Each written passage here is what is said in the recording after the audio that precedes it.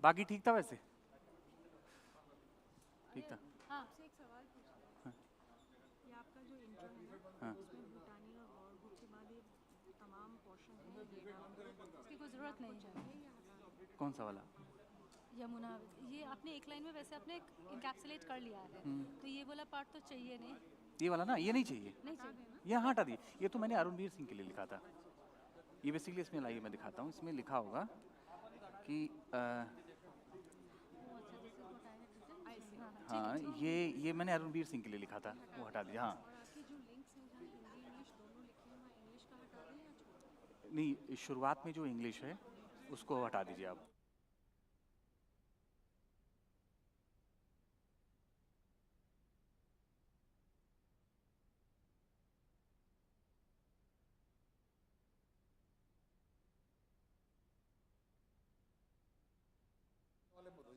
मैं जो जब ये जैसे ही लिंक ख़त्म होगा तो सबसे पहले अपने सहयोगी विष्णु सोम की बातचीत दिखाते हैं केंद्रीय उड्डयन मंत्री राममोहन नायडू के साथ।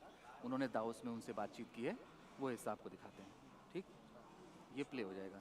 फिर उसके बाद हम सीधे सुरजीत भल्ला पर आएंगे। ठीक ना?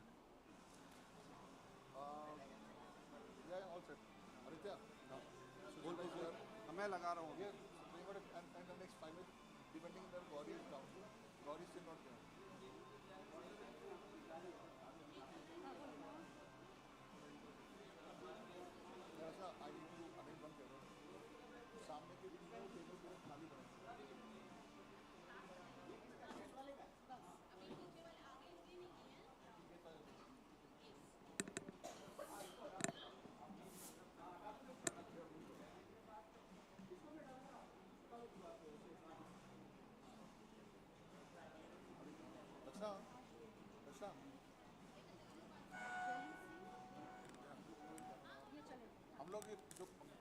ये हटा दीजिए। हाँ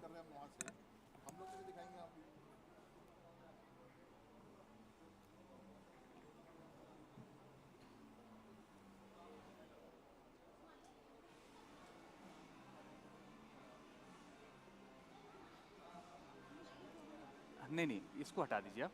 ये इंग्लिश हटा दीजिए। हाँ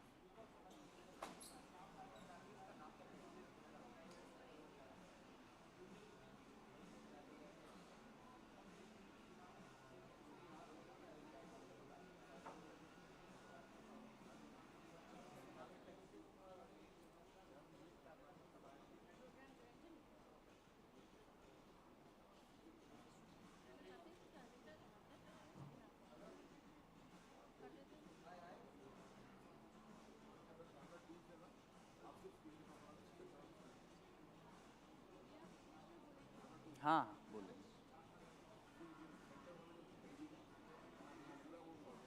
हाँ नहीं, कोई बात नहीं। कभी कहीं कहीं जहाँ जहाँ ज़रूरत है थोड़ा बहुत, वहाँ वहाँ किया गया है। बता दीजिए, हमें सवाल पूछ जाएगा पहले वाला।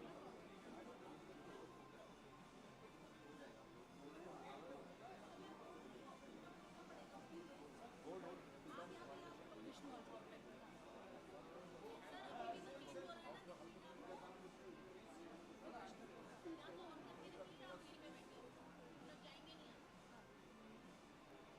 क्रिस्टोफ स्नेलमैन के लिए आप यू हैव अ इंट्रो लिखा हाँ है हाँ ना? हाँ, इसको श्लेनमन कर दीजिएगा। स्नेलमैन। श्लेन, इसको स्नेल नहीं, स्नेल। श श श मैं कर देता हूँ।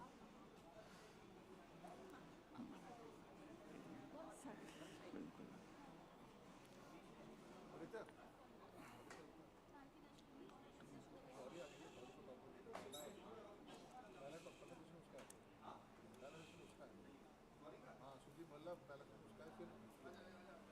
अच्छा, ये हिंदी होगा भी कि नहीं? अच्छा, हिंदी हो भी नहीं रहा ये।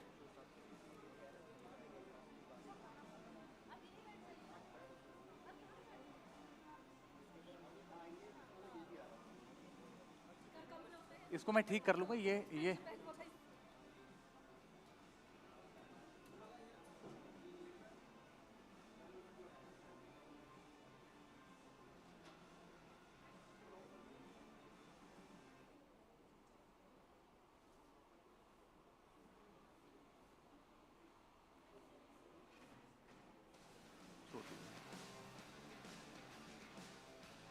ठीक है, मैं अपना करूँगा स्नेलमन।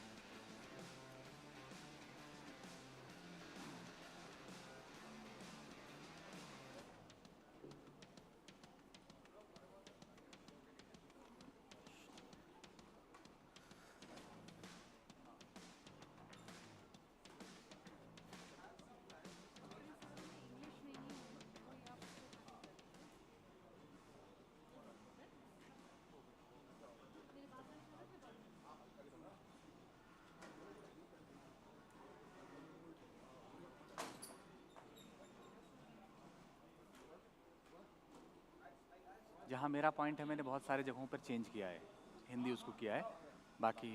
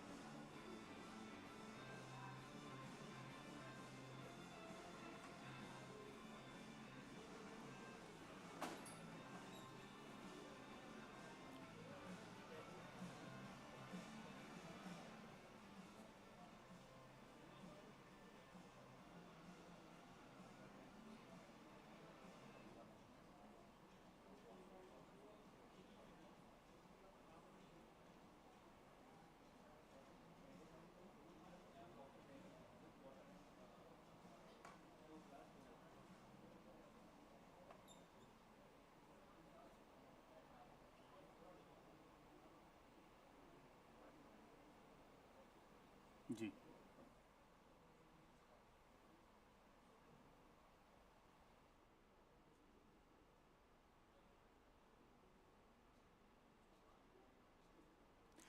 नमस्कार। एनडीटीवी फ्यूचर समिट में आप सभी का बहुत बहुत स्वागत है। एक ऐसा समिट जहां शानदार चर्चाओं के माध्यम से हम मल्टी नोडल कनेक्टिविटी और समावेशी विकास और इसके प्रभाव पर चर्चा करेंगे। और इस वर्ष का विषय एक विकसित राष्ट्र बनने की दिशा में भारत की महत्वाकांक्षी यात्रा को दर्शाता है। आज की हमारी चर्चा के केंद्र में क्षेत्रीय बुनियादी ढांचे को बदलने, आर्थिक विकास को सक्षम करने और खास तौर पर कनेक्टिविटी में वैश्विक नेता के रूप में भारत की स्थिति को मजबूत करने में जेवर हवाई अड्डे के साथ विकसित की जा रही बहुनोडल कनेक्टिविटी की महत्वपूर्ण भूमिका होगी। यह फ्यूचर समिट यमुना एक्सप्रेसवे औद्योगिक विकास प्राधिकरण ईडा पेश कर रहा है। यमुना विकास प्राधिकरण ने मल्टी नोडल कनेक्टिविटी के लिए अपनी दूरदर्शी सोच के साथ भारत के बुनियादी ढांचे के परिदृश्य को फिर से परिभाषित किया है। सड़क, रेल और हवाई परिवहन प्रणालियों को निर्बाध रूप से एकीकृत करके ईडा ने औद्योगिक विकास, आवासीय विस्तार और वाणिज्यिक गतिविधि के लिए नए रास्ते खोले हैं। और सबसे खास बात यह है कि यमुना विकास प्राधिकरण ने यह साबित किया है कि आधुनिक कनेक्टिविटी कैसे जीवन को बदल सकती है। आप सबको ये जानकारी देना जरूरी है कि ये फ्यूचर समिट भूटानी इंफ्रा और गौर ग्रुप के सहयोग से आपके लिए लाया गया है। और सबसे पहले इस सेशन को आगे बढ़ाते हैं और सबसे पहले बात करेंगे नागरिक उड्डयन मंत्री राममोहन नायडू से। राममोहन नायडू मोदी सरकार में सबसे कम उम्र के मंत्री हैं और एयरपोर्ट को लेकर के उनकी क्या सोच है, उनसे बात की है हमारे वरिष्ठ सहयोगी विष्णु सोम ने दावोस में, वो दिखाते हैं आपको।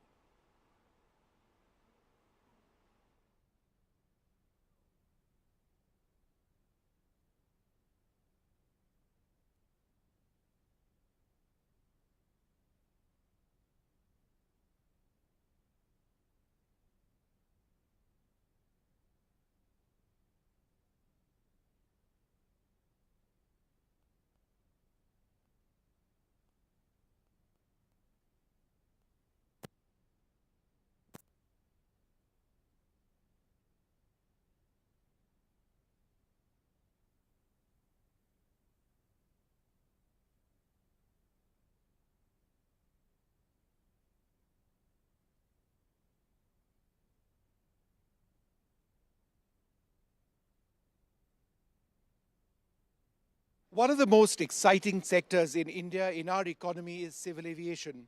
Think about it. Just a couple of years ago, Indian consumers had very little choices, but now with the emergence of several large airlines, with a very proactive government policy, we are among the largest in the world. We've got a very special guest with us, Rammohan Naidu, the Civil Aviation Minister. Thanks very much for being with us. Thank you so much. Let's reflect a little on that first. Do you believe that India can be a major international hub going forward in the way that, let us say, Dubai is? Absolutely. Just to start with, India is the third largest domestic civil aviation market today. And totally we believe that it can be number one in the coming days. The progress that we are seeing with 10% to 15% growth rate in civil aviation.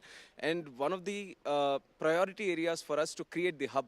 I feel not just the push is coming from the own government itself and from India, but geographically, strategically, if you look at the positioning of India, there is a natural push there of India emerging as a hub. So everything is playing along, and I totally believe that we are going to emerge as a hub in the coming days. That also depends on the government and the private sector working together. For example, we've got record aircraft orders from Indigo and Air India. Nobody would have imagined, India buying so many aircraft. That has to be matched by infrastructure on the ground, whether it's airports, more runways, and a lot of that. Do you believe that might be your biggest challenge, matching infrastructure with the demand and the orders? In fact, when we talk about infrastructure, we have already started building up the infrastructure. In the last 10 years itself, from 74 airports, we have grown up to 159 airports. So the airlines have to catch up now. The demand is there, the infrastructure is there, and even the existing airports which are there, we have expanded the capacity because we believe that in the coming days, the traffic is going to grow more and more. And like you said, if you look at the global orders also, India has the most orders for aircraft fleet now.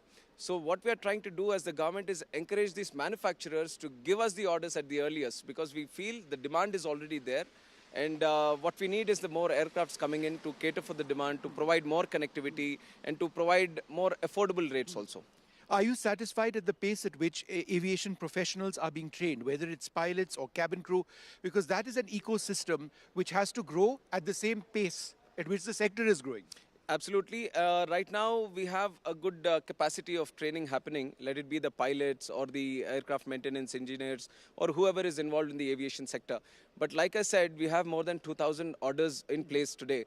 And imagine when these aircrafts come, the number of workforce that you would need in aviation itself. So we are trying to expand the skilling and training centers that we have.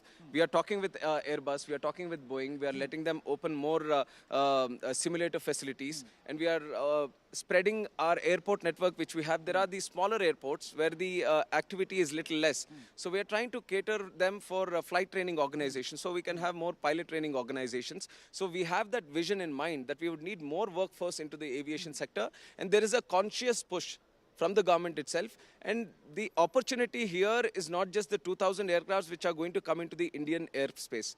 I am looking at capturing the workforce that's going to be globally developing. So we want our Indian workforce to go globally to different other airlines and try to take an advantage of the opportunities that are available there, and people from other countries also. Let them come to India, let them get trained, because aviation, I see globally, is also very emerging, and especially in the Asia-Pacific region, there's a lot of potential for growth there. So it is the right time for us to capture on the skilling and training workspace, and definitely we are moving in that direction. We have new laws also, the Bharatiya Vayuyan Adhinayam. It modernizes the sector. Why was it necessary? It was necessary because it was a pre-independence act that was there before, and a lot of the amendments that have been added to the original act was kind of made the whole act in a very disorganized manner. ICAO, which is the International Civil Aviation Organization, has recommended many times that we need a very comprehensive with the latest legislative procedures being involved in the act, and that is what we have done. And we have brought in a little bit, a touch of Indianness in it by naming it the Bharatiya Vayuyan Adhinayam. So the ICAO has been a major contributor in bringing this new law. And one important aspect that we have brought in this new law is that we are trying to recognize India as a state of design and maintenance and manufacture. This was not there earlier. Let's talk about MROs, because you're mentioning that. How is that critical? It's not just about flying the planes, it's also about maintaining them. How can this be an industrial hub for airlines across the region?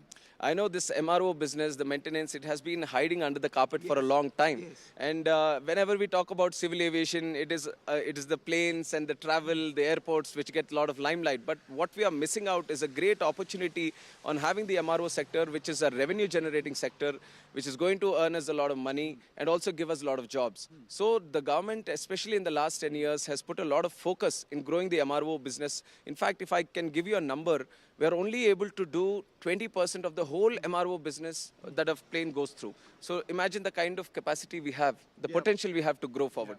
In that sector, the government has also taken some proactive steps, and our vision is to grow from 2 billion, which is MRO business, $2 billion US business right now in the country. In 6 years, we want to double it and grow up to $4 billion, and we are on the way. The growth rate that we are seeing in MRO business is definitely very encouraging for us. And one thing was, there was multiple slabs for aircraft components which we are importing for the MRO business.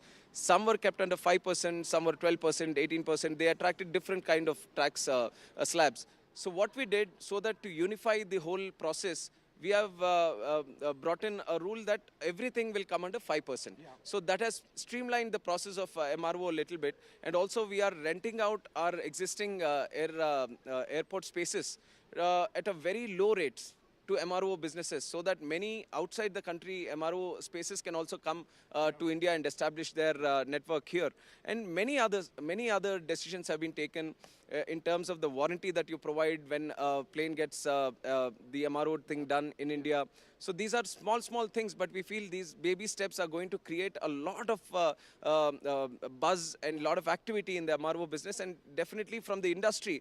We are seeing that positiveness, and we see that in the coming days, like I said, the target of reaching $4 billion is on the way. You must have had a very difficult several days when we had these bomb threats. And the numbers were huge. It cost our airlines a great deal of money having to make these calls. Are we any closer in our investigations to knowing who was responsible?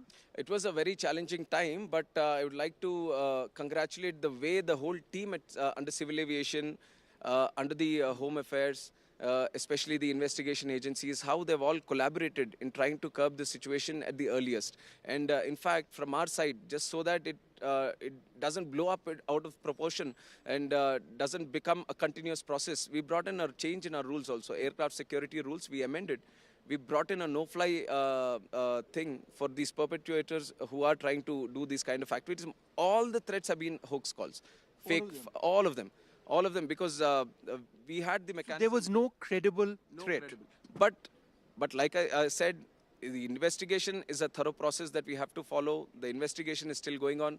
Couple of instances we were able to catch the person behind it, and it was supposed to be more like a prank kind of thing.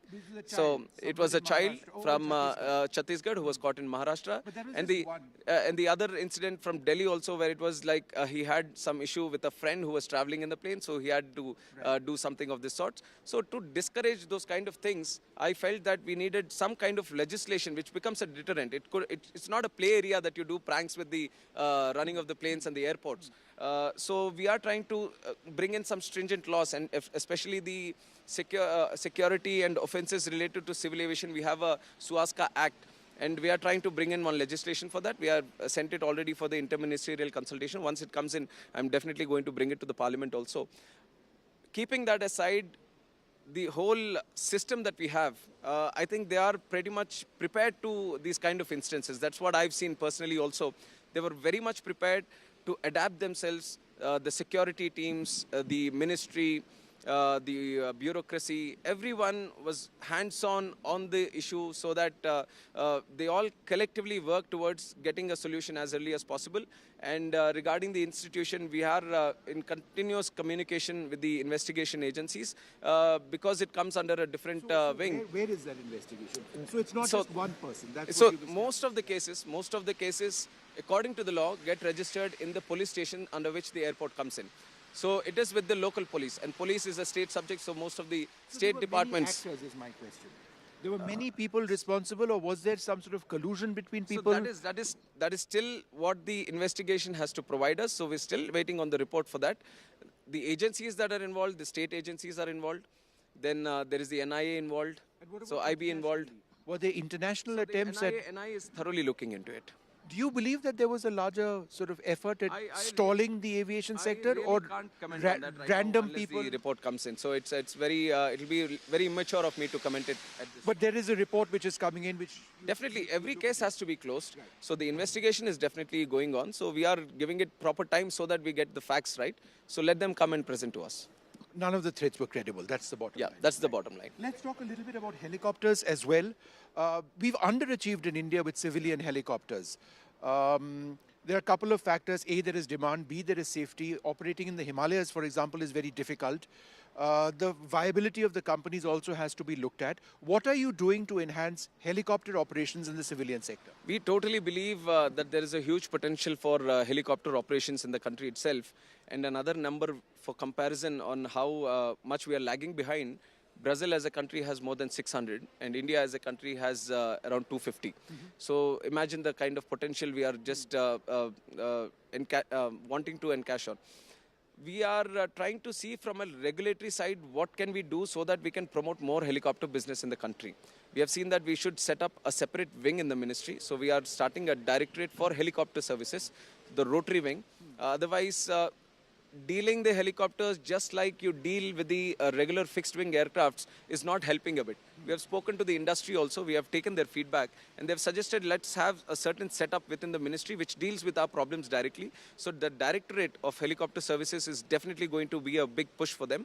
And also we have brought in Heli Seva, where many of the services which the helicopter operators need, we have made it digital, so there is a lot of accountability and transparency that has come in right now. And more than that, we are talking to the states now to create some kind of models, let's say in medical side, where they can have medical ambulances. And then there is tourism which can be explored. Now we have Char Dham Yatras, where helicopter services are very actively used. Imagine the kind of potential you can create when you create these kind of temple circuits, Buddhist circuits, or many good places that you have. So we are actively engaging with the states that why don't you create these kind of places and kind of provide some kind of support so that we can have more helicopters into the airspace. So regulation we are taking care of. In terms of encouragement, we are talking to the states, and we believe the steps that we have taken now is going to give us a good push in the future.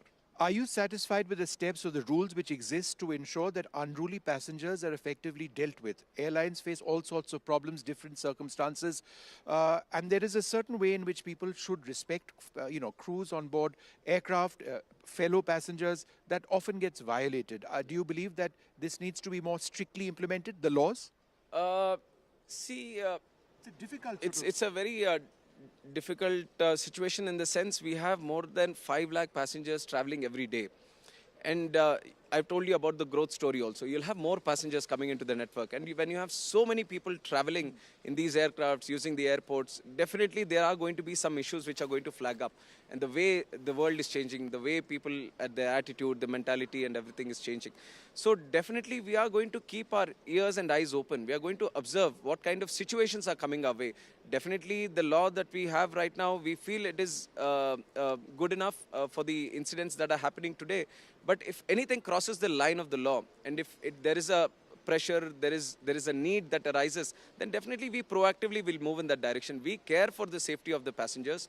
We care for the convenience of the passengers. And especially when I took charge as the minister, I've mentioned these words that I want our people to have convenient, comfortable and affordable travel.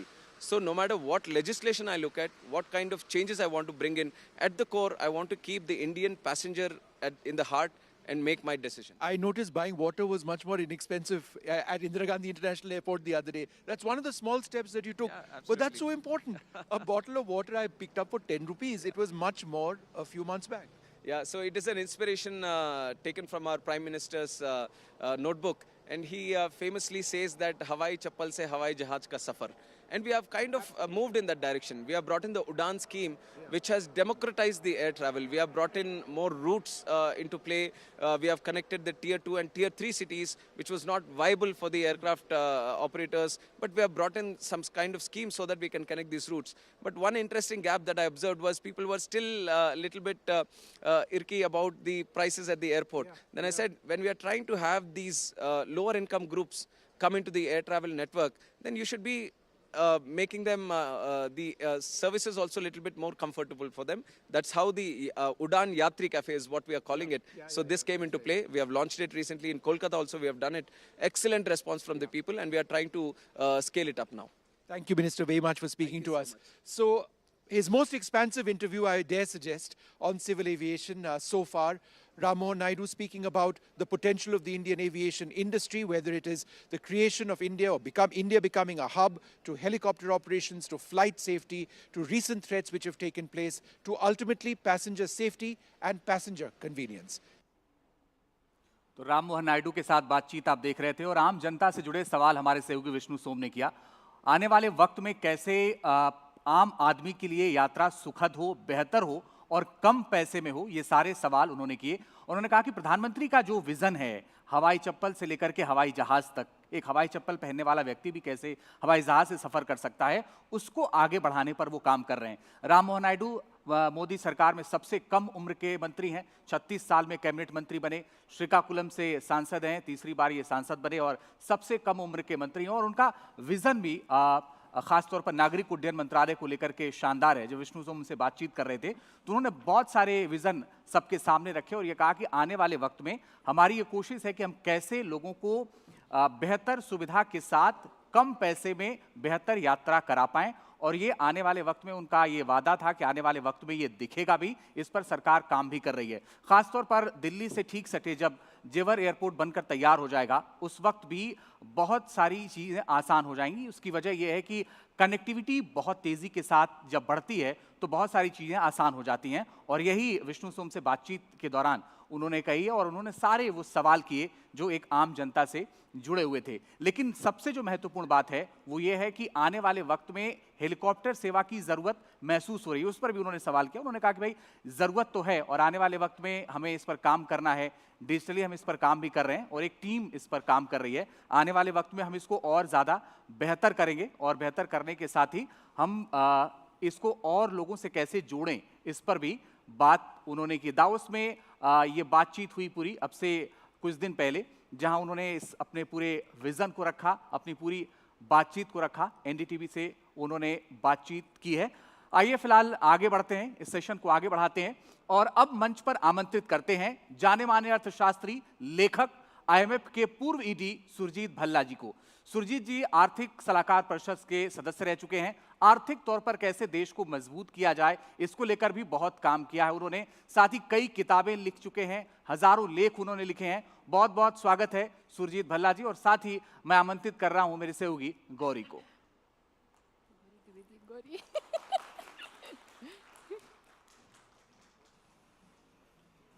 Please, sir. Come, sir. Yeah. Take it. Should I give you a hand, sir? Yeah. There you go, sir.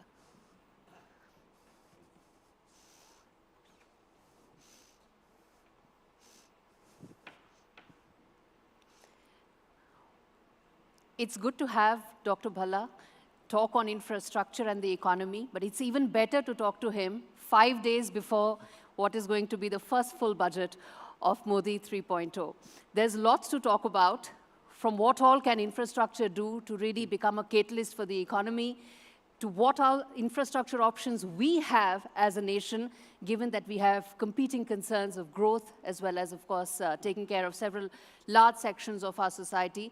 But at the same time, expectations from what can really propel us to be in the top 3 that we are talking about. So I'll try and cover all of this, but let me start, sir, with the fact that last year, India became the 4th largest economy, 5th largest economy, beating the UK. And there are expectations this year we are going to beat Japan to become the 4th largest. We want to be the 3rd largest in the next 3 years by 2027. I want to ask you your top 2 or 3 policy, I wouldn't use the word recommendations because we are 5 days away from the budget, but your top 3 policy goals for us to really get there sooner than what some of these stated goals are.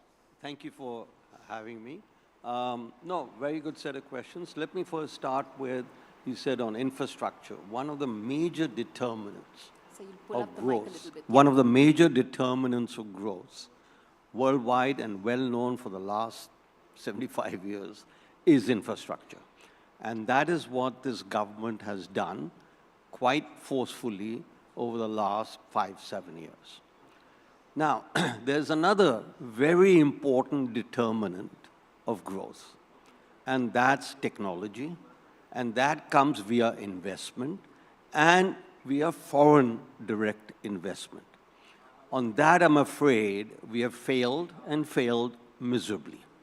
So I think there is a trade, not a trade-off, but on the one hand, they've done the infrastructure, which is very good. On the other hand, they have ignored FDI, made it impossible for foreign investors to come into the country. I can give you some statistics. In the last 5 years, or let's say when 2014, when the government, new government came into being, the FDI as a percent of GDP in India was something like 2.5%, which was one of the highest in the world. Today, or last year, it went down to 0.8%. 0.8.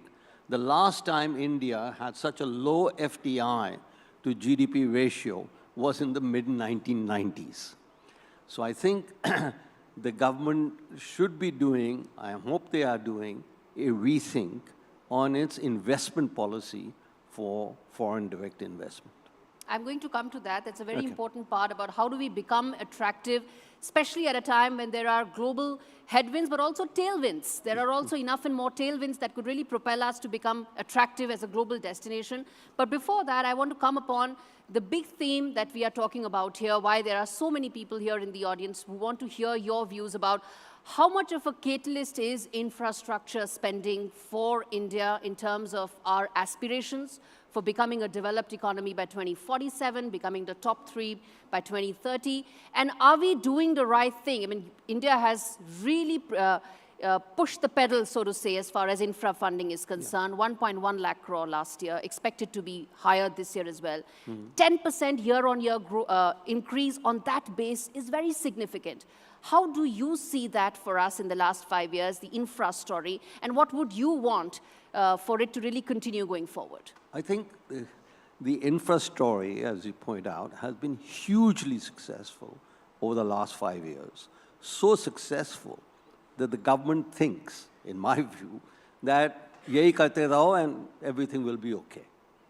So infrastructure and across the board, whether it is roads, whether it is sanitation, whether it is electricity, whether it's water supply, absolutely, we are moving fast.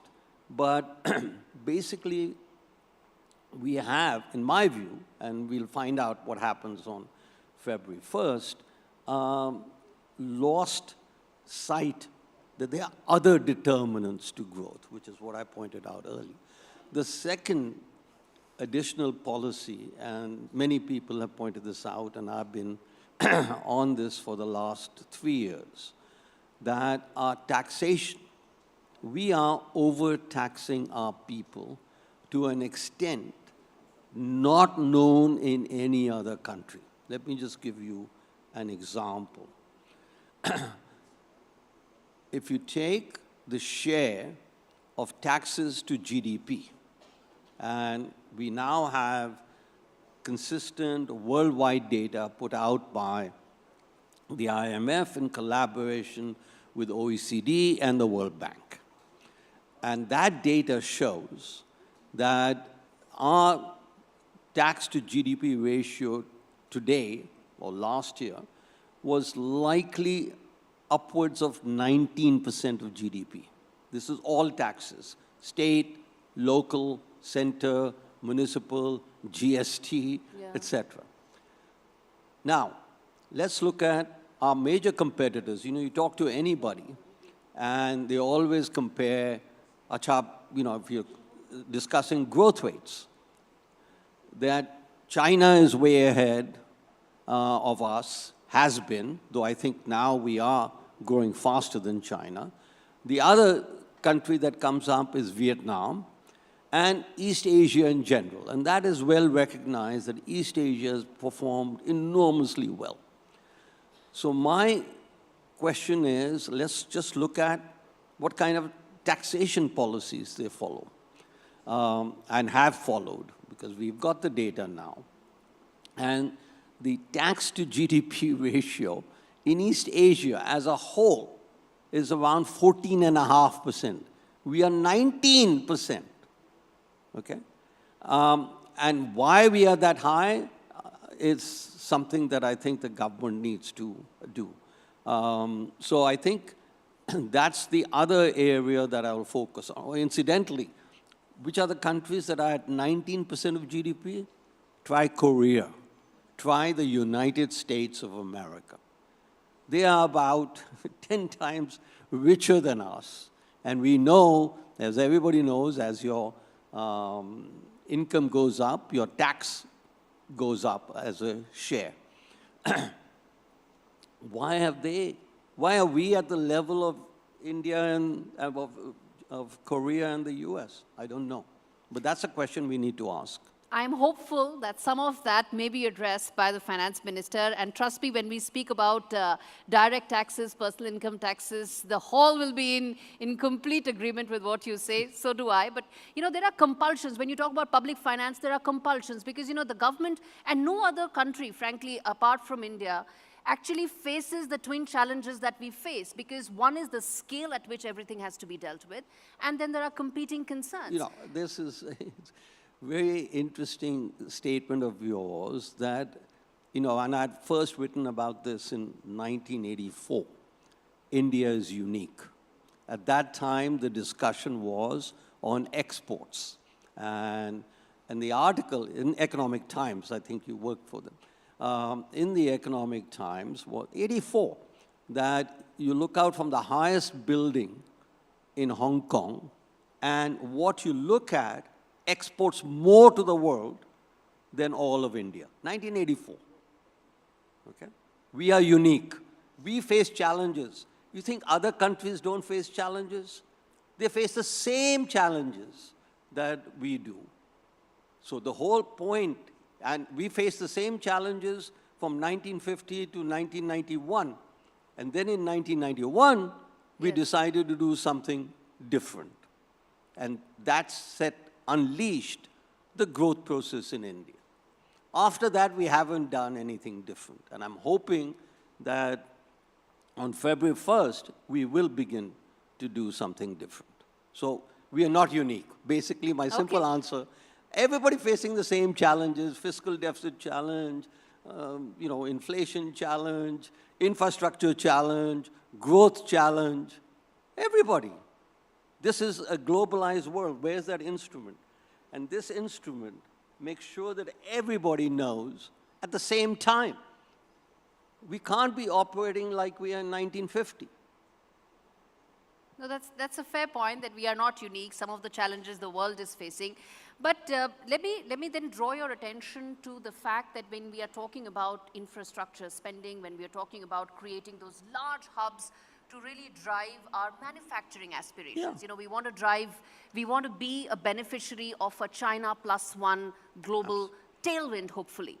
Is big ticket infrastructure the way to go about it? And what would be your top 2 or 3, policy guidance for us to really get there faster, to really make the best use of the trend? Continue doing what you're doing in infrastructure, expanding. All these goals are laudatory, very positive. But as I said, I believe that precisely because this government, and actually it's very interesting, historically, the 2 governments in India that have stressed infrastructure the most have been BJP governments. Vajpayee was the one who started the whole quadrilateral and others, yes. And Modi. Yeah. So this has been a huge success story. But we can't keep resting on our laurels. Humne infrastructure kar diya, growth aa gayi hai. The point is, there are, one of the most famous laws in economics is diminishing returns. So we have to look at where. And the other point I want to get back to what I'd said earlier. Think of FDI as infrastructure, technology. Technology is infrastructure, and today, in today's global competitive world, it's the most important infrastructure. And why are we not having it? Or not having it to the same degree that we did for the last 20, 30 years? And suddenly the belief is, I don't know what the belief is actually. It's something that I've thought about, I've bothered about, I've written about. What leads the government to ignore FDI? And I'll give you an explanation. And the only explanation I've been able to come up with is that industrialists in India are in control of our policy. And everywhere in the world, industrialists are in control. Okay, so that's not you've heard of the military industrial complex. So we have the Babu industrial complex.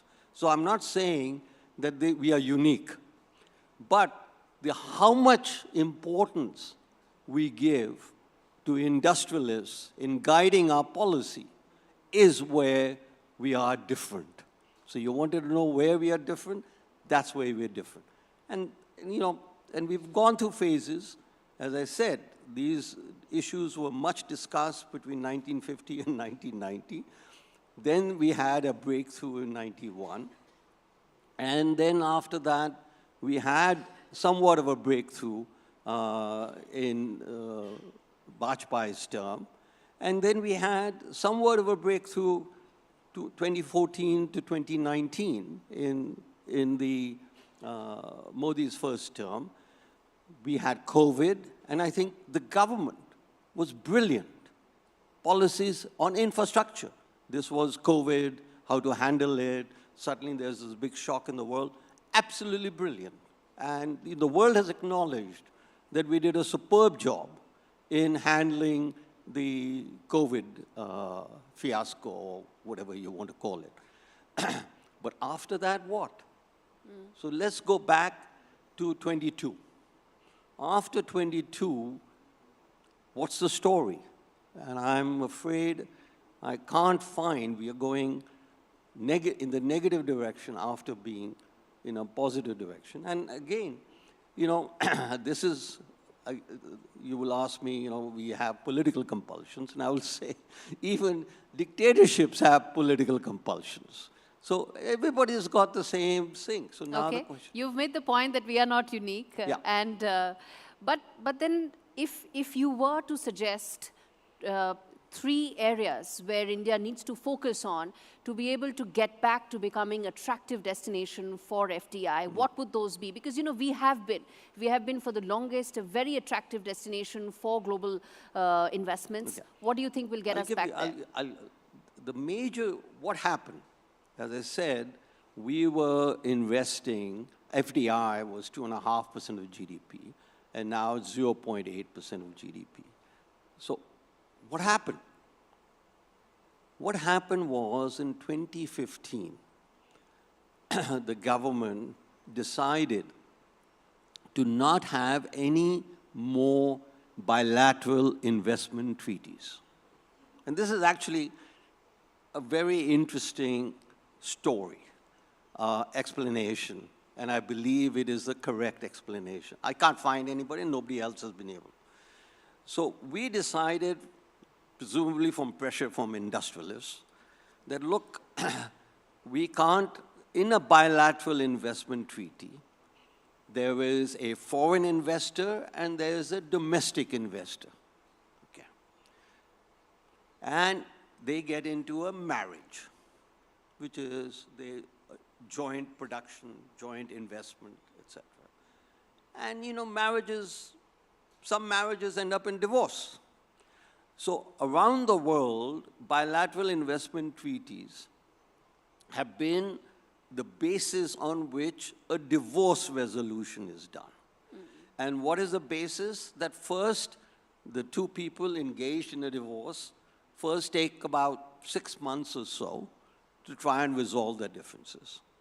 If they don't resolve their differences, then there is an adjudicator, a judge from a third country. So if it's India and England, you will go to a judge who's not from India, who's not from England, right? Makes a lot of sense, and it has worked brilliantly. But the new stipulation, starting in 2015, is at the end of the investment treaties, you will go to an Indian judge. Okay. Indians don't go to Indian judges, yeah. So dispute resolution is becoming a major thorny issue for global investors. It's the only issue. Okay. You invest in a country different than yours, and whose legal system is not known to be the best in the world. Then, okay, we are talking about global investments. The one question that I think everybody would like to sort of get your perspective on, which is that how do you see the US-India business relationship given Donald Trump is now in power? He's known for striking deals. He has a very favorable view of India. Where do you see that going, and what kind of a transformation it could mean from an economic point of view for India? I think I have commented on this before, and I think it can only be good for India. Let me explain why Trump will be good for much of the reasons that you've said. Is that he's transactional. We are transactional. India is transactional. Every country is transactional.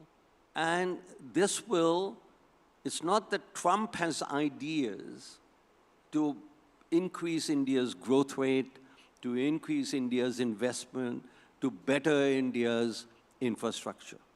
Okay? He doesn't. But, you know, there's an old line, the fault, dear Brutus, is not in our stars, but in ourselves. And that's where, because of that pressure, we will be able to do the right thing. And the right thing is not unknown. It is, you've got to open up investment. Okay, so already, you must have seen in the news this morning, he put on a 25% tariff on Colombia. Yeah. And then reached a deal with them. So that no longer is going to be the case because they reached a deal on Illegal immigrants, they illegal have to go, immigrants. yes. And we've already reached a deal Yeah. with them on illegal immigrants. But I think the India issue will have to do a little bit more than agreeing on illegal immigrants. Remember that 2019, when Trump was there, our trade deals got distorted because, or didn't happen with the US, because of tariffs on Harley Davidson. We refused. कि भाई हम भी motorcycle बना सकते हैं. ठीक है भाई, बनाओ. So I think that's where. Do you think this time around a free trade agreement will be signed? I think, look, I hate to think, I can't, so that's why I'm very optimistic for what will happen on February 1st. That it will be a budget with a difference, not business as usual. And for much of the same reasons that we've been talking about. I mean, just like I cannot explain the FDI policy of India. I cannot explain them not seeing reality for what it is, and because we all agree with and are passionate about the things you've talked about India being the third largest, India being a much, Viksit Bharat, 2047. I have written several articles saying it's very possible. I'm not in the camp that thinks, a developed country, however you define it, by 2047 is not possible. But it will need, so I presented this at a conference, etc. I said, but you need to do these 2 or 3 things, and then you'll get there. So I think Viksit Bharat is very compelling. I think the Prime Minister passionately believes in it. I passionately believe in it. And now we'll see if policies follow. I think, as I said, I'm hopeful, very hopeful. But it is because we have no other alternative. So just like in 1991, we had no other alternative, and we acted. And You look are at the saying success. you are saying that we are at that cusp of being able to have that kind of a transformative Yes, absolutely. decision making? Yes, absolutely. What would be your wish list for the budget this time? Because you feel it's really going to be a As I said, transformative first, change our FDI policy. I'm not giving it in any order, but since we just finished talking about that. Second, cut personal income tax rates. Third, there was a story, as we were discussing, in a major international bank has said that India needs to cut corporate taxes. So, now think about it. Who will the cut in corporate taxes benefit? Not you, not me, not anybody in the audience, but corporates. They are the last people who need a tax cut. We, the people, need a tax cut. So I don't know, this is the operation of the Babu Industrial Complex already at work. That they're saying, honestly, I've not heard anybody except this morning talk about a corporate tax cut. We had that in 2019. It was hugely successful. And now we need a cut in personal income taxes. So FDI and a cut in personal income taxes would be my 2 major recommendations. On corporate tax, just a little bit of data that says that corporate taxes made about 58.3% of direct taxes in 2018-2019, the year when, of course, they were cut, before that, and a year after they were cut, and then they have now slid to about 46.5% to 23-24, which means that personal income taxes are now And the much other more. tax cut, and this has been much discussed on every cocktail party, every TV show, etc., But sir, is our GST policy, tax policy. But you know, just on the income tax bit, you know, when you speak to the policymaker, the other argument is that if I go about slashing taxes and if I go about giving those kind of benefits, then Yeah. how do I go about funding what this country needs? You know, those big Oh, ticket you're back. infrastructure projects You're that back. we're talking. Who said this? I'm saying policymakers' argument is so that. now we're back to, we are unique. You think other countries don't face funding problems? We're back to that. You know, that's a really prevalent thinking. कि हमारे problems बड़े unique हैं. And so we need unique solutions. We don't. So what Everybody solutions faces, we how do need? they solve it? We have got, for the last 75 years actually, coincident with our independence, we've got data now on 190 countries facing the same problems. Why for the last 75 years? You know, decolonization took place by 1960, almost all countries were independent. World War II was over, policies started to be initiated, poverty reduction, etc. Another area we're hugely successful in, have been, fantastic, okay? But, you know, now we've got to, so the taxes are too high. You know, the misconception amongst some of our policymakers is you need additional revenue, raise taxes. You know, what happened and I worked in the background on the corporate income tax cut in 2018-19. There is something called a Laffer curve, but not to go into detail. The point is, we are not at a stage where everybody is compliant with their taxes.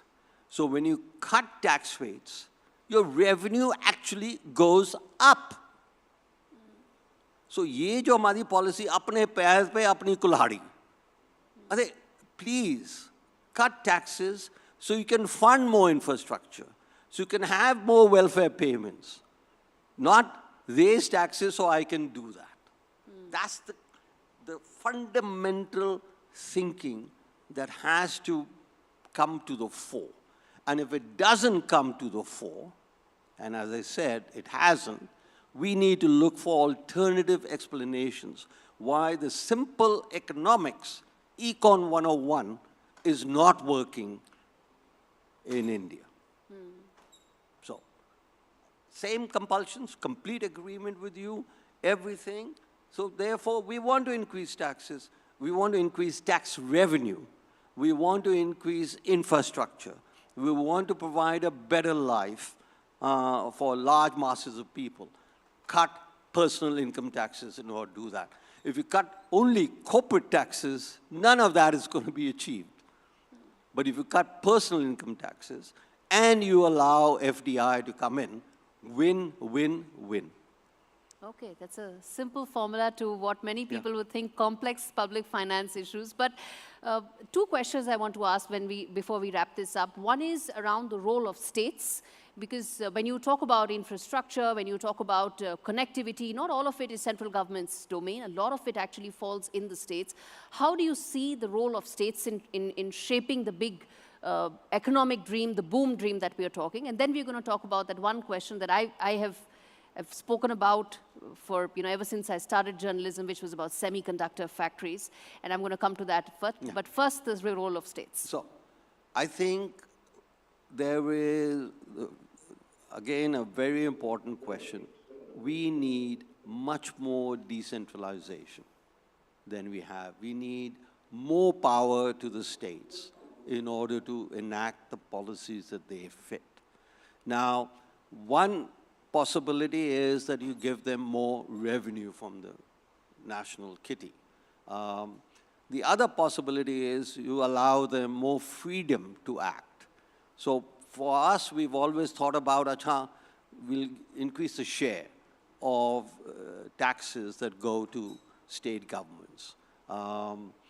That again is, maybe it was okay to begin with, but you need them.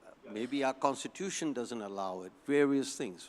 Another thing actually on the constitution, since much is talked about, take the GST taxes and which gives states a lot of power, etc., to enact invisible, not invisible, but popcorn laws. Let's call them popcorn laws. Now, the center can issue, it need not be unanimous that everybody has to agree on, okay? So I want that states should have much more discretion in terms of, and what is happening already with the farm laws, that the states are enacting some very favorable, some states are enacting what the farm laws attempted to do in 2022. So I think, allow states much more freedom of action. Different states will proceed at different speeds, and so be it. But that is the first answer to that question.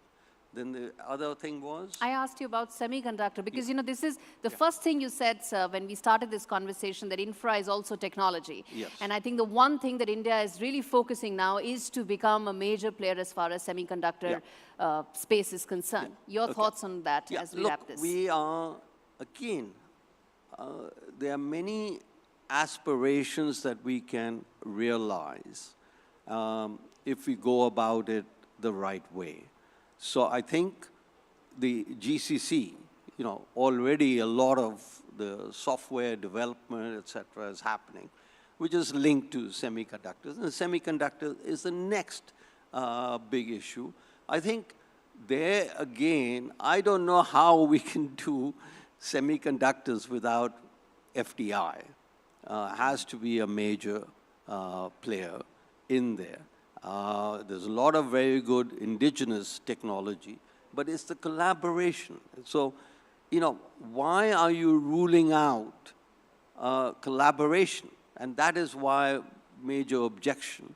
They will offer foreign investors, or not foreign investors, foreign firms have something to offer, especially in the area of technology, and we have. Now, the world is fast changing. And, take, for example, I don't know if you've seen the latest news on AI, that China has developed an AI product which is open source. So, it really, I guess, my plea on whatever the issue is, recognize dunya badal gayi hai. And the same rules do not apply. And this is the same for every country. So we need to incorporate ourselves, especially with our Viksit Bharat dream, which is realizable, that we cannot do it with business as usual. We cannot, impossible. Thank you so much, sir. Yeah. And I think that's the perfect note to end this, which is that it cannot be business as usual if we really are looking to make transformative change. Thank you so much, Dr. Sujit Thank you. Bhalla.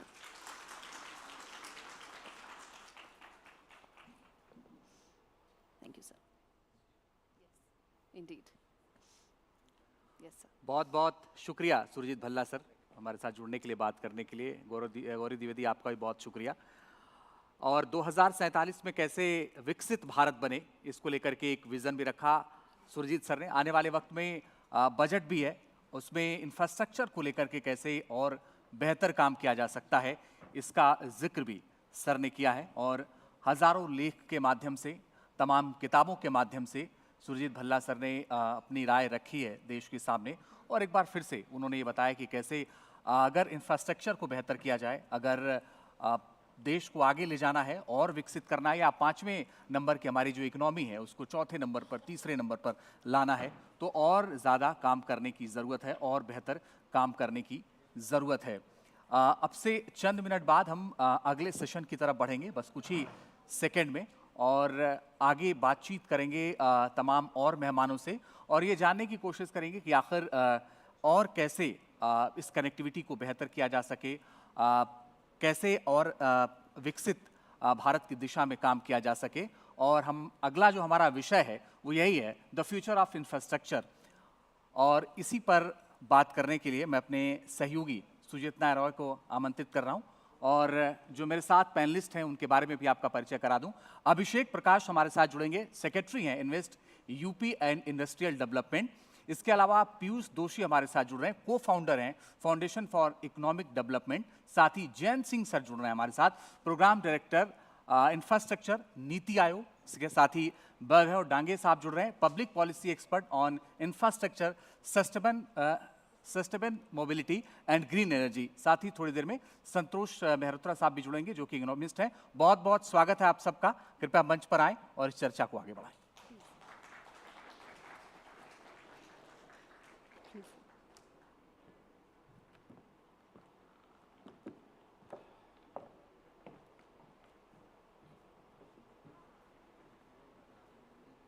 Thank you, Anjeet.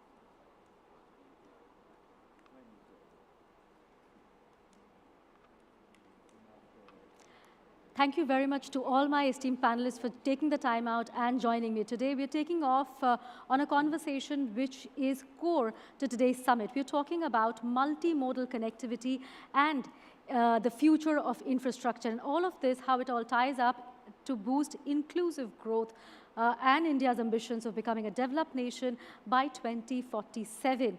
I'll begin this discussion with a question to Mr. Prakash. First, Mr. Prakash, thank you very much for joining us, for taking the time out. He's joining us from Lucknow. My first question to you is, we have seen the launch of PM Gati Shakti, which is really the master plan for promoting multimodal connectivity in India. How has this proportionally impacted industrial growth in your state? Yeah, good afternoon, everyone. And then my thanks for allowing me to join through this online mode.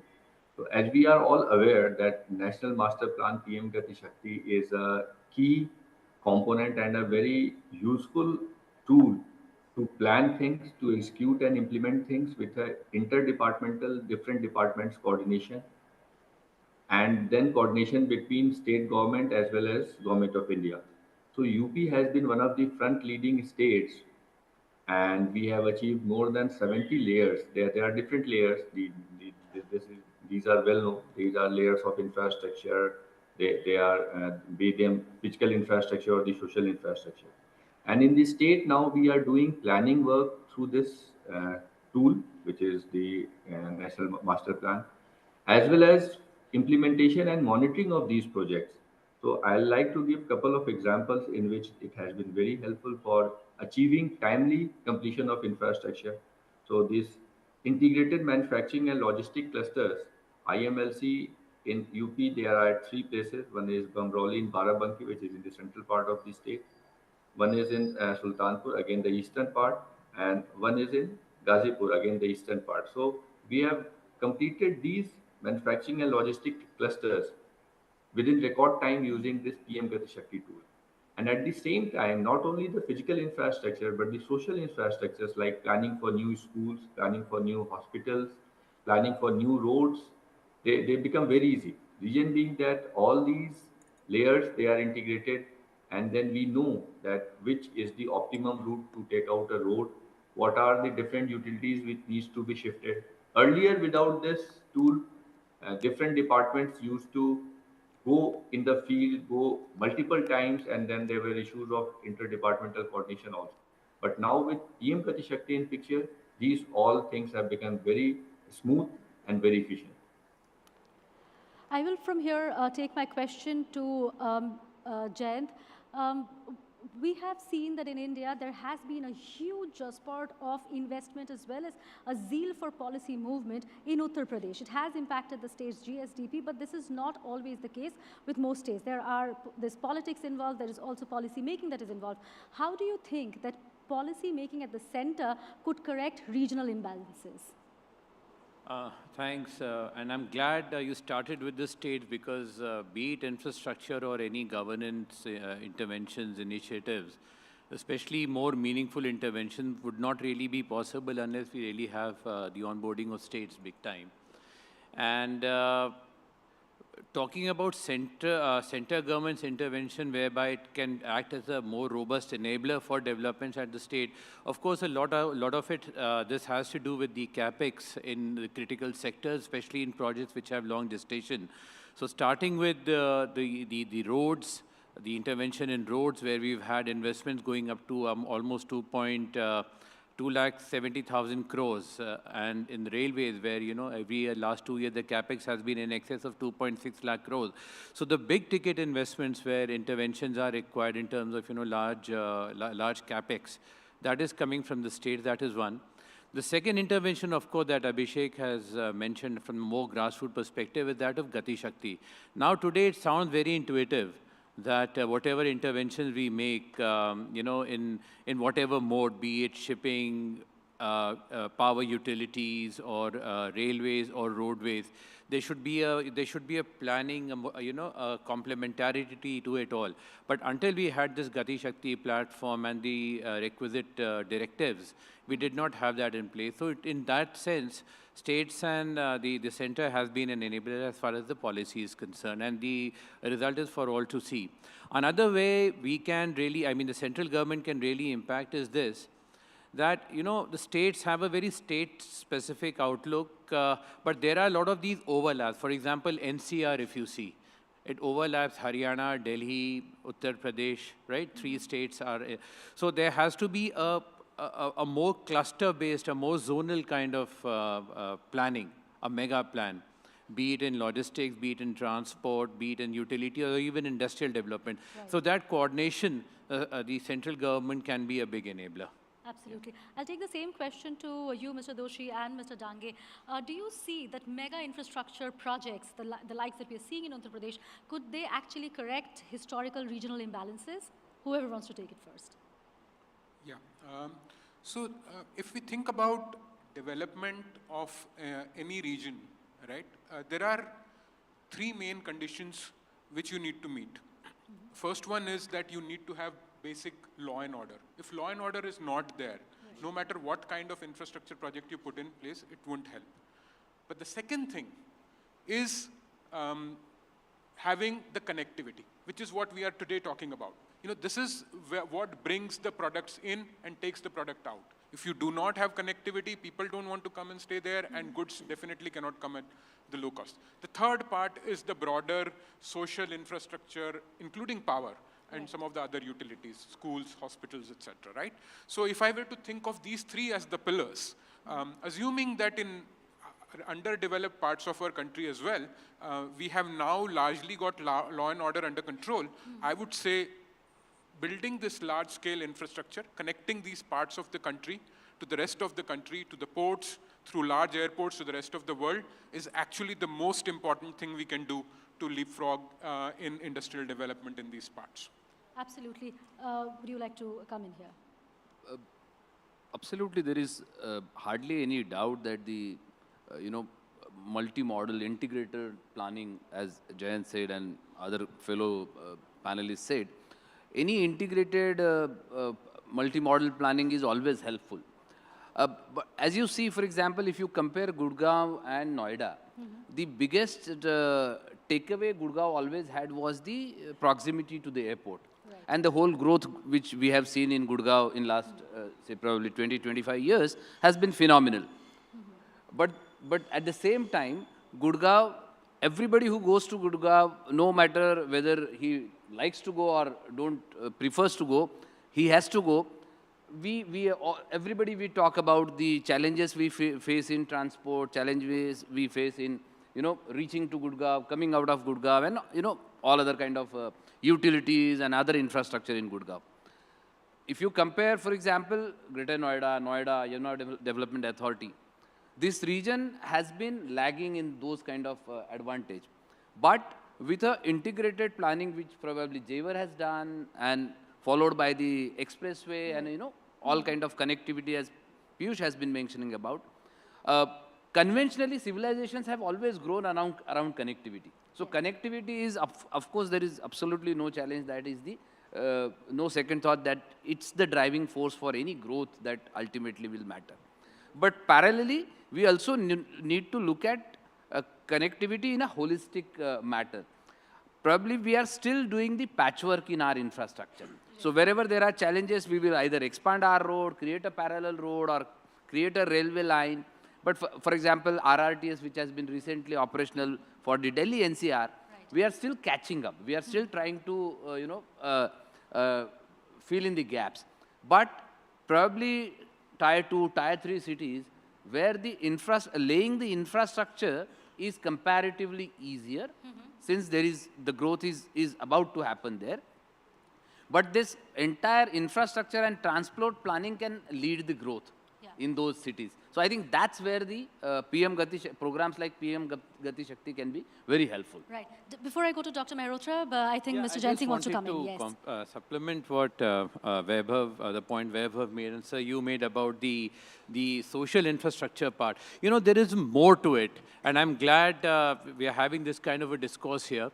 You see, state industrial development corporations are nothing new. We've had them in the past also. So they've been doing that land parceling, providing some basic infrastructure. But over a period of time, for want of a better word, they became something like, rent-seeking institutions. Now, if you really want to leverage the manufacturing or whatever services sector and develop these kind of clusters, we have to look at the other dimensions of governance where states, and more than perhaps the state governments, the urban local bodies and the, the decentralized institutions have a vital role to play. Law and order, solid waste management, education, accommodation. And I'm glad when Abhishek mentioned that they're planning schools, they're planning residential accommodation, because this becomes a major driver. And what about intra-city mobility? This is something we have to think of. And unfortunately, hitherto, whenever we talk about intra-city mobility, we've been talking about mobility of personnel, of people. But what about delivery of goods? I mean, I live in Chanakyapuri, and even a small, the chota hathi, that's a small tempo traveler, half the time in the day it cannot enter that area. Now, if we have these kind of restrictions and we don't have the kind of requisite infrastructure in place, perhaps we are lagging somewhere. So, looking at these industrial zones or clusters more bottoms up than top down is very, very important. So democratic decentralization, especially in terms of financial decentralization, coupled with capacity building at the local level. Abhi kya ho raha hai ki you have officers of 4 or 5 years of seniority in the IA, suddenly they find themselves as municipal commissioners. Now, urban governance, urban management is far more complicated, complex, and requires a tremendous amount of managerial dexterity, administrative acumen, and some technical knowledge to manage. So these are the areas perhaps we need to work a little more, especially at the state level. Thank you. I will come back to you on the question of decentralization, but first I'll go to Dr. Mehrotra. The proof of the pie is in its eating. In a country like India, there are various macroeconomic numbers that we need to look at to understand whether actually this massive constant focus by the government on infrastructure is paying dividends or not. So you've written extensively about ruralization of the economy and job sector.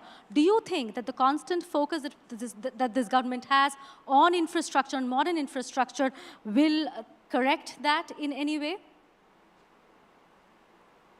It's one step in the process. It's needed. No one is denying that there is need for infrastructure. We are a very infrastructure-short country. And UP, of all states of India which have very low levels of per capita income and very low levels of infrastructure, obviously needs more infrastructure. There's just no getting away from that. However, I think what has been emphasized, there's been some emphasis so far, but I think more needs to be said a little bit.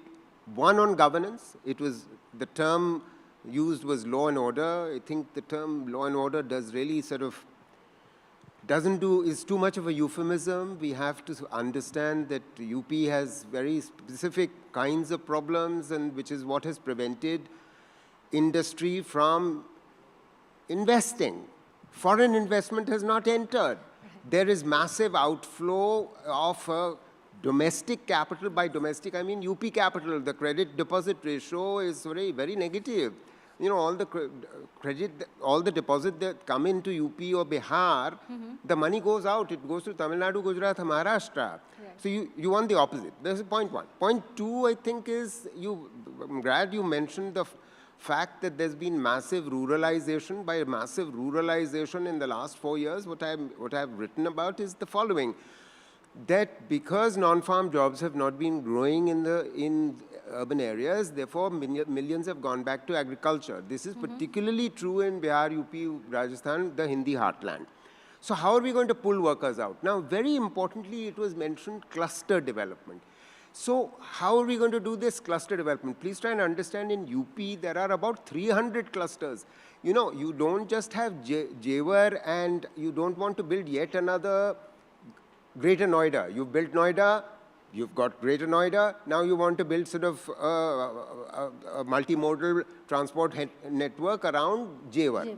Fair enough, but you see, the state has only limited resources. How are you going to utilize those limited resources? Now, the term social infrastructure was used. I have great difficulty with that. Again, you are using the term infrastructure. What you needed is human beings.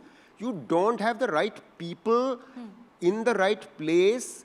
You have to attract them with the right level of education and the right level of skills. In UP, you don't have that. So building a school or the health center merely means that the middle-class professional who moves into that multimodal center or an industry will for their bacha have a school, and for the children have, you know, a hospital. That's not the point.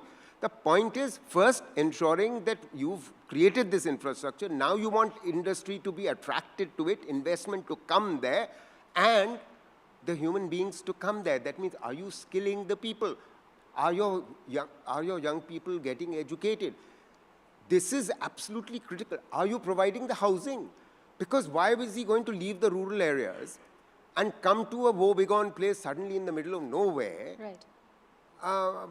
Because look, I travel on the expressways of UP. They seem to be, to me, honestly, you go for 1 kilometer, you can see 2 cars or 1 bus. I mean, these are expressways to nowhere. So what I'm saying is that you have to focus on the very clusters that he was talking about. Right. What clusters? Moradabad mein hai, Khurja mein hai, Aligarh mein hai. Aap samajh rahe hain?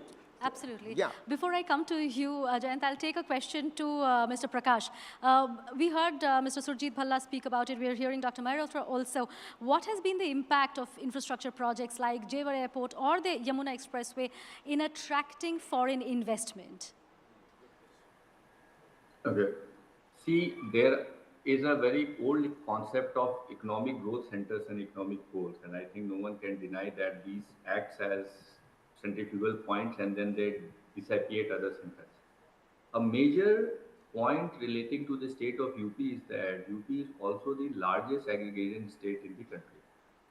It has the highest population base and at the same time the most fertile land. So the approach of the state is not only to pull out people from agriculture and put them into manufacturing. Our approach is to take all these sectors together to make agriculture more productive and at the same time increase the income of the farmers, to add values to their product, and at the same time to promote manufacturing, service sector, all these traditional sectors as we call it in the economy. So taking the example of Jewar Airport, as we are all aware that the trial landing has been done successfully and it will be operational very soon. So it is going to add as a major booster for the state's economy. So few important pillars I would like to mention. One is it will boost the connectivity and accessibility. And let's not forget, UP has a natural challenge that it's a landlocked state. It's unlike Tamil Nadu, or a couple of speakers were speaking about the kind of cheap and the easy movement of goods which happens when you are connected to the ports directly. So the second important pillar which this is going to help is industrial development and economic zones. So as state, what we are planning is through development, industrial development corporation, is to plan dedicated parks over there, be them the medical park, be them the toy park, be they the electronic manufacturing clusters in this area. Third is real estate and urbanization. It is really important to provide the proper civic amenities to our citizens as well, and not only to those who are living there and working there, but also to the students who are coming there. So the point of skilling and higher education comes. But I like to again emphasize that no one can go for skilling or a higher education unless he has done his basic schooling, which is important to be provided in the entire stretch of the state. Fourth is thrust to tourism and hospitality, and we are getting major investments in all these sectors. Fifth and very important is to reskill our people, to upgrade their skill, and at the same time to join the new workforces, to take them to the newer heights of skill. So in this approach, what we are all these five pillars we are working, and then there are bigger companies, there are MNCs, there are other Indian-based companies and UP-based companies also who have shown their interest, and they have come.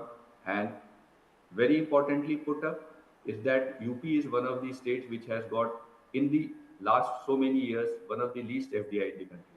And that is the precise reason that as a state we have come up with a dedicated FDI and FCI and Fortune 500 companies promotional policy, and UP is the only state in the country to have a dedicated policy support for these kind of companies. And as on date, more than 40 companies have shown their interest under this policy. One more important point I would like to add over there is the traditional craft which were based in UP, and the way the state has promoted them is ODOP, one district, one product. So it was the last 7-8 years this scheme was started in the state, and then Government of India has also now taken it forward and implemented across the country. And this is a real booster to the local economies as well. So UP has got traditional crafts, for example, brass manufacturing in Muradabad. Firozabad is the glass manufacturing. If you go to Bhadoi, the carpets are there. So all the 75 districts have got their own traditional important crafts. So which we are skilling them, upskilling them, and providing them with the technology so that they can compete in the market growth. Right. Thank you for that, Mr. Prakash. I'll come to you, Jayant. We were talking about the massive public spending, which we know has to be complemented with private investment, especially if the social infrastructure has also to be built. What has been your experience? What are you seeing on the ground?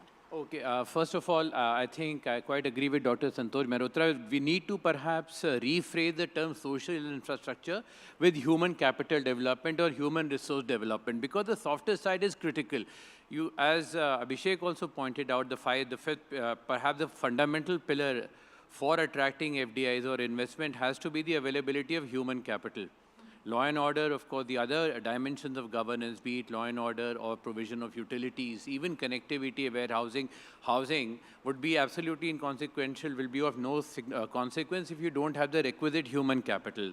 And to that extent, I think, and this is unfortunately, this thing takes time. Honestly, if you're training a set of people to do something mechanically may take a few years, but training a set of people to actually think and then create and add value intellectually requires a generational shift. So for that, I think a lot of investments and thought has to go into education and health, which are the two perhaps most fundamental, building blocks of a society and of a strong nation. So I think I'm glad. I just hope Abhishek takes this with as much of seriousness as Dr. Mehrotra has been talking about. And therefore, coming to your question, I mean, whether need for private capital. Now, I just want to flip this argument and say, okay, if I am an investor, what is it that I'm looking for? Be it a domestic private investor or an FDI or foreign capital, what is it that I'm looking for? First and foremost is certainty. Nobody likes any, uncertainties. As it is, we are living in, for want of what we call the VUCA world. Volatile, uncertain, complex, ambiguous. And here, if we don't have certainty of sorts, it creates problems. So certainty is number one requirement.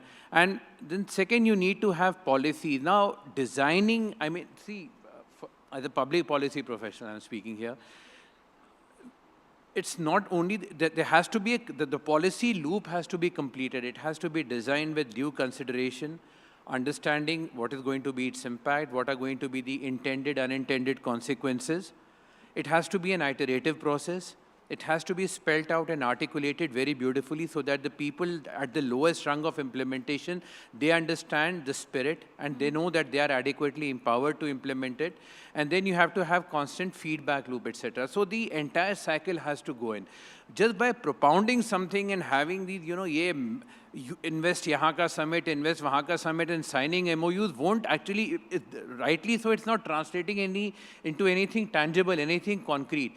You show me the agreement signed, don't show me the MOUs. Right. So this is where perhaps when you getting good policy design with proper execution schedule, timeline, monitoring, evaluation, everything has to go hand in hand. And for all that, the biggest requirement is state capacity. Your people, your institutions that are there who are entrusted with this responsibility, they have to be capable. They should be able to understand the sector. They should be able to understand what the investors want, whether those needs would be fulfilled, whether we have the right kind of policies in place, and very, very importantly, all the policies, all the programs, all the schemes that are undergoing right now, please do not reinvent the wheel. Let's take them to their conclusion with iterations. No need to start everything anew. We're completely running out of time, but I'll take off from what you were saying, Jayant, and I'll take it to all the remaining three panelists here, as well as to Mr. Prakash, if he wants to come in. That is, whatever Jayant has been saying requires massive political will. India historically has had problems with implementation. Have policies not been in place? Yes, they've had different names in different regimes, but we've had policies. Do you think that problem correcting itself as India hurtles towards the deadlines that they've set for 2047? No, absolutely. I think the biggest takeaway in last few years in the infrastructure sector has been the pace of implementation. So whether it is, today we are discussing about Yamuna Development Authority and how do we, or rather I believe that with the infrastructure growth that has happened in last 5 years in the Yamuna, Greater Noida sector, it has a potential to become a kind of a growth engine for entire North India. So the biggest takeaway in last 10 years in the infrastructure has been the pace of implementation. And as you rightly said that there have been policies, there have been good intentions and objective to build the good infrastructure, but biggest challenge has been to the pace of implementation. We have seen, roads completing in 7 years, 10 years, bridges building for 17 years, 15 years. From there, today we have reached to a level where expressways are being built in 500 days, our RRTS kind of infrastructure is being built in less than 5 years. Our metros are implemented almost 800 kilometers a year expansion. Or the airport, for example, Jewar Airport first landing of the flight has been in a phenomenal time. Right. So I think nobody will deny the fact that the biggest takeaway has been the implementation of infrastructure, but that also comes from the basic focus on the infrastructure, because ultimately today we are talking about bringing investment in this region because there is a better infrastructure. You are able to offer good infrastructure for people and goods to move, create that corridor for movement. I think then the whole process, of course there are no second thoughts on what Mr. Mehrotra has said or all other panelists have said. You need a human capital, you need all other other support systems, but unless there is a connectivity, nothing else will start. The ball starts rolling after connectivity. Correct. The essence of what you're saying is also that we've seen massive initiative being taken at the center. How does it percolate to parts of India which belong to a different political ideology altogether? Because that is where will lie India becoming a developed nation. I'll take that question to you, sir. I think, I see the current approach is the right one, that you have to build critical mass in a few places, which is what we are doing. So I think, if let's say there is a choice, right, that should we double down on Noida, right, and say that make Noida the Shenzhen of India. I think absolutely. We need to get to a scale, rather than create 20 places which are subscale and are not globally competitive. We should just focus on creating 2 places which are globally competitive. How many people know that actually Shenzhen alone accounts for 40% of China's exports? So it is the big economic growth engine behind which you create the surplus. If a Noida becomes a truly world-class electronics manufacturing destination, we will have our own Shenzhen. It will generate the revenue surplus for the government to then go and invest in 5 other locations in UP and then 25 other locations in UP. If we start on day one by saying, let's try and put a little bit, because thoda sa hi paisa hai, let's try and distribute between 25 places, we will be subscale everywhere. So let's go for complete solution in a few places, solve them perfectly, and then use that to build upon other areas. That would be my suggestion. Right. Dr. Mehrotra, will you come in on this? Because this, do you think, will actually correct the historical regional imbalances we've seen? Because, again, we go back to the same thing, which is a few states will see the kind of zeal and drive that we're seeing in Uttar Pradesh. Every time Bill Gates comes, he goes... Ma'am, we are talking about Western UP.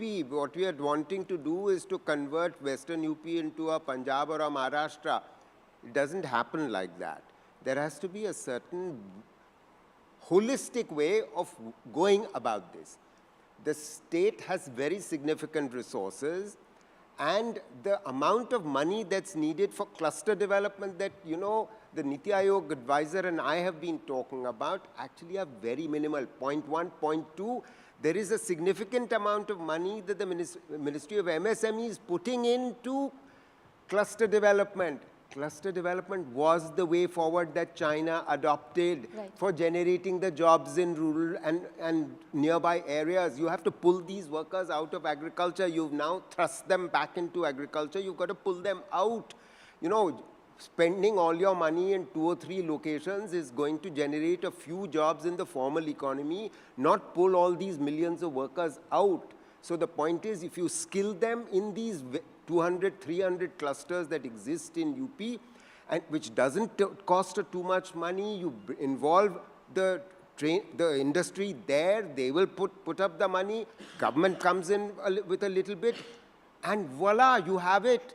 You have the solution. So do not assume that, you know, putting all your eggs into first Noida, then you will wait for Greater Noida to develop, then now you are going to wait for Jewar to develop. There are 500, 300 other locations where you can put in small amounts of money which will spark into many more jobs and much more economic activity. Mr. Prakash, before we end, I would like you to just come in to what Dr. Mehrotra is saying. The policy focus on just Western Uttar Pradesh vis-a-vis what is happening in the rest of your state, as if you could just come in there. So I'll just give you 4 facts in 4 different sectors which will answer the question what you're asking and what Mr. Malhotra and what Jayan sir has been saying. UP has now 16 operational domestic airports. So it is not only in Western UP, more than half of them is in Central and Eastern UP. UP has at present 4 international airports. None of them is in Western UP, let me tell you. None of them is in Western UP. Lucknow, Varanasi, Kushinagar, Ayodhya. 5th, which is going to come up, Jewar is going to be the 5th international airport of UP. UP has got the highest length of expressways. More than 2 of them are in the eastern and the Bundelkhand region. One connects Lucknow to Bihar border, 341 kilometers, that is the Purvanchal Expressway, and the other connects Lucknow, not exactly Lucknow, but the central part of UP, the Bundelkhand Expressway, to the Bundelkhand region. Only 2 expressways are in the Western UP, and the 4th, which is coming up, which is going to be operational soon, one of the largest, almost 600 kilometers, is the Ganga Expressway, which is going to connect eastern part of UP with the western part of UP. So the state has got a very balanced approach to develop infrastructure in all the corners, as well as to promote skilling and manufacturing in all the districts. But centers of excellence are very important, and Noida is indeed a center of excellence which is globally competitive, and the thrust is there to make it the best in the country as well as to make it one of the best in the entire world. Right. Thank you very much, Mr. Prakash, for your time. Thank you to all my panelists. Well, I'm itching to go to Jayant and ask him about his views on cluster development in the rest of the country, apart from Uttar Pradesh, from his vantage point at Niti Aayog, but I think we'll have to do it outside this panel because we've completely run out of time. But thank you very much to all my panelists for taking the time out. It was a pleasure talking to you. Over to Anjeet.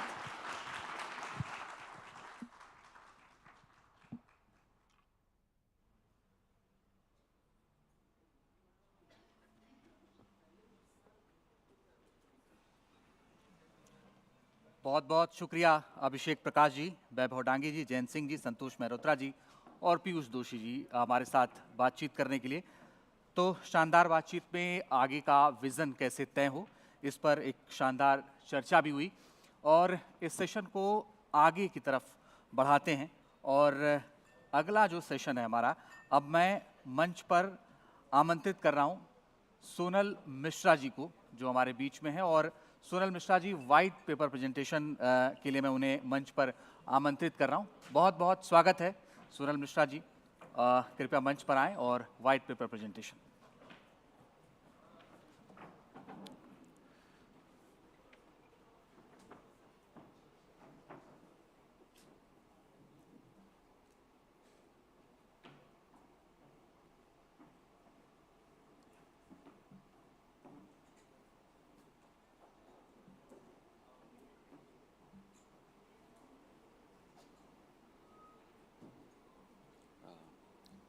Good afternoon, ladies and gentlemen.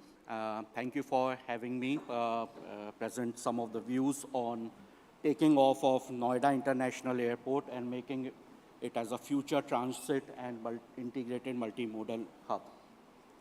So the way I have structured this small presentation is to first discuss about what is the need for the second airport in the Delhi NCR region.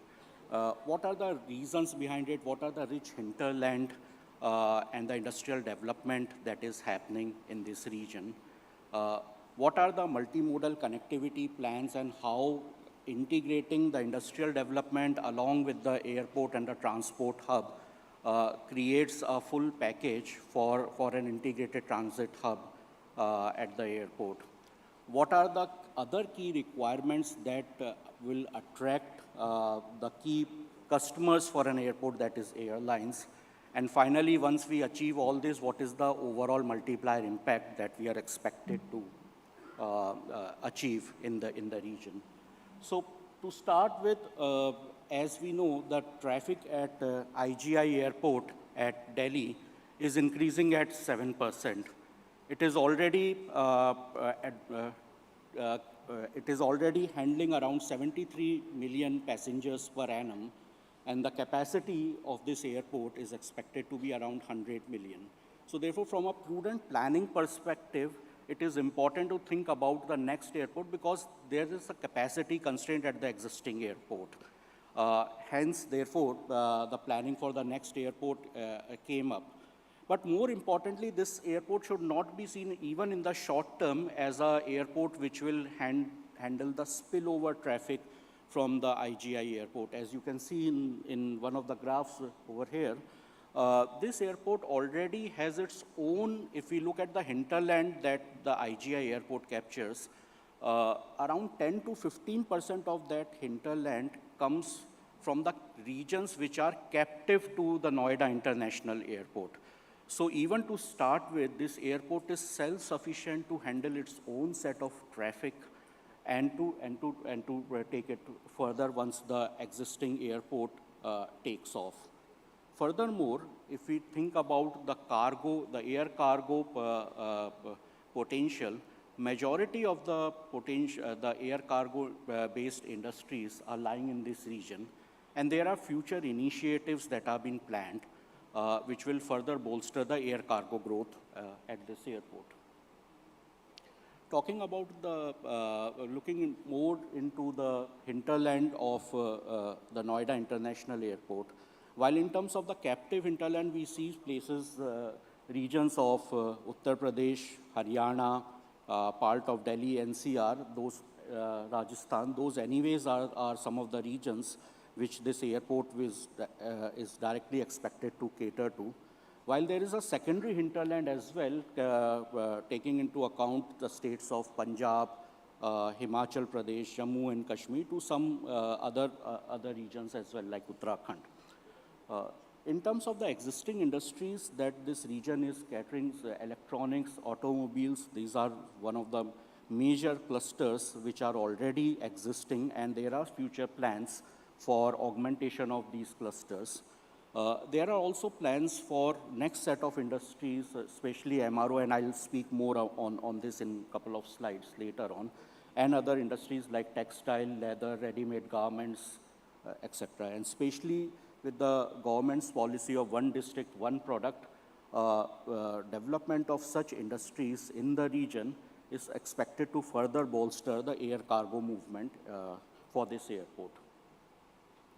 While some of the panelists also expressed their views about the cluster-led development versus an integrated development, I am also of the opinion that yes, there has to be a balance between the cluster-led development as well as an integrated development approach. And I think Jewar is a good example of this. While there are a lot of industries that are being planned in different clusters, equally important emphasis has also been laid out for an integrated development in terms of industrial parks, and that's with that vision the Yamuna Expressway Industrial Development Authority was set up, which has a coverage of around 2,700 square kilometers across 6 districts. There have been plans for major industrial projects and industrial parks with specializations like the medical devices park, the data center park, electronic manufacturing clusters, etc. And the good part is that all of them, or majority of these clusters, or the ecosystem that will come up here, has a high dependence for airborne cargo. So we talked about the industrial parks development that has been planned and the cluster-led development.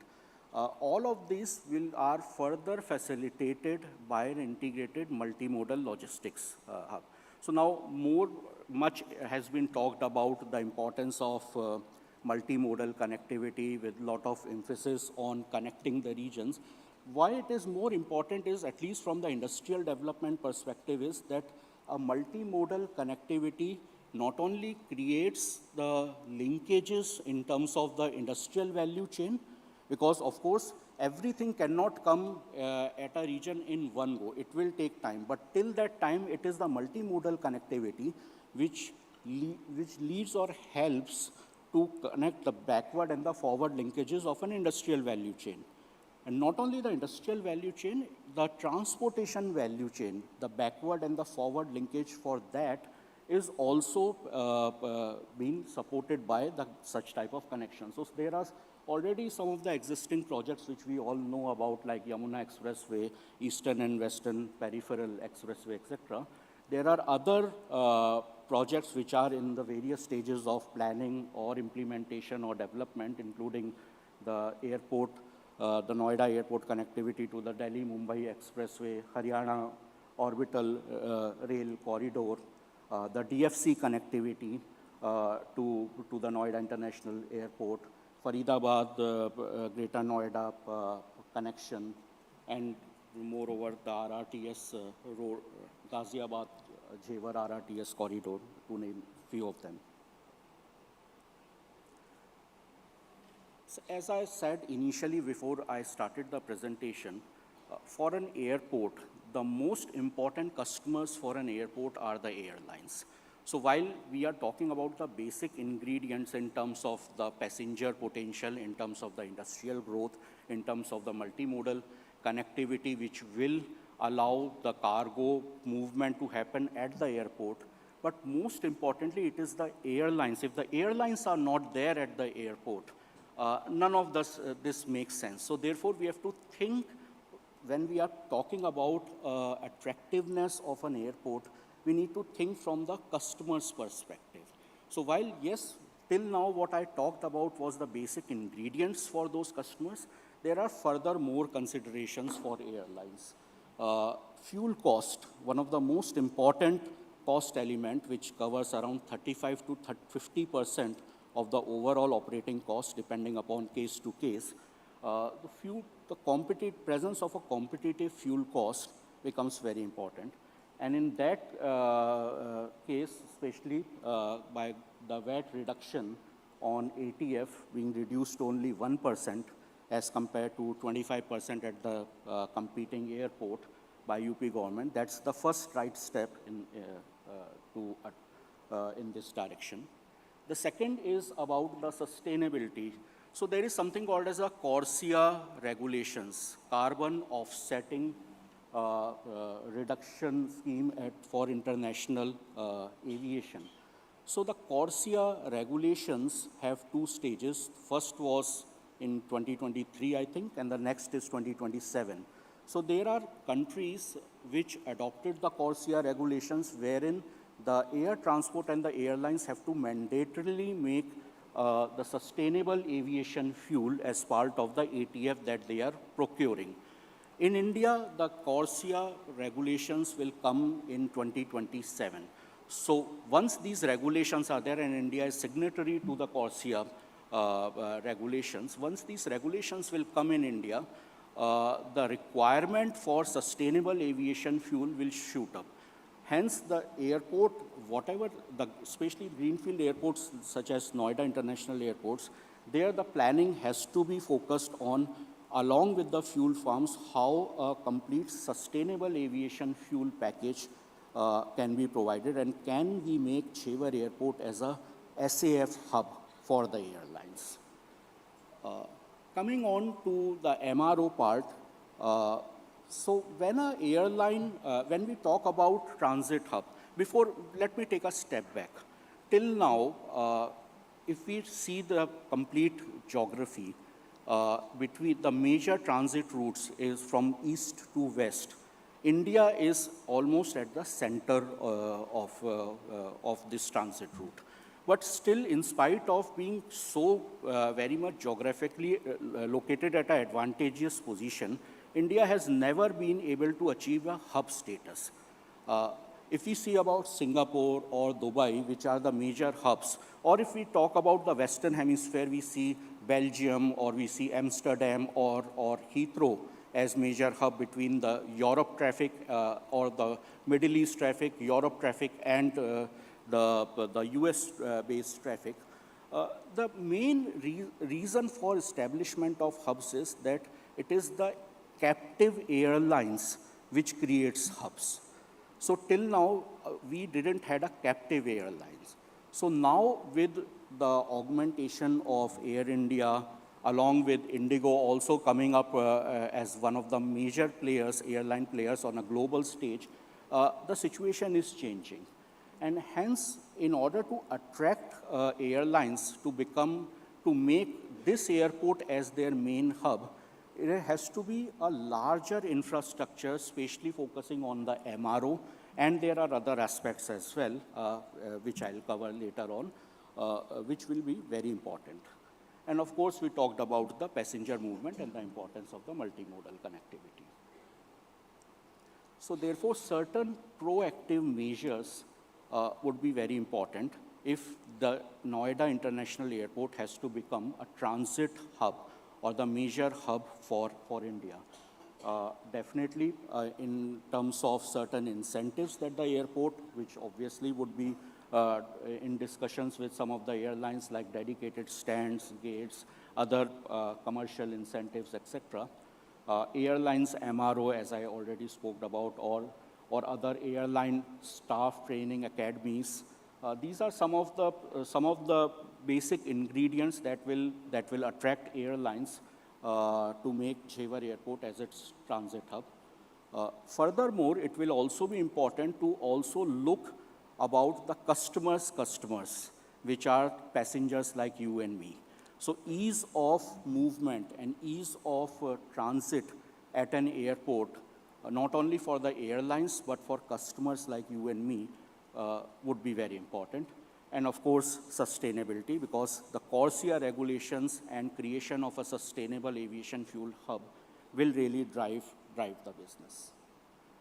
Once we achieve all this, why there is a focus for airports or major infrastructure or transport hubs?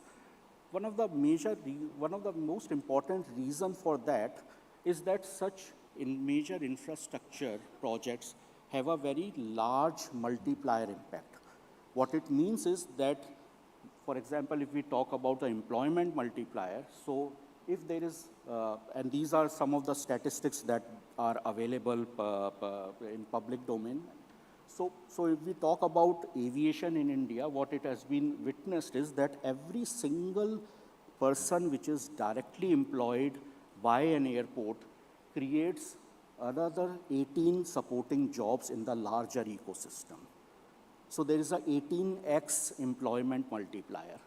Likewise, if we talk about the economic multiplier, every 1 rupee of direct economic output from an airport creates roughly around 8.5 rupees in the larger ecosystem, which involves indirect, induced, and tourism catalytic multipliers. I'll not talk about each and every number when we talk about applying the same multiplier impact on in the perspective of Jewar Airport, but just the larger number, the cumulative economic output in the next 5 to 10 years is expected to be around $10 billion, with the employment potential, overall employment potential of around 1.4 million, which will not only be created within the airport, but also in the airport adjacencies like ground handling, fuel farm, airlines academies, and then there will be induced employments like the industries that will come in. Those industries will be dependent on that airport. And furthermore, when you create the overall infrastructure, transport and a trade infrastructure, it also results in the tourism catalytic, which is the largest one, and that's where those numbers comes in. So I'll thank you for your time, for patiently listening to me. Thank you very much.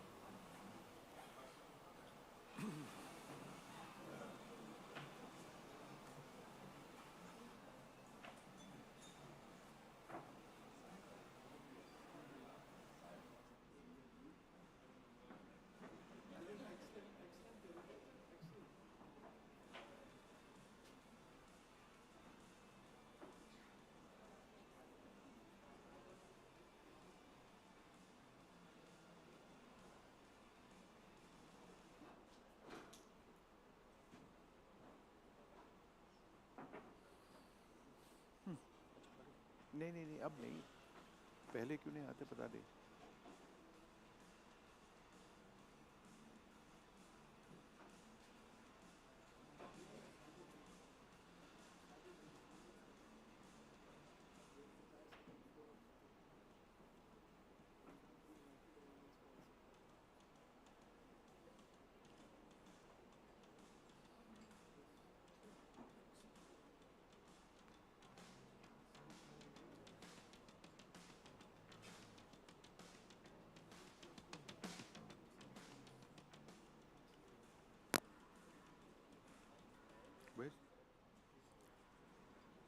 तो Sonal Mishra sir, एक बार फिर से आपको मंच पर आमंत्रित कर रहा हूं। सोनल मिश्रा सर, एक बार फिर से आप मंच पर आइए, पार्टनर पीडब्ल्यूसी और एनडीटीवी से विष्णु सोम जी। Come.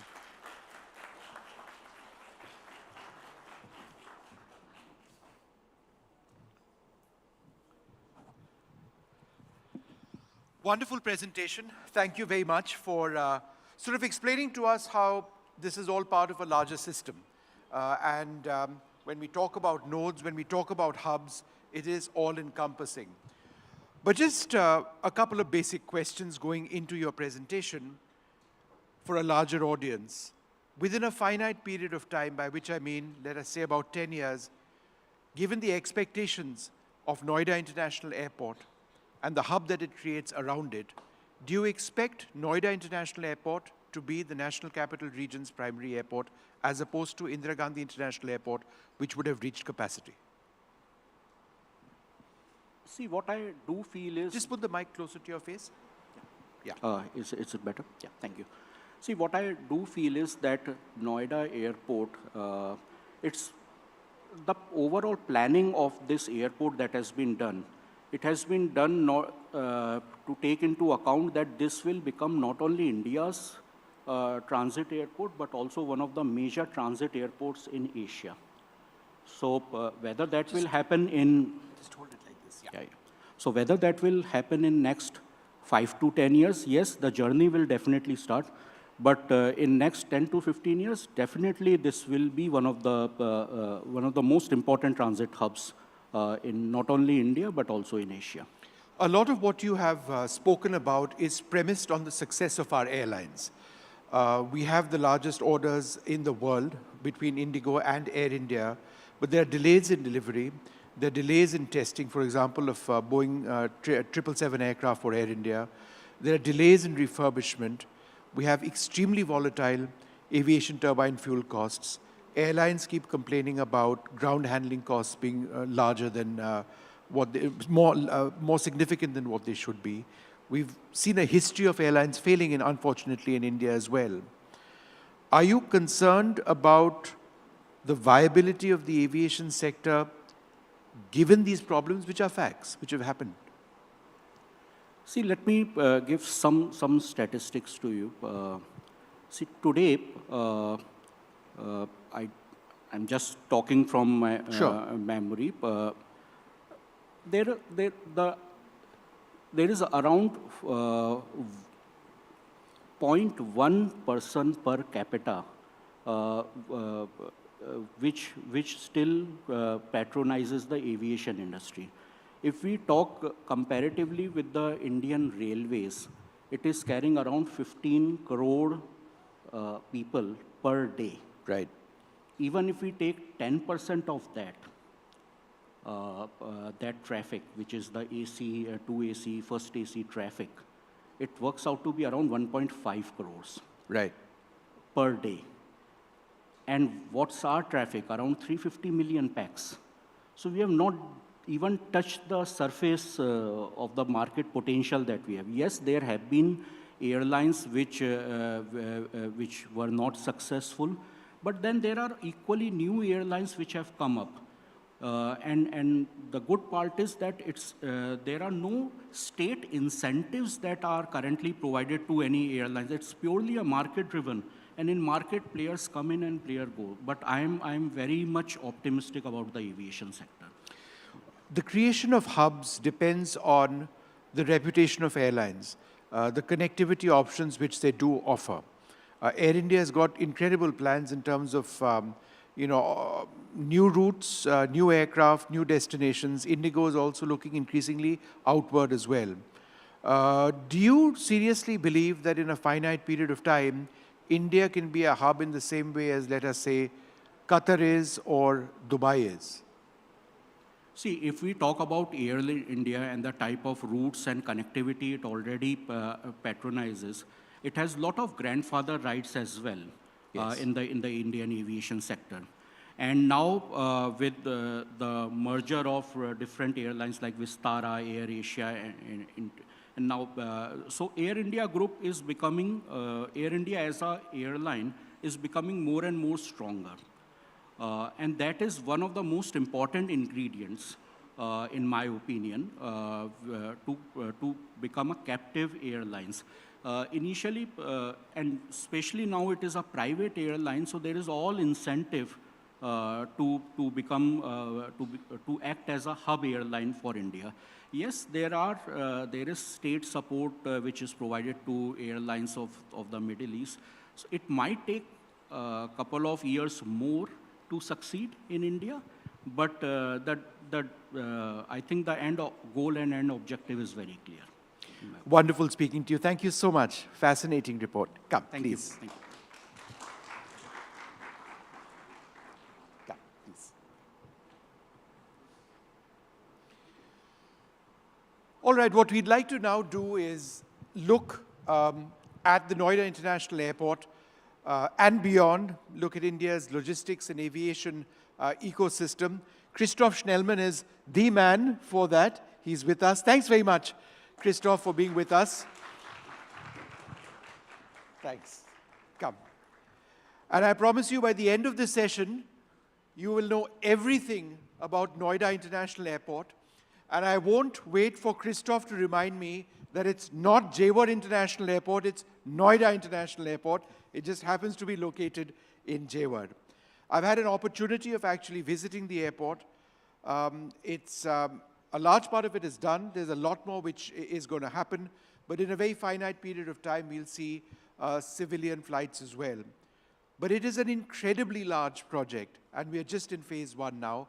It's all on, like your airport, Christoph. So first up, basic information. When do you expect the first commercial flights to start operating? Very good afternoon, Vishnu. Thank you for having me. Thank you to NDTV and the Yamuna Expressway Authority for the invitation today. And thank you, Sono, for the very comprehensive and concise introduction to the airport. I'm almost unsure what I can possibly add. No, you'll add a lot more, rest assured. I've heard about the airport already. Yeah, where do we stand? Where are we? As you said, I think we're on. So 2025 will certainly be the year in which we start to see commercial flight operations traveling to and from Noida International Airport. And when I say we, I represent Zurich Airport Limited here in India. Zurich Airport Limited won the bid at the end of 2019 to design, build, and now to operate for 40 years a new international airport in Delhi's national capital region in Western UP. And it's hard to believe it's been just 5 short years from that date, 5 years and 10 days to be exact, from the award of the bid to the first flight landing and taking off, the Indigo A320, landing at the airport on our runway on December 9th last year. And for us now, we're on the home stretch. So it's about construction activities continuing. It's about concluding infrastructure work, especially within the passenger terminal. We're on track with the various authorities to conclude the licensing process, so materials submitted for the aerodrome licensing, at work with the security regulator to secure the licenses that we need to operate. The airports authority are at work completing the configuration of their equipment, the installation of their equipment in the tower and elsewhere across the airport. So, I mean, I could go on, but the next few months are really the time when all these many mosaic parts and bits and pieces that we've been working on with many partners over the past few years now come together. In simple terms, can you explain to us the scale of the project in terms of the manpower deployed, how you've got literally thousands of people working constantly day and night? It's an incredibly, I think, impressive project in terms of scale, and I think we try to do justice to the potential that we're convinced the airport will bring to the region, and we've heard many of the eminent panelists earlier today speak on this. We have had in these 5 years well over 1 lakh people involved in this project, working on this project. Of course, from government agencies, state government agencies at the forefront, the Yamuna Expressway Authority, the central government agencies, and of course, over the past 2.5 years, through our EPC contractor, through Tata Projects, at any given point in time, 7,000 or 8,000 workers busy on site. When I came across the other day to the airport, the point that you repeatedly mentioned, and your officers with you, is that everything is premised on safety first. And I think as we talk about airports and we talk about the economic benefits, I think it's important to talk and reflect on the process of construction itself. Safety and the culture of safety in a project which is as important as this is absolutely critical. I couldn't have said it better, and thank you. Thank you for raising that point. Safety is absolutely fundamental to aviation, and in anything we do, we don't want to compromise on safety. And I'm very pleased that in Tata Projects we found a partner, an EPC contractor that shares these values, and working together over the past 2.5, 3 years, we've been able to deliver this project and deliver the infrastructure with today over 54 million safe man-hours at site. And that's, I'm very pleased that we were able to set this culture and set this tone early on in the airport, and that's something that we're committed to carrying forward through the operational phase. So you're starting with one terminal, right, Christoph? And then you're ultimately, assuming the project grows in the way that we've outlined, how many terminals could we potentially have, let us say, a decade down? And how many runways? I think one of the things that is truly unique about this project, and here credit goes to the Yamuna Expressway Authority and to the state of UP, in the way that the Noida Airport has been planned as an integral node in a much larger transportation network, and as a key element in the urban development of this part of the National Capital Region. And we saw a slide earlier that showed what the ambitions are and how much land has been allotted to the long-term development of the airport in the decades ahead. We've received 1,300 hectares of land back in 2021 that we're at work now developing. The state is in the process of acquiring a further 1,300 to the north, and is planning to acquire even more land to the south.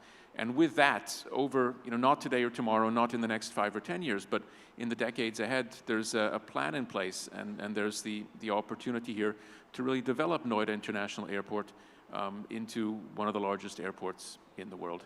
We are, and coming back to your original question, absolutely. Rome wasn't built today. It wasn't built in a day, and our airport, equally of this scale, will not be built in one day. We've built a single runway, a 4,000-meter runway. We're at work on one passenger terminal, and of course all the ancillary facilities that require. When we open later this year, we'll have a capacity for at least 12 million passengers. One runway now, obviously both ends, but ultimately could we see this airport have up to 4 runways? I'm talking about assuming it achieves its potential. So in our master plan, in the 1,300 hectares that we have, we've provided for 2 parallel runways with a degree of separation that allows for independent flight operations.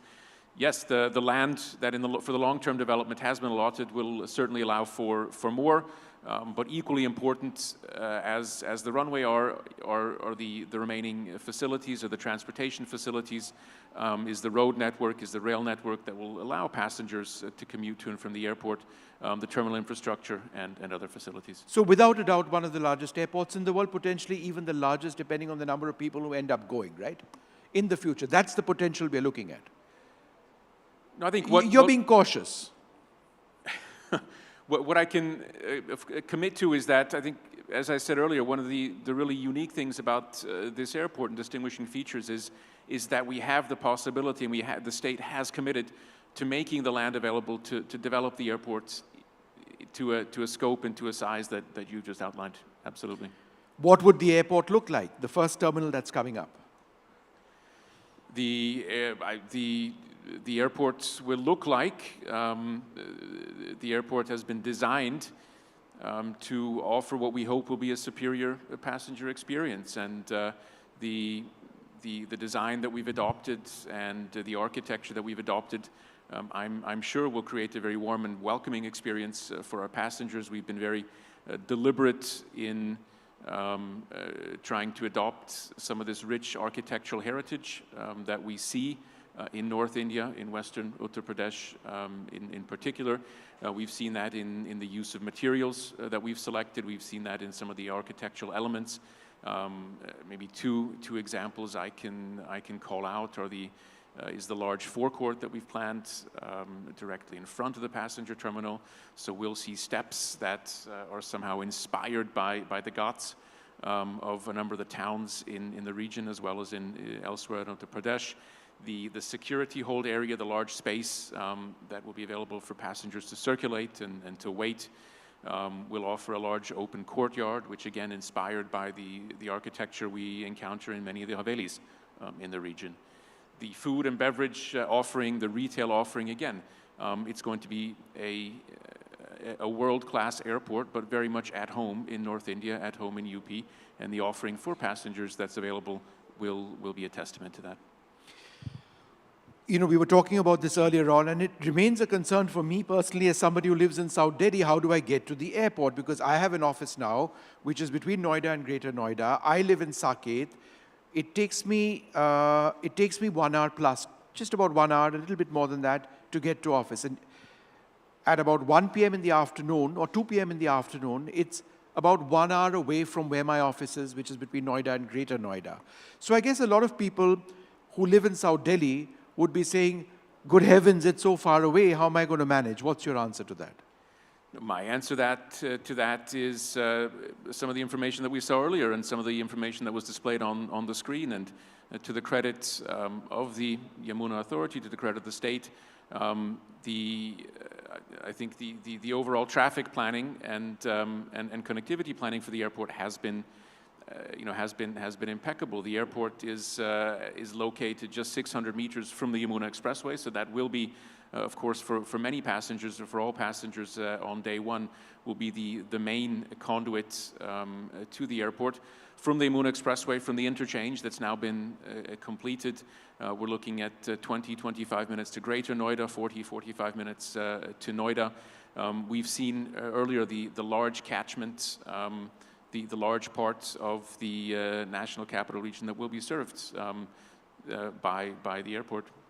We've seen also the many additional connectivity plans that are in place, the RRTS rail connectivity, the high-speed rail connectivity that will, as the airport develops and as this traffic network develops, will serve the passengers of the region. When would that come up? For example, a direct link I noticed to Gurgaon, which is on a different axis.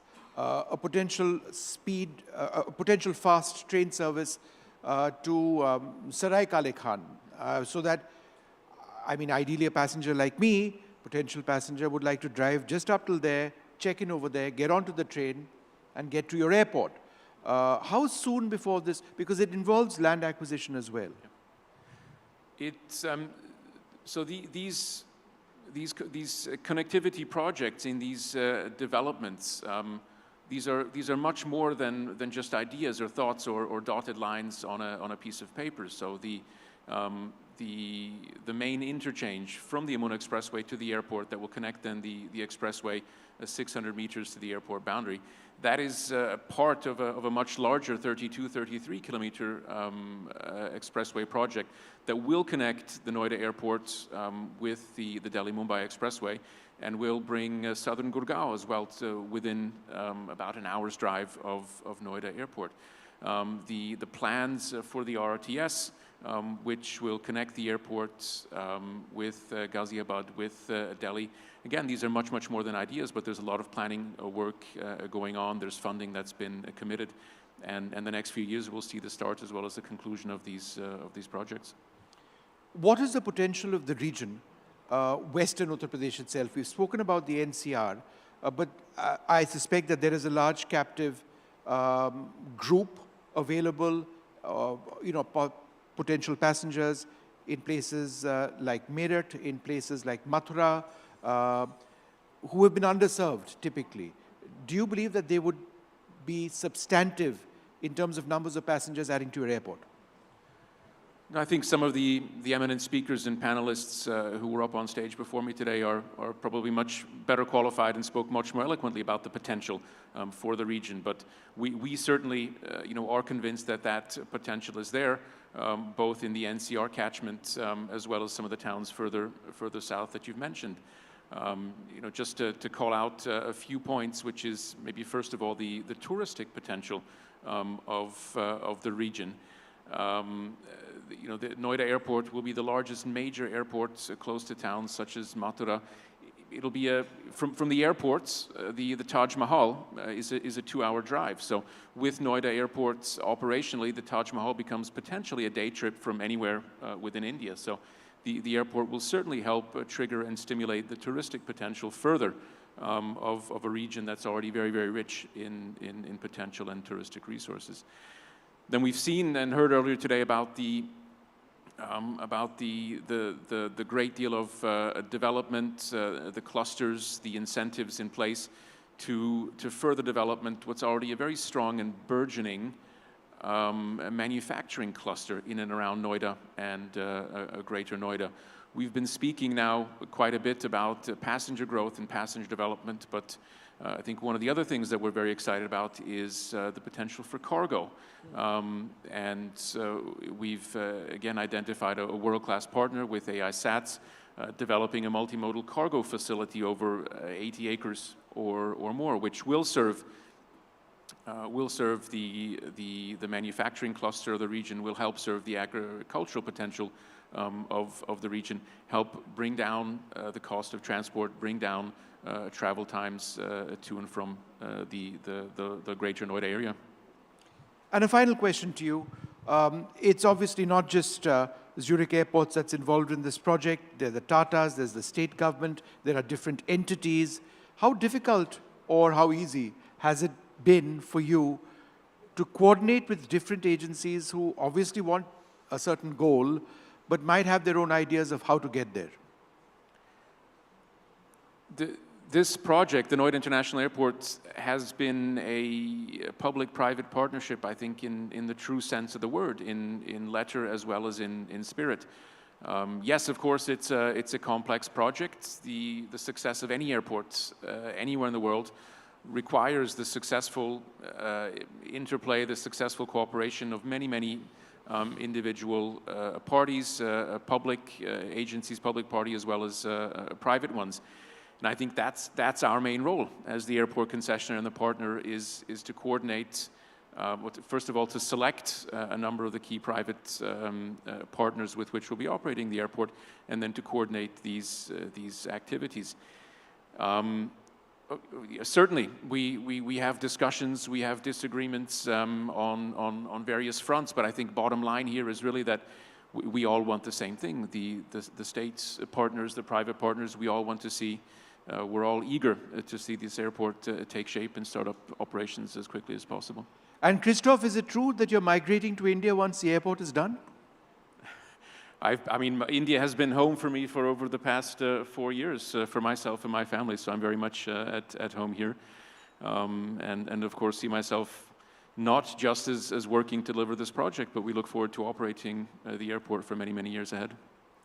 Congratulations. It's an awesome project, and the responsibilities that you personally have, along with the team that you lead, really does help in the India development story. Thank you so much for speaking to us. Thank you so much.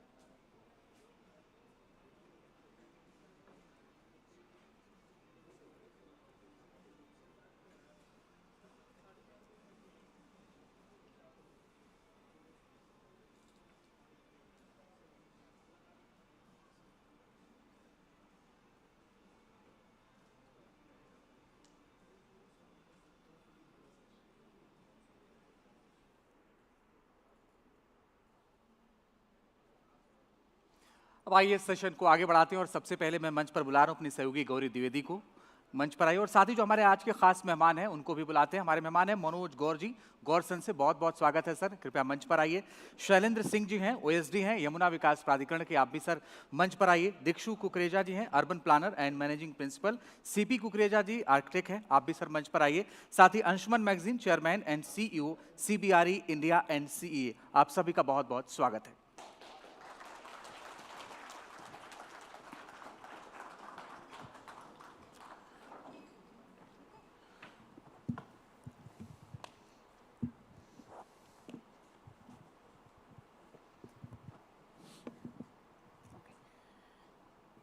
We have a lot of ground to cover. We have a lot of specific issues to address, and after those very important and interesting fireside conversations, it's time to talk about real estate sector. Real estate, what I understand, is a derivative industry. It responds to growth stimuli, and I think one of the biggest growth stimuli that one can have are these big ticket infrastructure projects, how they impact the market sentiment and demand. That's essentially what this conversation is all about.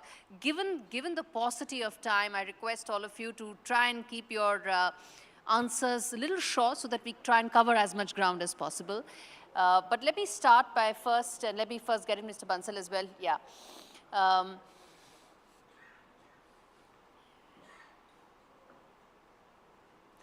We try and first talk about and identify why is it, or how much of a boost does big ticket projects like expressways, like airports really have on creating that real estate demand? Because as I said, real estate as a sector responds to external stimuli, and these big ticket investments, big ticket projects provide that. And I'll take that question across the panel. Again, a request, we'll try and keep it short so we cover as much ground as possible. How important are these external big ticket investment projects in really creating that kind of real estate demand that we are looking for? How brief do you want me to be? A monosyllable, or shall I go further than that? No. We'll cover ground, but that doesn't mean I will not let you make your point. No, sure. So I think it's, we all know and realize and appreciate and marvel at the fact that India is a developing story, and one of the fastest developing that we can see anywhere on the planet. And how it's fast developing is because there is this hunger for growth, there's a huge potential, and infrastructure is a key to that development. And needless to say, projects like ports, airports, expressways, they are the backbone of any infrastructure growth for a developing nation. And when that happens, like we've just heard the CEO of Noida International Airport speak about, it has to spur real estate. Because unless you have these kind of infrastructural projects happening, you cannot see the growth in terms of manufacturing. In fact, what he just mentioned about AI SATs, that entire manufacturing base that's coming up. Incidentally, I, as an architect, am developing that project for AI SATs, and I can see the way the management there is looking at creating it as truly a world-class project. So I think real estate is bent to expand, spur, develop because of these kind of big-ticket projects that are coming up, and these big-ticket projects are absolutely imperative for our country to march forward. Mr. Gaur? Thank you. I think this is not only the story of India, it's anywhere in the world. We have seen where these type of infrastructure projects like airport, expressway, metro rail, then the urbanization, industrialization is the story of that area. We have seen the China, we have seen the US, Europe, everywhere. Now it's a need of our also there. India is going to developing to develop. As our Prime Minister has set the goal to India become a developed nation. These type of projects definitely help in boosting the urbanization of the area. Secondly, urbanization is a need of the hour. Currently, we are sitting around 20-25% of total urbanization policy, and it's going to be 50 to 60%. So these type projects definitely help the region, or especially if we talk about the this airport of Yamuna Express, Noida International Airport. I think there is a huge potential in that area, and one of the largest land bank Noida Yamuna authority है, I think पूरी India में किसी के पास इतना बड़ा land bank नहीं है जो इतने बड़े लार्ज प्रोजेक्ट्स को जो है वो हैंडल कर सके। तो आई थिंक ये जो चीज़ें वहाँ पर आने वाले 5 से 10 साल के अंदर जो चीज़ें प्लान्ड हैं, ये अपने आप में एक नया शहर जो है वो बन के निकलने वाला है। Great potential, and thanks to the Yamuna Development Authority and the UP government to bring such large and high-tech projects and development in that area. And real estate is definitely जो है co-binding with this. जी, शैलेंद्र जी। हाँ, नमस्ते ma'am. मैं थोड़ा 4-5 पॉइंटों में अपनी बात को कंक्लूड करूँगा। जी।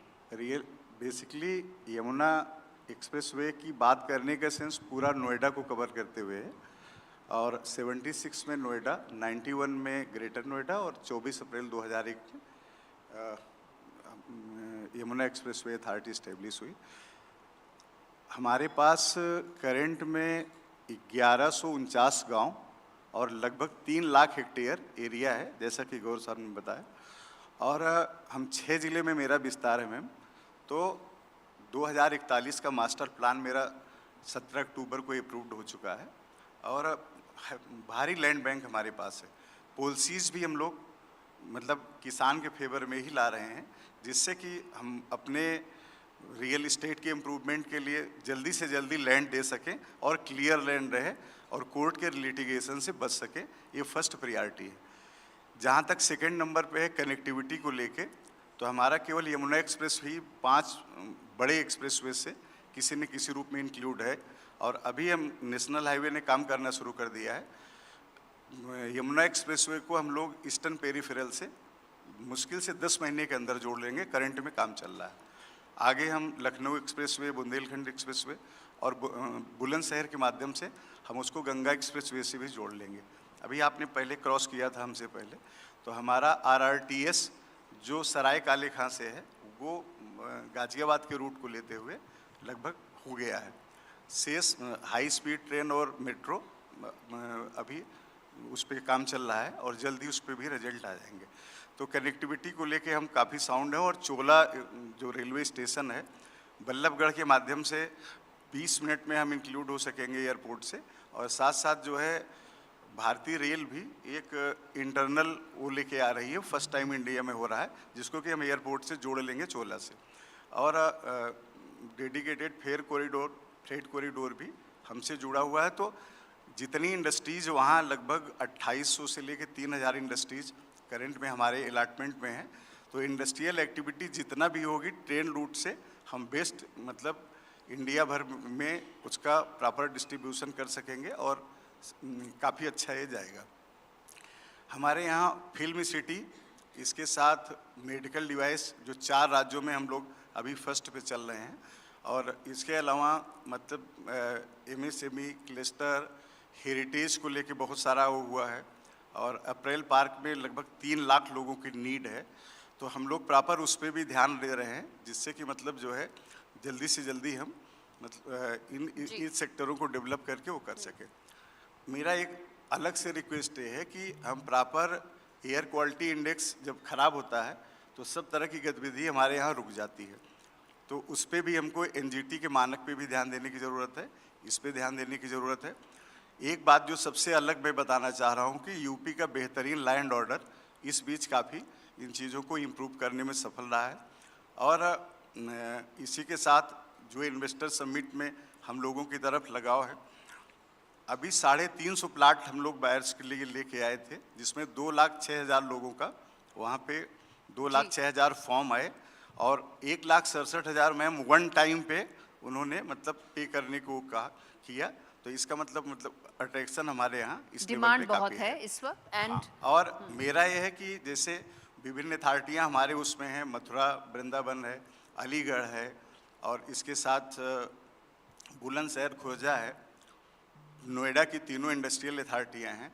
तो हमारा आपस में प्रॉपर कोऑर्डिनेशन भी है, और बिल्डर्स, बायर्स और अथॉरिटीज़ मिल के बेस्ट फैसिलिटी देंगे, तो वो रियल इस्टेट के लिए वहाँ पे बहुत अच्छा रहेगा, और हम लोग उस पर काफ़ी अच्छा काम कर रहे हैं।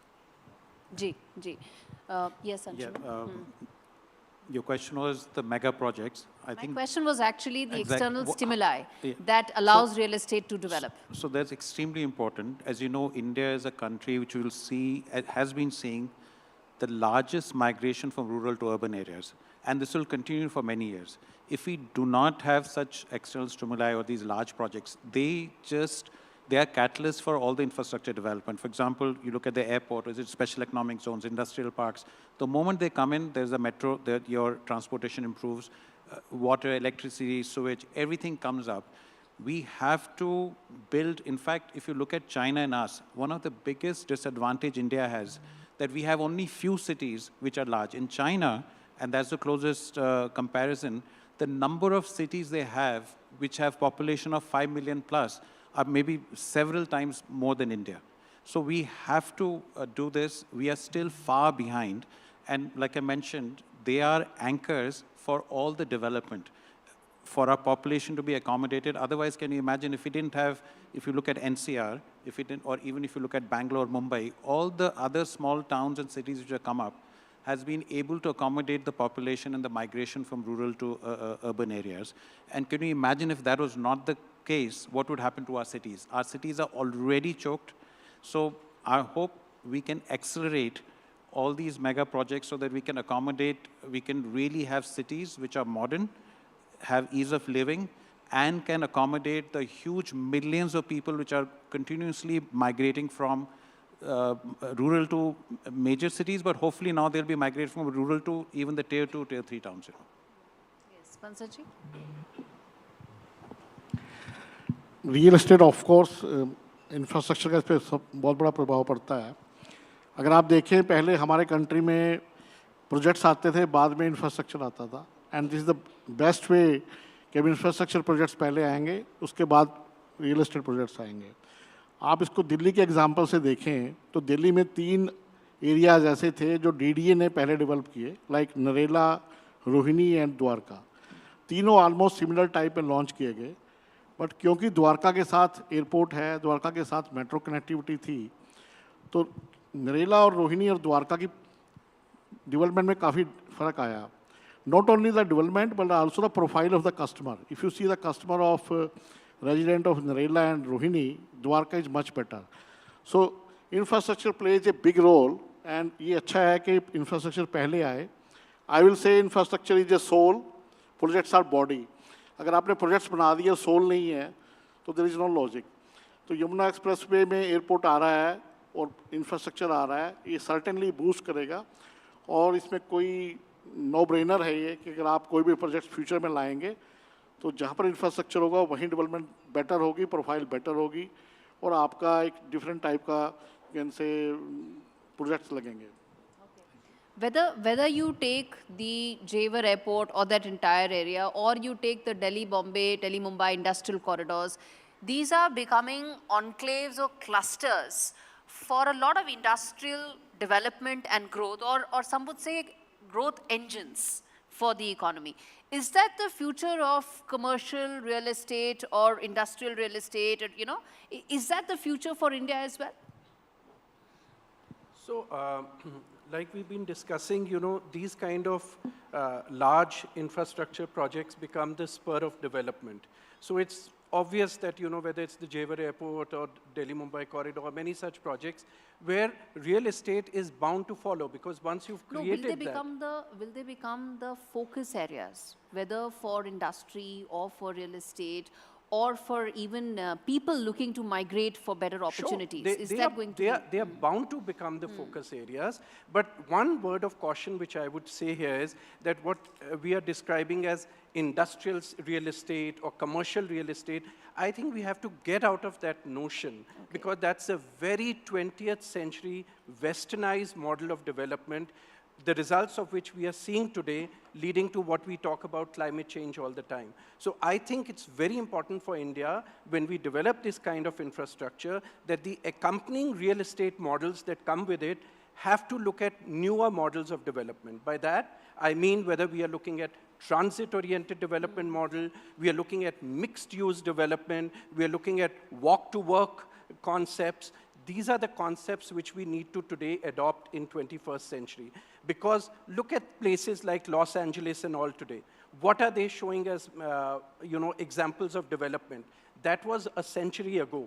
And we've understood, or we should at least understand, take the lessons learned from where they have erred, where they have made their mistakes. So therefore, yes, what you are saying is absolutely right. These are going to become the spurs of real estate development. But my caution here would be that the model of the kind of real estate development that comes, the master plans that we develop for these areas must be through lessons that we learn, and we should be ready to embrace the newer models of development today. Okay. Yes, Mr. Kaur?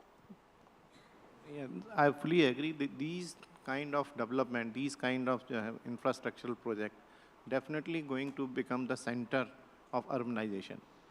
Because now India is a young country, and the young people's aspiration कि मेरे को जो है job से लेके अच्छा standard का मेरे को घर रहने को मिले, फैसिलिटीज़ मिले, वो सारी चीज़ें की ज़रूरत जो है अब एक जो न्यू जनरेशन है, specially the person born after 2000, now ये ऑलरेडी जो है 25 ईयर्स क्रॉस कर चुका है. By the time these project जो है अगले 5-6 साल में दे इन द मिड 30-35, तो उनकी जो रिक्वायरमेंट है, उनकी जो एस्पिरेशन है, वो इन सब प्रोजेक्ट्स के आसपास जो है वो पूरी होती. पर इसमें एक जो हमने सस्टेनेबिलिटी का एस्पेक्ट बोला, वो कितना इम्पोर्टेंट रहेगा in terms of creating green infrastructure? Prime Minister is already setting a goal of the net zero buildings.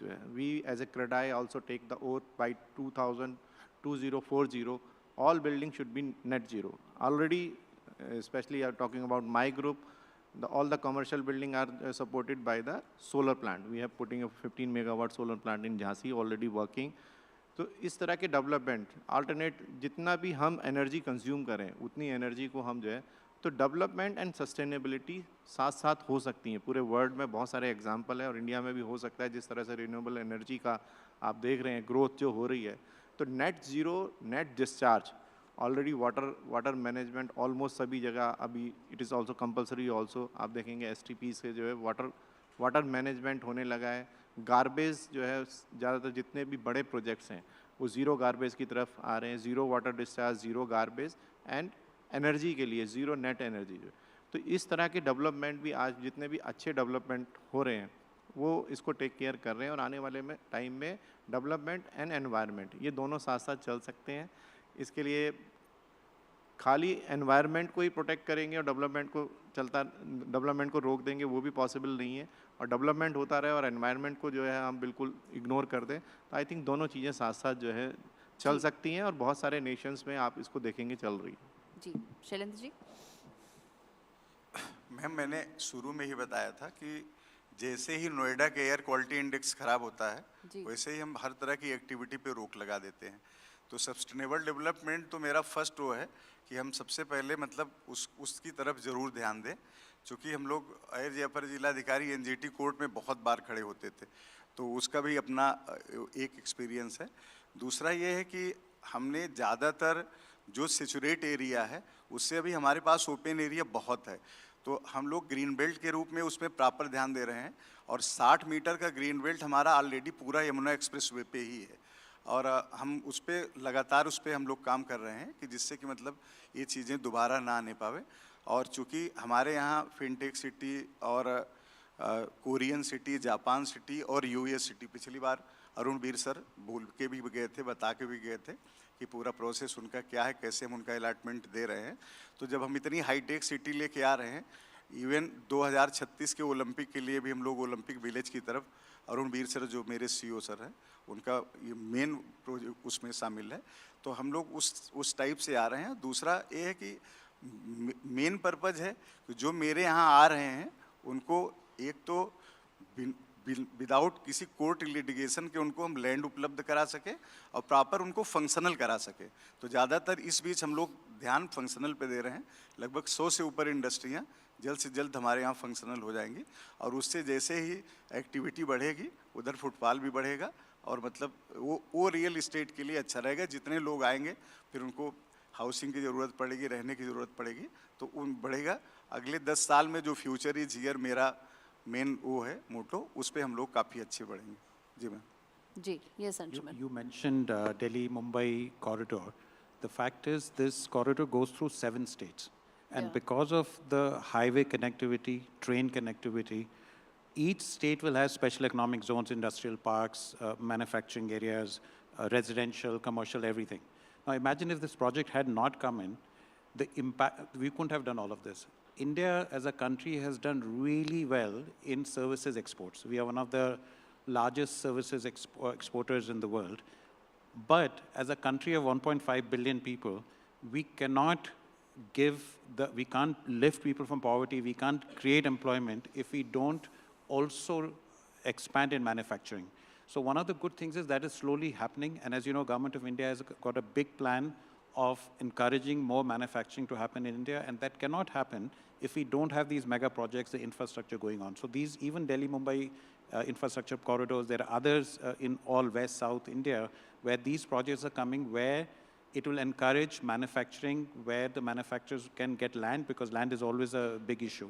And then, of course, every state is trying to improve their policies. But policies alone won't help. You need land, easy access to land, with in right locations to do manufacturing. I was coming to just that, which is about issues that need to be addressed on a policy framework basis. Because right now we've spoken about the opportunities that lie ahead. What about challenges? Land being one of the biggest one. You know, governments have tried to address it at their level, but it seems it's a political, social, many aspects to this decision, which is why it's not so easy. Mr. Bansal, let me start by asking you कि क्या वो पहली दूसरी ऐसी चुनौतियां हैं जिसको सरकार को एड्रेस करना है या करना चाहिए ताकि जो पोटेंशियल है रियल एस्टेट सेक्टर की वो और जल्दी और ज़्यादा फुलफिल हो सके? I will reply in 2 parts. One part is the sustainable environment, just as we are discussing, and we have to develop our country and we have to be sustainable also. I think this is a request to the authority that we should develop the forest also along with the developments, not the garden, not the green area. If we develop forest cover also, that helps a lot in, you can say, mitigating the AQI. The Noida Authority, the Greater Noida Authority, whenever we plan some new areas, at least 10% of the area should be dedicated to the forest. That will certainly mitigate the, you can say, the AQI. And the second one is the title.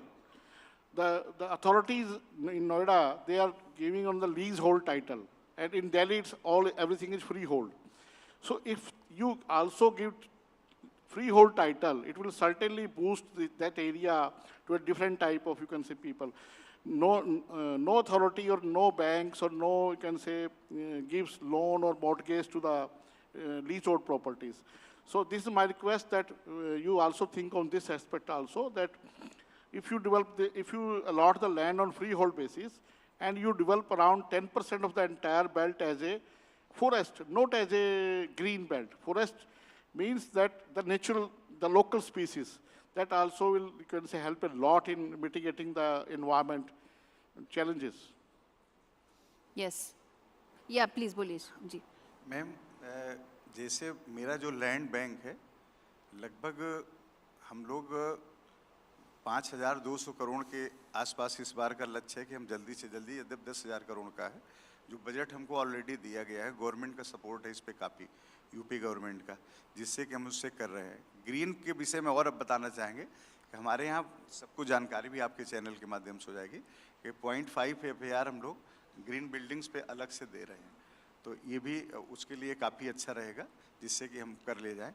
दूसरा, जहाँ तक facilitate करने के संबंध है, तो हम लोग स्पेशली ये देख रहे हैं ना कि कोर्ट के लिटिगेशन में कितनी चीज़ें अभी तक फंसी हुई हैं, तो भविष्य में वो दोबारा न जाएं, अमिताभ कांत अच्छे से एग्जीक्यूट हो जाए, कोविड का लाभ मिल जाए, NGT का लाभ मिल जाए, उन सब चीज़ों पे ध्यान दे के हम लोग आगे काम कर रहे हैं और एक अच्छा ग्राउंड उपलब्ध कराएंगे रियल इस्टेट के लिए। ये सभी जो अथॉरिटी इस पे काफ़ी काम कर रही हैं, माननीय मुख्यमंत्री जी के निर्देशन में हमेशा VC हो रही है, इस चीज़ पे जोर दिया जा रहा है यूपी इन्वेस्ट के through. Ji, yes. Quick challenges very quickly, then I want to get it Manoj as well. You know, I'll talk specifically about the challenges. When we look at development, land, for instance, is one resource in India which we do have abundance on. But it is currently coming under state policy or state governance. And that becomes a very big issue in projects which span across the country, across multiple states like we are talking. So I think somewhere we need to look at this bigger picture, that if we are looking at projects which go across states, or of larger consequence for the country, land availability should be something which can be controlled by the center. Okay. That is one very important aspect. The second is that, you know... No, but the flip side to it is then people will say that, you know, that gives center overarching powers over states, so and, you know, it will therefore go it into has a to completely have a- different political I agree. conversation. So it Yeah. has to have a mature solution to it, Yeah. but it is a challenge. The second thing is that you know, you announce projects, you lease out lands or you give freehold lands for projects, and then you go about doing environmental assessments. It should be done the other way around. It should be done. Yes. Yes, sir. For any real estate project, the land is the raw material. And एक चीज़ तो Yamuna authority की बहुत बड़ी बात है कि इतनी बड़ी land like airport 1300 hectares land जो है without any big agitation they are able to acquire and still जो है they are able to acquire lot of large land parcel. और जितना बड़ा मैंने पहले ही बोला, लैंड का जितना नोटिफाइड एरिया यमुना अथॉरिटी के पास है, तो वो एक बहुत बड़ी बात है. Land first thing is land, but still challenges are there, lot of litigation and specially the development. जो अभी डेवलपमेंट में क्या है कि केवल रोड बनाने के बाद कई बार हमने देखा है प्रोजेक्ट बन के तैयार है नोएडा, ग्रेटर नोएडा में, लेकिन सर्विसेज वहाँ तक नहीं है. थर्ड है जो जैसे अभी बताया, Noida, greater Noida, Yamuna authority, 3 authorities हैं, लेकिन तीनों अथॉरिटीज़ के बाई लॉज डिफरेंट हैं. किसी एक सब्जेक्ट को लेके तीनों अथॉरिटीज़ की अप्रोच जो है वो डिफरेंट होती है. इंटरप्रिटेशन अलग होगी, रीडिंग अलग है. यस. सेकेंडली वी वांट कि डेवलपमेंट के लिए please leave us for the new ideas, new technology. Kukreja जैसे एंड अंशुमन जैसे लोगों को जो है, प्रोफेशनल लोगों को जो है मास्टर प्लानिंग और बिल्डिंग के प्लानिंग में आना चाहिए. रादर एक जेई और एई बैठ के पूरे शहर के नक्शे और पूरे शहर के प्लान्स को अप्रूव करे. तो ये हमारी, you just give us a broad guidelines. आप क्या चाहते हो, आप कितना ग्राउंड कवरेज चाहते हो, कितना एफएआर चाहते हो, बाकी सब कुछ आप हमारे को छोड़ दो. हम पे विश्वास करना आपको जो है गवर्नमेंट को infrastructure and buildings of tomorrow, trust जो है करना पड़ेगा, जिससे कि ज़्यादा से ज़्यादा प्रोफेशनल लोग आएँ. और जो हम बाहर जाके देखते हैं जिस तरह की बिल्डिंग इनोवेटिव, वहाँ देख के हमें बहुत अच्छा लगता है, लेकिन जब यहाँ पे बाई लॉज की किताब खोलते हैं तो आप बाथरूम इससे बड़ा नहीं बना सकते, आप इसकी पार्किंग की हाइट इससे ऊपर नहीं है. तो हमारा एज ए क्रेडाई ऑल्सो, और एक अच्छी बात है government is ready to listen. ये बहुत बड़ी बात है. और बहुत सारे चेंजेस हो रहे हैं, और बहुत सारे चेंजेस ऑलरेडी जो है हमारी एसोसिएशन क्रेडाई की तरफ से भी प्रपोज्ड है. होपफुली अगर वो दोनों चीज़ें कॉम्बिनेशन में काम करेंगी तो एक नया शहर हम जो है देखने को आने वाले टाइम के अंदर मिलेगा. I just want to say very that, quickly, sir. Yes. That land is definitely the biggest, what you call, challenge. And there are 3 ways where it can become easier to develop land. Because you need land not only for real estate development, you need for manufacturing, you need for making a hospital, school, whatever, right? Number 1 is urban, this infrastructure investment, which is already happening. Because once you build a road and, you know, that land, so supply of land increases by infrastructure development. You can get more land for development. Number 2 is the policy we talked about. And number 3, extremely important, is digitization and the law. So if you can enforce, if you can get land with a clear title because it's all digitized, it'll reduce litigation. Now, when we say government knows all this, it's nothing new. I'm saying that it's not that they don't know this, but it has to be implemented, you know. Implementation is where probably some of those challenges really lie. If you actually manage to get a land title without any ifs and buts, I think you've hit a gold mine anyway.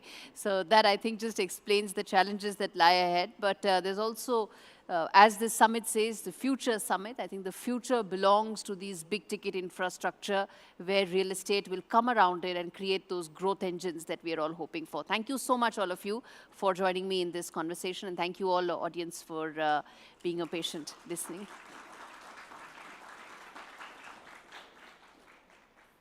Thank you, sir.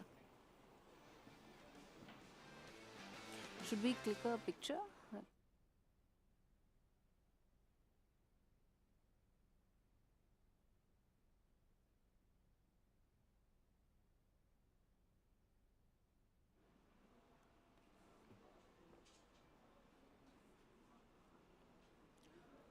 बहुत बहुत शुक्रिया हर्षवर्धन वंशल जी, मनोज गौर जी, शैलेंद्र सिंह जी, दीक्षु कुकरेजा जी.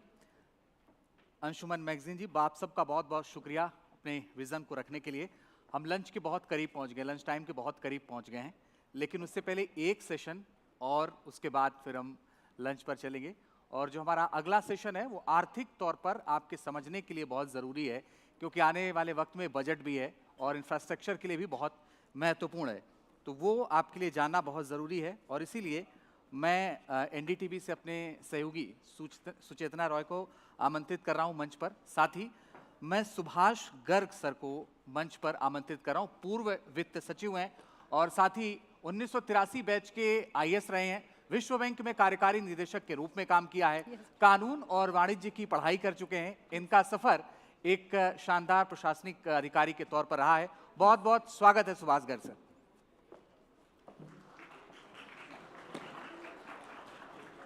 Please.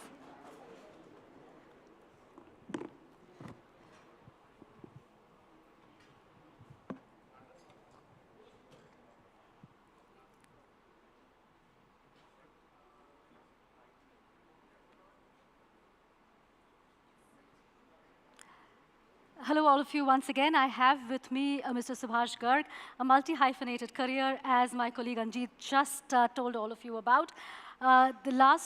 We know him as is the former Finance Secretary of India. Mr. Garg, thank you very much for taking the time out. I'll begin. Thank you very much. I'll begin by asking you about your latest book. And I see that you're extremely critical of targets and timelines. But I have to ask you this question that, how critical are targets regarding infrastructure for India to reach its goal of becoming a developed nation by 2047? So thank you very much. I'm not critical about the targets. Right. I'm a little bit critical about the achievement of the targets. So that's very different. So this book you referred is actually an analysis of and the review and assessment of the economic reforms and the economic achievement during the 5 years of Modi 2.0. So Right. it is 2019 to 2024. It so happened that in certain respects, a lot of targets were achieved, but in many they were missed also. And that is what, there may be reasons for those missing also. The most important, let me cite for the benefit of our viewers here and the listeners in the audience. The government had spoken about $10 trillion dream. Right. The government had also spoken about 5 trillion by 24-25. And 23-24 is very close to 24-25, only one year before. But that target was very widely missed. We started in 2018-19 when the GDP of India was $2.7 trillion. And we were to reach by 5 trillion 24-25. Unfortunately, by 23-24, 5 years later, we could reach only $3.56 trillion. Right. That's a very large miss compared to 5. Even this year, since there's been a lot of depreciation of rupee vis-a-vis dollar, the chances are that we will end up 24-25 at about 3.8 trillion. So we'll miss that target by a very wide margin. But there are a large number of areas, for example, payment systems, if you look at it. If you look at it, substantial achievement with respect to Jal Jeevan Mission, there were impressive achievements as well. Right. But in broader economic, whether you relate it to the GDP or even infrastructure development on which government spend a lot of money, there was quite a good deal of underperformance. So what does it mean for the government's ambitious focus on creating future infrastructure projects which are large hubs?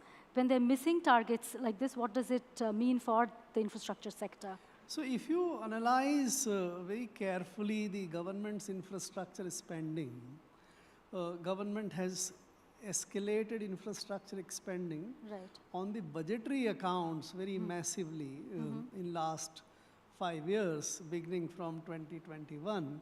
We have the budget for the current year, which is 11.11 trillion rupees. It used to be only about 3 trillion or so in 2021. So from that level to come to this level is a very large expansion of expenditure. But there is a corresponding, not exactly the same, but corresponding decline in the public sector infrastructure budget.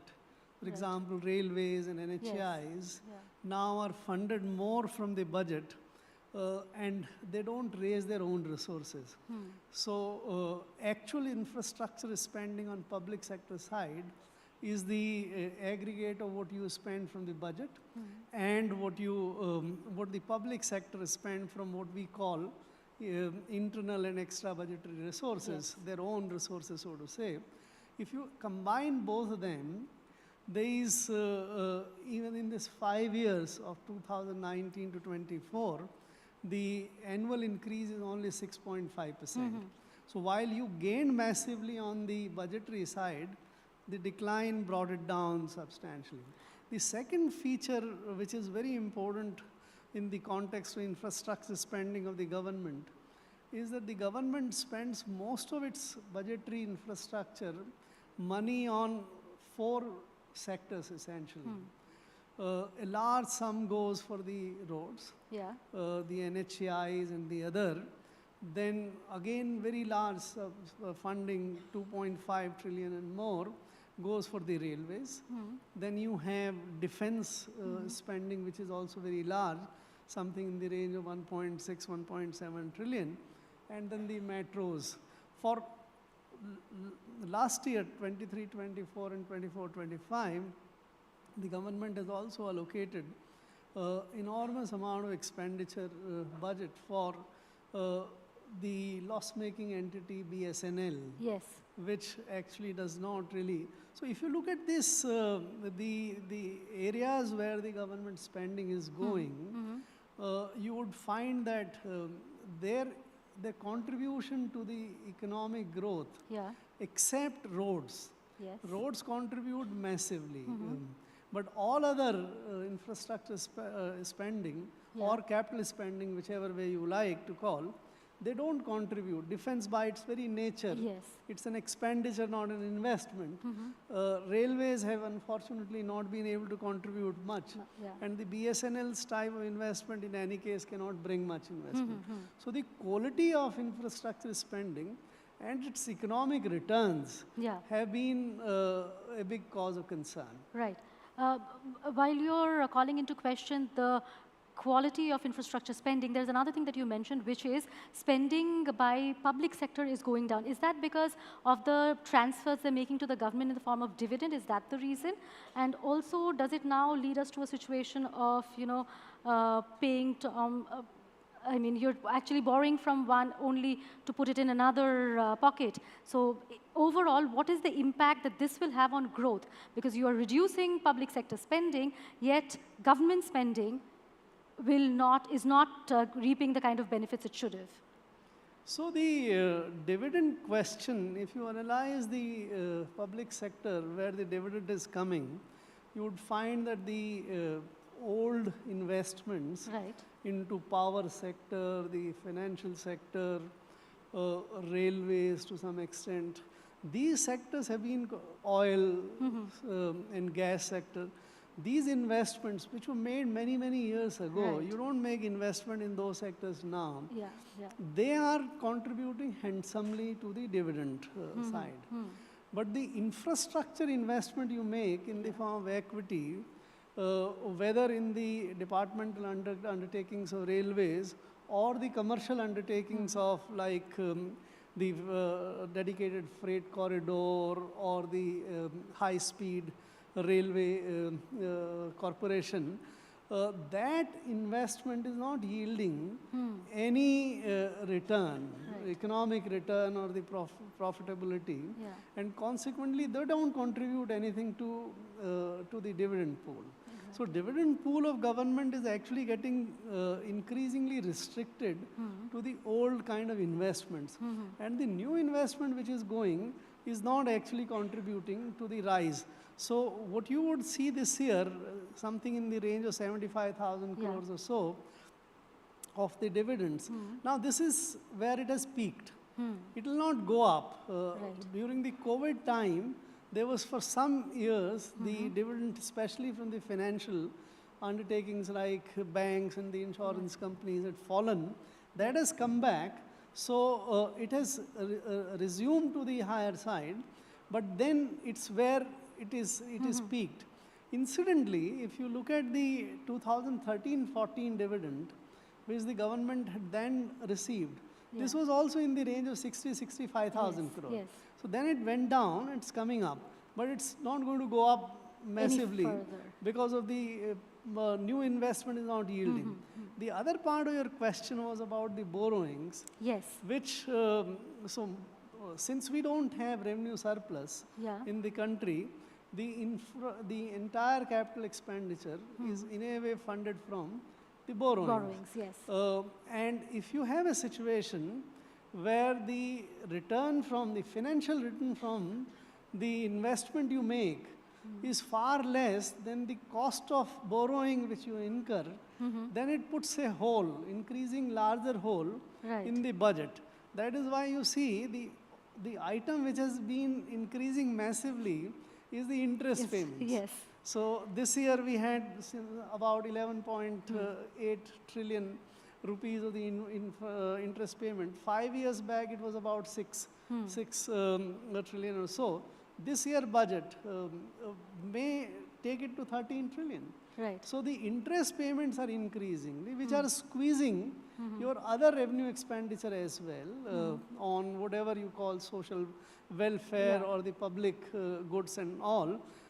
And in government finds even in its own infrastructure and the capital spending also getting increasingly squeezed. I'll quickly draw your attention to the fact that we need a massive investment over the next few years of over $1.5 trillion to reach the targets that the government has kept for itself as far as infrastructure is concerned.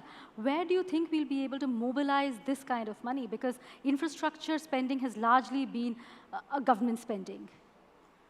So I don't know where this number of $1.5 trillion government requires comes from. I think there's some study which has been done. Yes. Government itself doesn't, I think, has calculated. It's very difficult to calculate how much infrastructure spending you would need. But let us take one thing from this number is that the requirement of infrastructure spending is very large. For example, railways, where we spend about 2.6, 2.7 trillion rupees every year. This is, if you look at the shelf of the railways project, of only the ongoing projects, the annual allocation still is not even 3 to 4% of what is required. So railways' own requirement is very massive. So I don't think it would be ever possible for the government to raise the kind of resources which are required. I think it requires two kind of big changes. One, we should increasingly make infrastructure attractive for the private investment. So that the private sector can make investment there. And there are large number of policy issues there, whether you look at power sector or even the road sector. Railways is completely in the public sector. There is no private investment coming there. So one is to reassess the policy framework for the infrastructure, make a lot of infrastructure investment or sectors go to the private sector and make attractive enough for them to make investment. That's one thing which is very much required. Second thing I think is for the government to choose to do a very serious, what we call zero-based budgeting kind of exercise, that look at each project of yours. And if it is not serving the larger public purpose, it's better to sort of give those projects up to reduce your shelf of the project so that you, for example, let us take this PM Gram Sadak Yojana, which was started in 2003. it is a massively important program, Yes. which is not also very high cost. Yeah. And it has made so much of contribution to connect every nook and corner of the country. That is the kind of investment which is what you require, not the kind of investment in BSNL. Today, the telecom sector is largely 95%, 96, 94, 95% already in the private sector. Private sector, yeah. And is providing extremely good services. Right. Why are we investing so much money in that loss-making and hardly service-providing organization? So if you do an exercise like this and bring down your shelf of project from today's 1.7 or 1.5 trillion dollars to 50 or 40 or 30, $300 billion, one-fifth of that, then you will be able to make those projects complete. Right. And those projects will come on the ground, and those will also be servicing the people's felt needs much more, rather than just dumping on more and more on something which doesn't really add value. Which you've always been speaking about, to set targets which are achievable and smaller targets. Correct. You know, Mr. Garg, we've completely run out of time, but it's always such a pleasure talking to you, because every time we raise questions, you not only analyze the problem, but you're also giving us solutions to the problems that we have. Pleasure talking to you, and thank you for taking the time. Thank you very much. Thank you.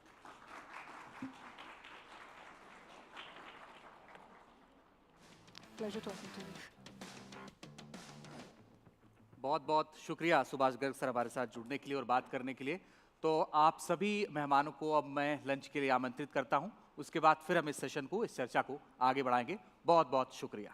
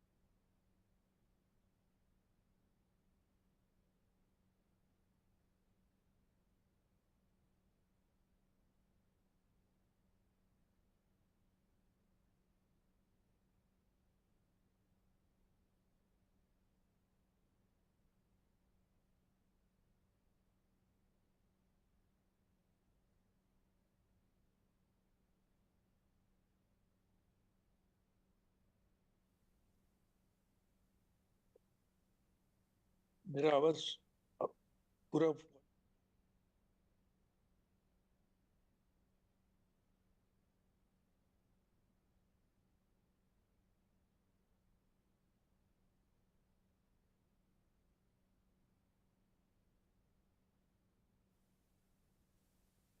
तो अभी क्या करूं मैं?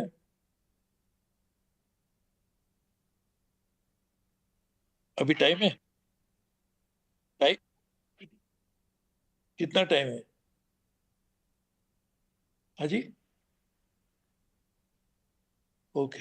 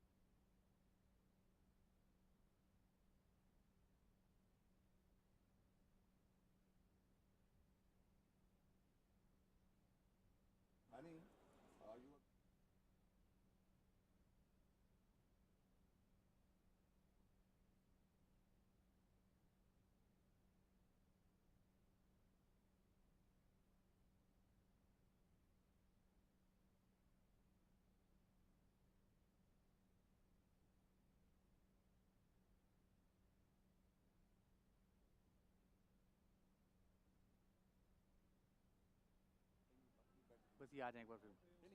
अच्छा आ गए हैं। अच्छा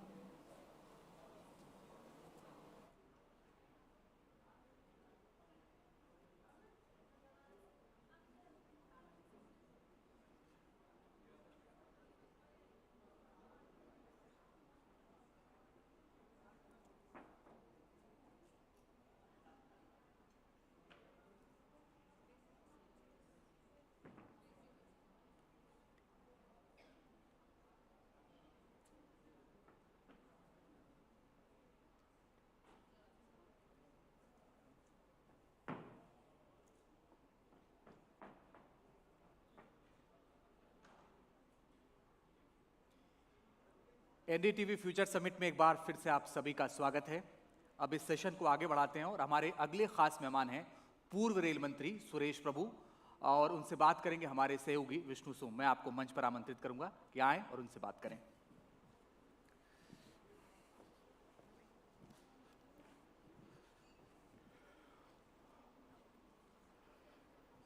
Good afternoon, everyone. Thank you very much. I trust you've had a wonderful lunch. Perhaps not too wonderful, so that you can stay focused and sharp for what is to come up.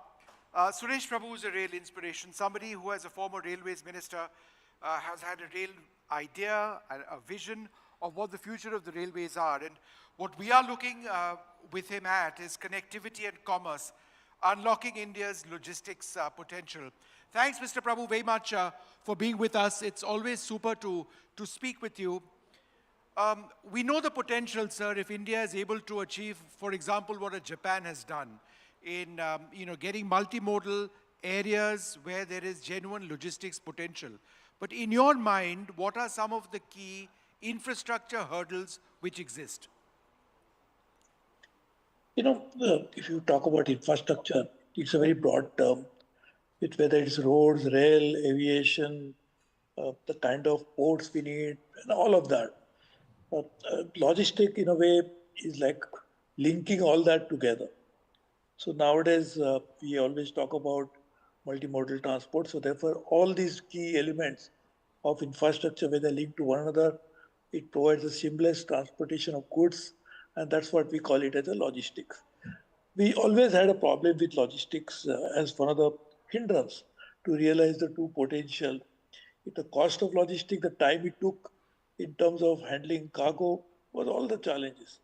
So I must thank the Honorable Prime Minister Narendra Modi ji, because he created a new department hub in the Ministry of Commerce and Industry when I was a minister in charge of that, to look at logistics. So what we did was very quickly we prepared the logistic, not just policy, because we said we already have a lot of time which has been lost, but the Government of India never had a nodal ministry to look at logistic per se. So we prepared not only just a policy but an action plan, which now is under implementation. So I think this was a major hurdle. What you asked me is a very pertinent point. People can turn around their cargo when it comes to, and there was a time when all the ports are owned by the government. There was a time when people used to take days just to get docking and then to get discharge the cargo, take away. The people had to pay damages. The shipping lines were not interested to come to India for a simple reason: it takes so much of time. So some of the transshipment should happen in port like Colombo, and then cargo is to come here. So today, luckily, this is one of the major hurdle which is being addressed and hopefully removed soon. So logistic in itself is standalone important activity which can spur business, and those who are involved in logistic business can vouch for it. That logistic is one of the key element of creating new job opportunities. Yes. No, watching this. Mr. Prabhu, let me ask you this. Now, part of logistics development is road development and construction. I believe this government and Nitin Gadkari personally, the interest they've shown, the transformation of the highway network in the countries is fantastic. As rail minister, you would know better than anybody else that one of the primary routes we have is between Bombay and Mumbai. It's an overnight train. But in a short period of time, we'll be able to travel between Delhi and Mumbai in approximately 15 hours or so. So, when road connectivity is improved to this level, where it supplements train connectivity from a time standpoint, what is the potential of Delhi and Mumbai as an economic corridor? There's already Delhi Economic Industrial Corridor, which is already under implementation. Then there was already, we created new corridors for freight corridors. Because as you know today, on the same track, the goods train also go as well as passenger train travel. And when you say passenger trains, there are different kinds of products in passenger trains. There are some premium trains like Shatabdi, Rajdhani, now Vande Bharat, when we had initiated that time. All of that is one part. But all types of trains would travel on the same track. So this was a good project. which we have started, I was reviewing it constantly when I was railway minister, was to quickly commission the freight corridor, which has already happened. So that will move up the goods train. And that will also help railways in many multiple ways, because then we'll be able to attract more cargo into the railways, which has been lost to road for a long period of time.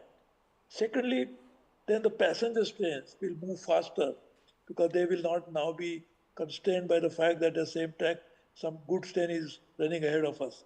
So this is something which will help.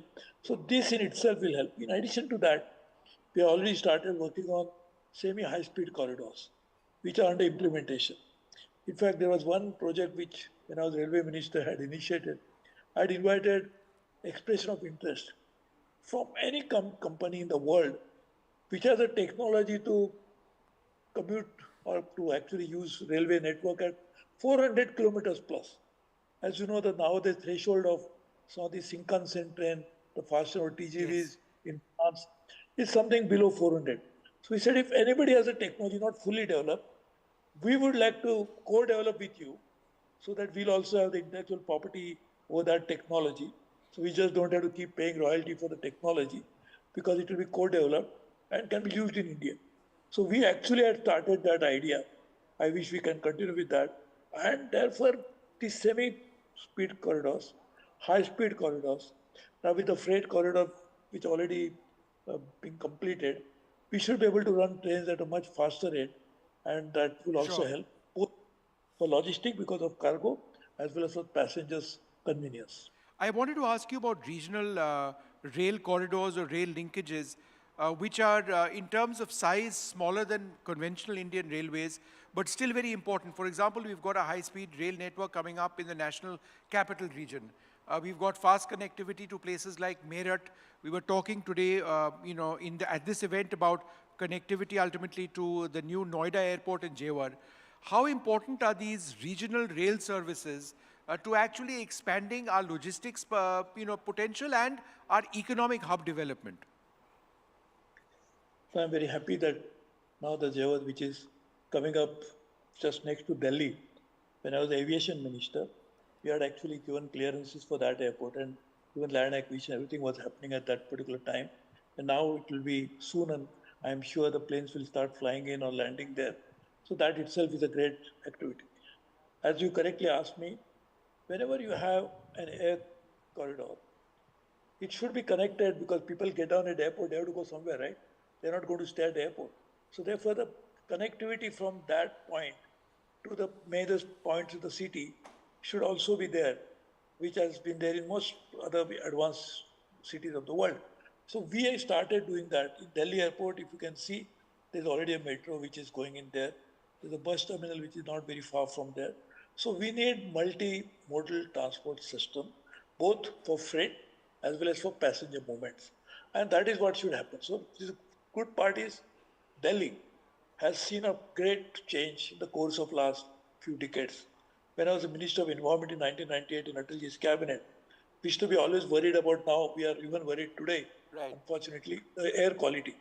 So we started and we worked on that we must have metro system so that underground transport will speed up and hopefully less cars will ply on the road.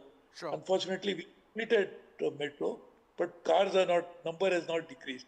So we have to work on some of the ideas, but absolutely right that from airport, connectivity is extremely important, which is also happening at the same time. It's slightly off the topic, but since you are talking about cars, I must ask you, sir. Cars, they literally drive our economy. There is no two ways about it. The fact that we add the thousands of cars on the roads of a place like Delhi where there is no scope for any expansion of roads internally, there are only so many flyovers that we can build, it is a problem. Now, when we talk about rail services, air services, metro services, that's all very good, and to a certain extent, that's all clean. But how do we move over our fixation with cars to use public transportation in a proper, productive manner? You are absolutely right. There is an urgent need to address this through public policy initiative. There are cities like Singapore where there is a high cost you have to pay to buy a car.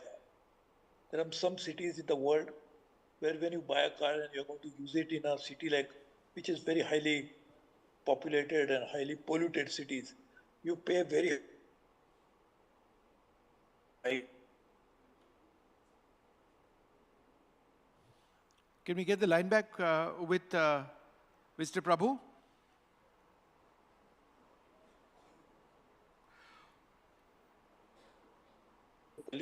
Who cannot even afford a two-wheeler. So it's not that every person is having 2 or 3 cars. Right. But there are some people who have more than 3 cars. So these are very highly, we have to discourage it. This is absolutely illogical, irresponsible that city is choking and people are having more and more cars bringing it on the road when there is an alternate public transport available. I know you have to make it more efficient, but now you can imagine from Delhi, major city, from Connaught Place, for example, and you can go to all around Delhi through metro. So in a situation like this, public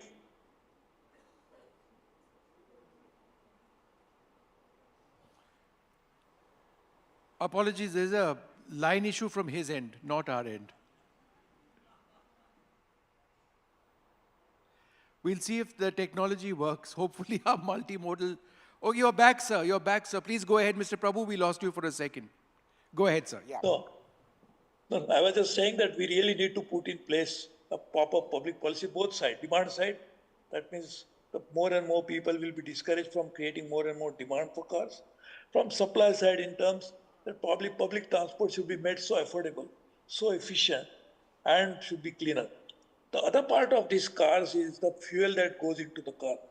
Again, going back to the time when I was Minister of Environment in 1998, we had decided to put strict controls on this, how much sulfur content should go into diesel, making of diesel. So that is something at a refinery level.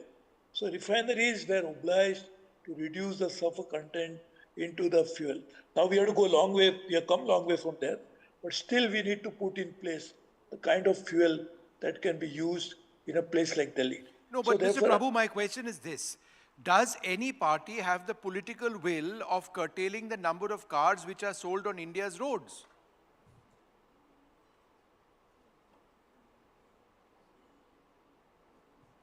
We'll try and see if we can reach out to him once again. Sir, go ahead, sorry, sir. I think the internet is not so good. So what I'm saying is, it is absolutely essential that not only we have to create a physical infrastructure, like which we are doing, but also create a public policy in place to ensure that we will be able to allow and also encourage people to move from one mode of transportation to other, to ensure that larger public good is served in terms of air quality, in terms of roads. So, as you correctly said, there's no room on the road. If more cars come in, which is the supply side issue, then automatically there will be a big problem, even if you have multiple flyovers. I think this is something which we have to seriously think about.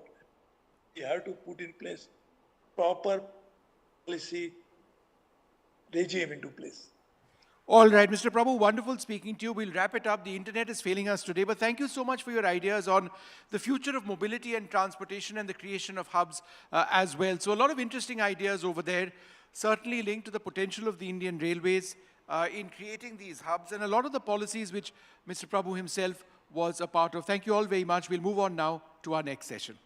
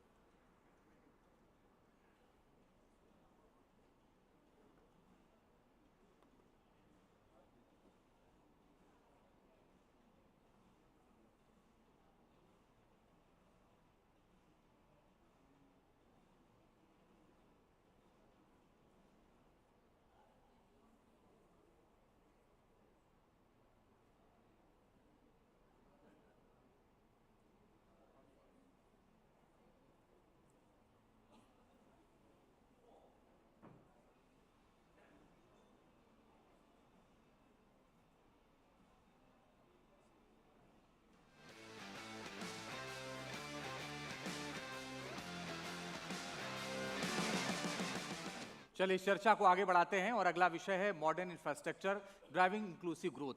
और मैं अपने सहयोगी सुजितना रॉय को कहूंगा कि वो मंच पर आए। जो हमारे खास मेहमान हैं उनसे भी आपका परिचय करवा दें। विनय सिंह है हमारे साथ, फॉर्मर एमडी एनसीआरटीसी, बहुत स्वागत है सर, मंच पर आइए। रोबीलाल, एयरपोर्ट डेवलपमेंट एडवाइजर, बहुत बहुत स्वागत है सर, आप भी मंच पर आइए। मनीष शर्मा जी हैं, पार्टनर एंड लीडर इंफ्रास्ट्रक्चर पीडब्ल्यूसी, आपका भी बहुत बहुत स्वागत है sir. Arunind Kumar, former railway board chairman, आपका भी बहुत बहुत स्वागत है, कृपया मंच पर आए। Rubela Lorita.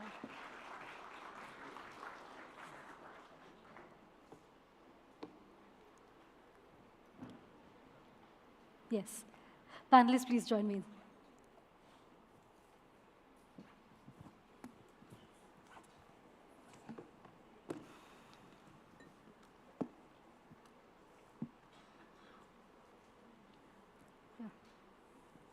As we move towards the final sessions of this summit, we're now going to have a very important conversation about how the government's focus on mega infrastructure finally gives us what we're all looking for, inclusive growth. And I have with me, ladies and gentlemen, 4 eminent panelists with whom I'll be talking about modern infrastructure and inclusive growth. My first question is to Mr. Vinay Singh. He is a former MD, NCRTC. You know, the key to remove regional imbalances in growth is regional connectivity. How do you see NCRTC, which is looking at revolutionizing NCR transportation, doing exactly that? Is it on? Yeah. Okay. Thank you for giving this opportunity to interact with the audience. See, there are various perspectives to the question which you asked. NCRTC is revolutionizing the regional transport in so many ways. Let us see one by one how we can see that. So number one is this concept of regional mobility or connectivity itself is new. Till now, if you see, the transport modes were quite fragmented in the NCR. First time central government and 4 state governments came together for providing an integrated solution to transport, which was very much needed. The key elements of this connectivity are interoperability. That means the 3 corridors which are part of the first phase of the project, these are interoperable. Right. So trains can move from one corridor to another.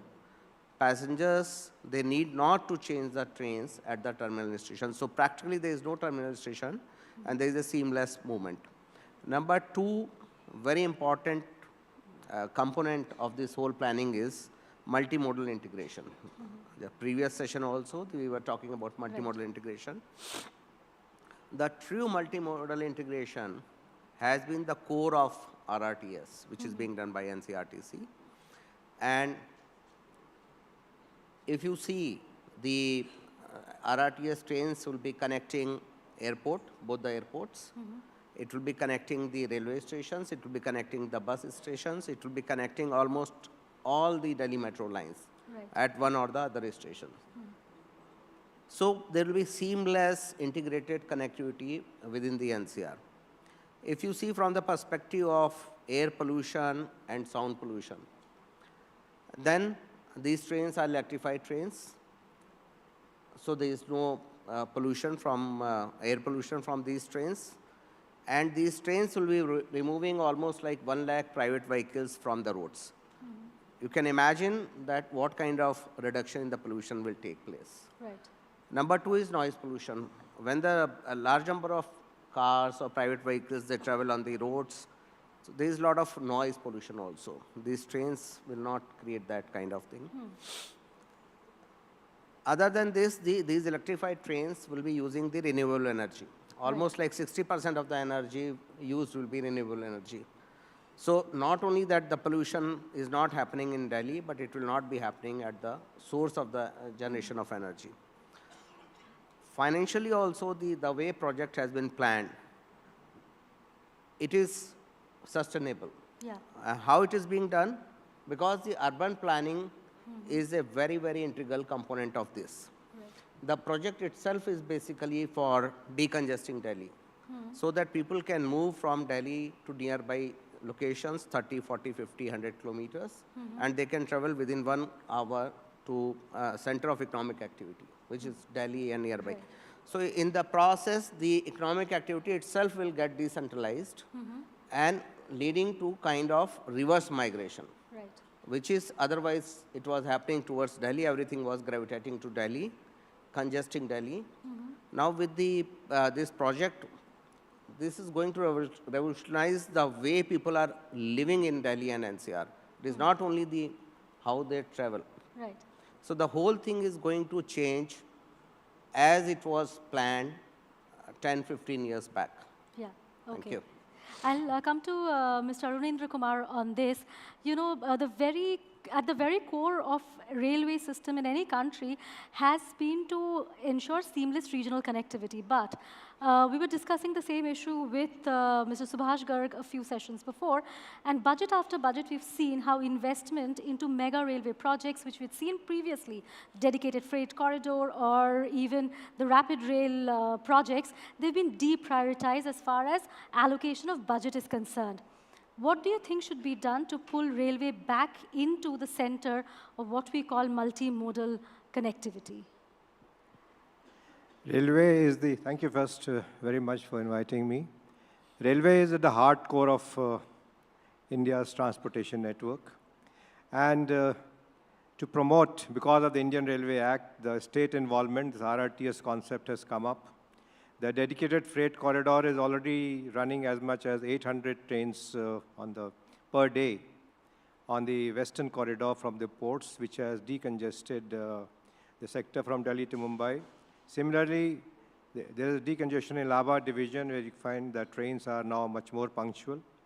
So with these rise of freight corridors, the rise of RRTS-like things, or the metro, the passenger generation is happening at different locations. And they want to transfer from one place to another, whether it's cargo or it's a passenger. And there, this multimodal concept is coming up, in which it has been decided by the Honorable Prime Minister and the Cabinet that we must create multimodal hubs. The stations should be such that they should have connectivity as far as passenger is concerned for everything. And as far as cargo is concerned, these container depots should have everything. So these things are going to come, and we expect that the budget shall have greater focus on this kind of connectivity, both for passengers as well as for cargo. And Indian Railways shall always remain at the heart. And more freight corridors, whether it is the way it has come up or in some other form, it is very much essential. What we need is a corridor. It may be a freight corridor, it may be a passenger corridor. We have a high-speed passenger corridor coming up. RRTS is a passenger corridor. We have a freight corridor.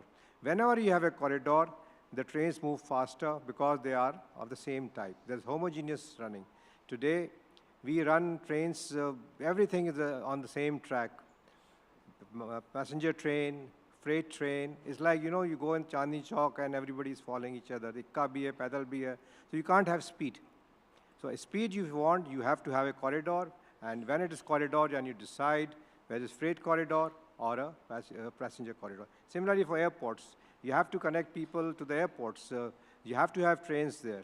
And here one suggestion is, when we have connectivity for airport, when we design a city, kindly leave some place for a railway line or railway station, because later on, railway will be required and the cost becomes prohibitive. It's prohibitive. If you need a new line, it is not so expensive for the land is concerned or the construction is concerned.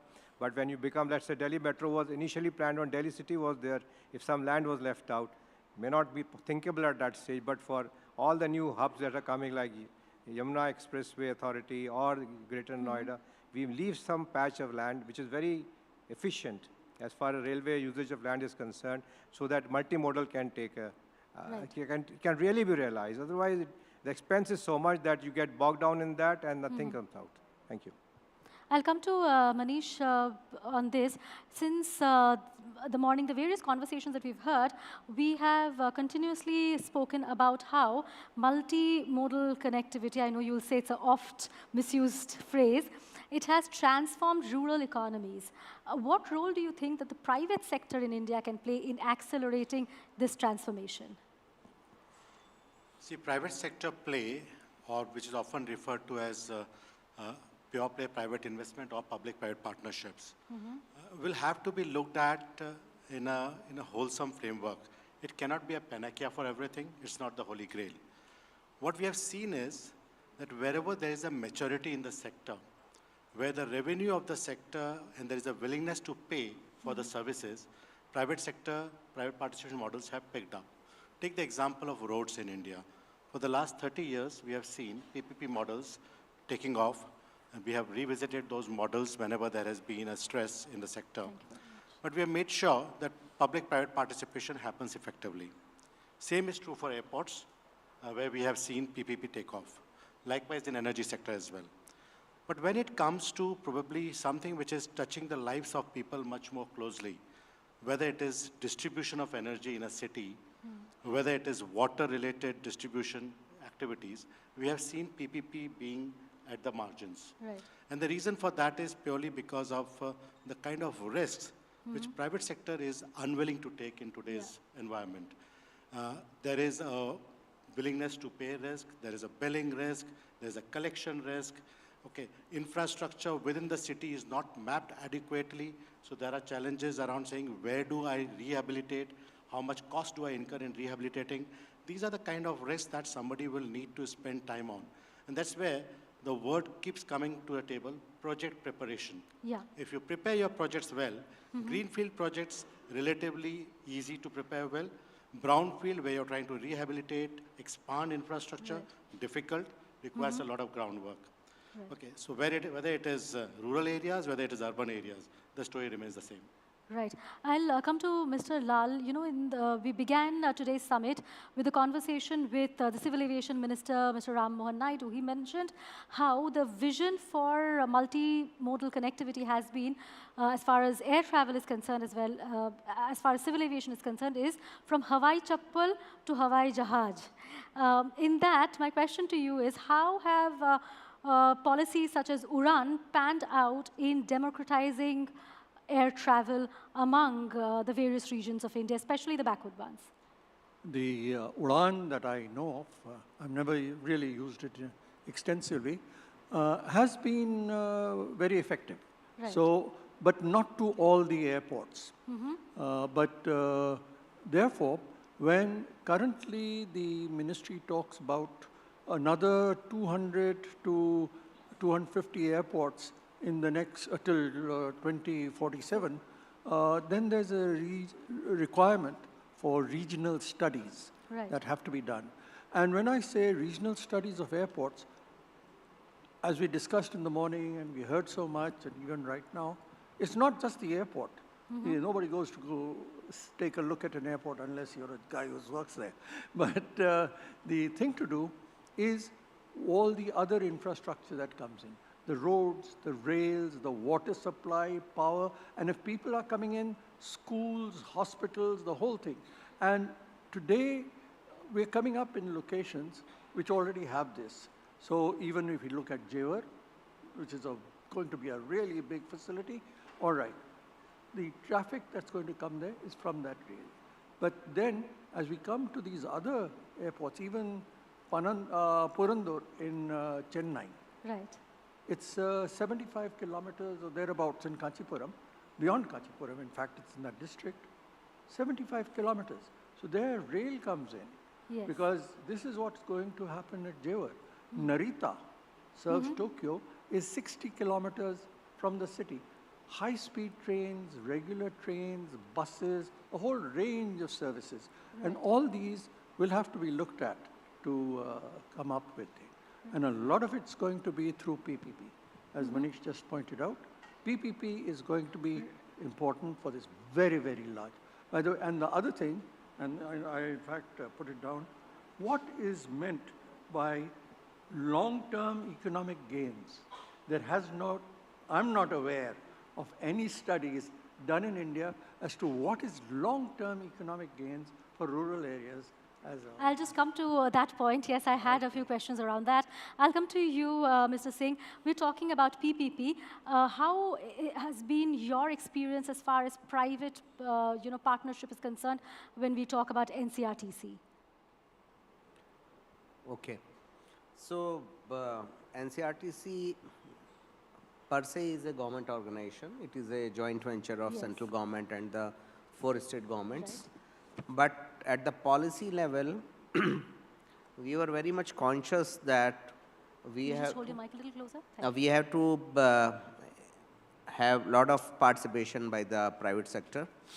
The metro rail policy itself, it says that we have to prioritize operation and maintenance of metro rails. See, RRTS is governed by metro rail policy because this is a new mode of transport which comes within the metro rail policy and metro act. So there was a very clear vision from the day one which we created that will bring in a private operator for operation of this system. For the first time in the country, NCRTC introduced a private operator, a Doshpan, for maintenance and operation of trains. So even the systems like signaling, track were handed over to DB for maintenance. This is something which was otherwise is the railway feels that it is a very, very sensitive system not to be given to the private players. But we did this. It is happening all across the world. Europe, practically all railway systems are being maintained by a private sector. Civil aviation. Yeah. The planes are being maintained by private sector, so which are very sensitive equipment. So we introduced that, and as the last mile connectivity and multimodal level, integration level, also we brought in a lot of private sector initiatives. We had JV with the Rapido. We had some other private operators which are now providing their services for the last mile connectivity. We brought in some private sector innovations for the construction techniques and for monitoring the project also. So practically almost in all areas of project implementation and operation and maintenance, we could bring in private sector involvement, which is very, very essential because government should work as regulator rather than as implementer. And within that regulatory policy, we went ahead and brought in a lot of private sector involvement and participation in implementation. Right. I'll come to you, Arunindraji. We are talking about, we were just mentioned, Mr. Lal just mentioned the Noida International Airport, and there was a conversation with the CEO there, Mr. Schnellman, a while back, where the question that my colleague kept asking is last mile connectivity. You know, on a good day, even from Noida, it will take anybody anywhere between 1 hour and 1.5 hours to get to the new Noida airport. Do you think that while planning this project, as Manish was mentioning, they should have perhaps, the policymakers should have made Indian Railway an integral part of this entire project? I know you become wiser after the event. That this should have happened. Like Delhi Metro should have been laid when Delhi City was announced in 27, something of that sort. No, that's right. The project of Jewar Airport is very well known. It's 70 kilometers from here. Anybody going that side must have good connectivity. To date, T3 connectivity has developed well by metro and by taxi, by roads. But it will take some time as the reports are at least 10 years for RRTS to come up to connect Jewar, so you have to rely on the road. Roads are essential for growth. There's no two opinion about it.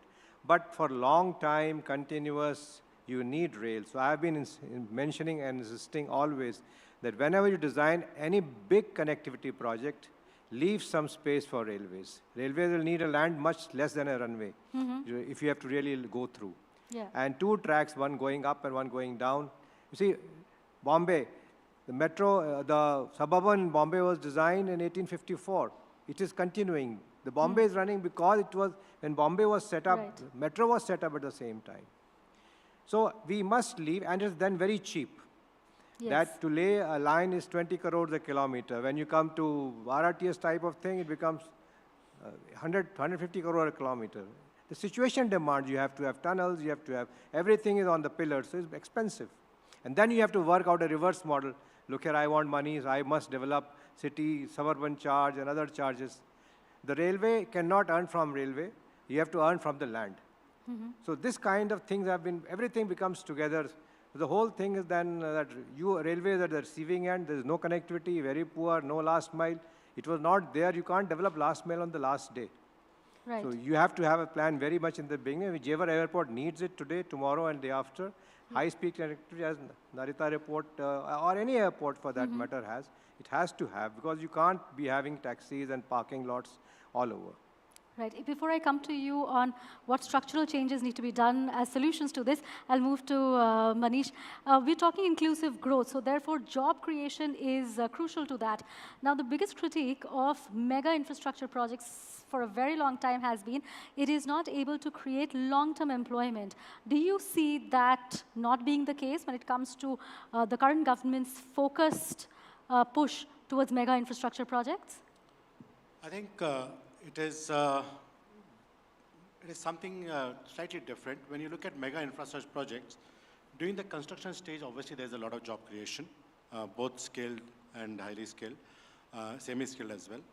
But what is the impact of the project on job creation is something that follows thereafter.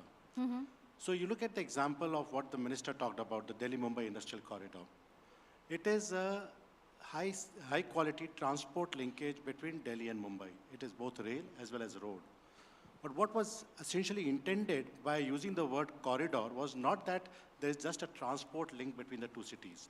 Yeah. There are so many nodes between these cities, places like Kushkera, Bewari, Nimrana, Pali, so many places, where you are building industrial townships. Yeah.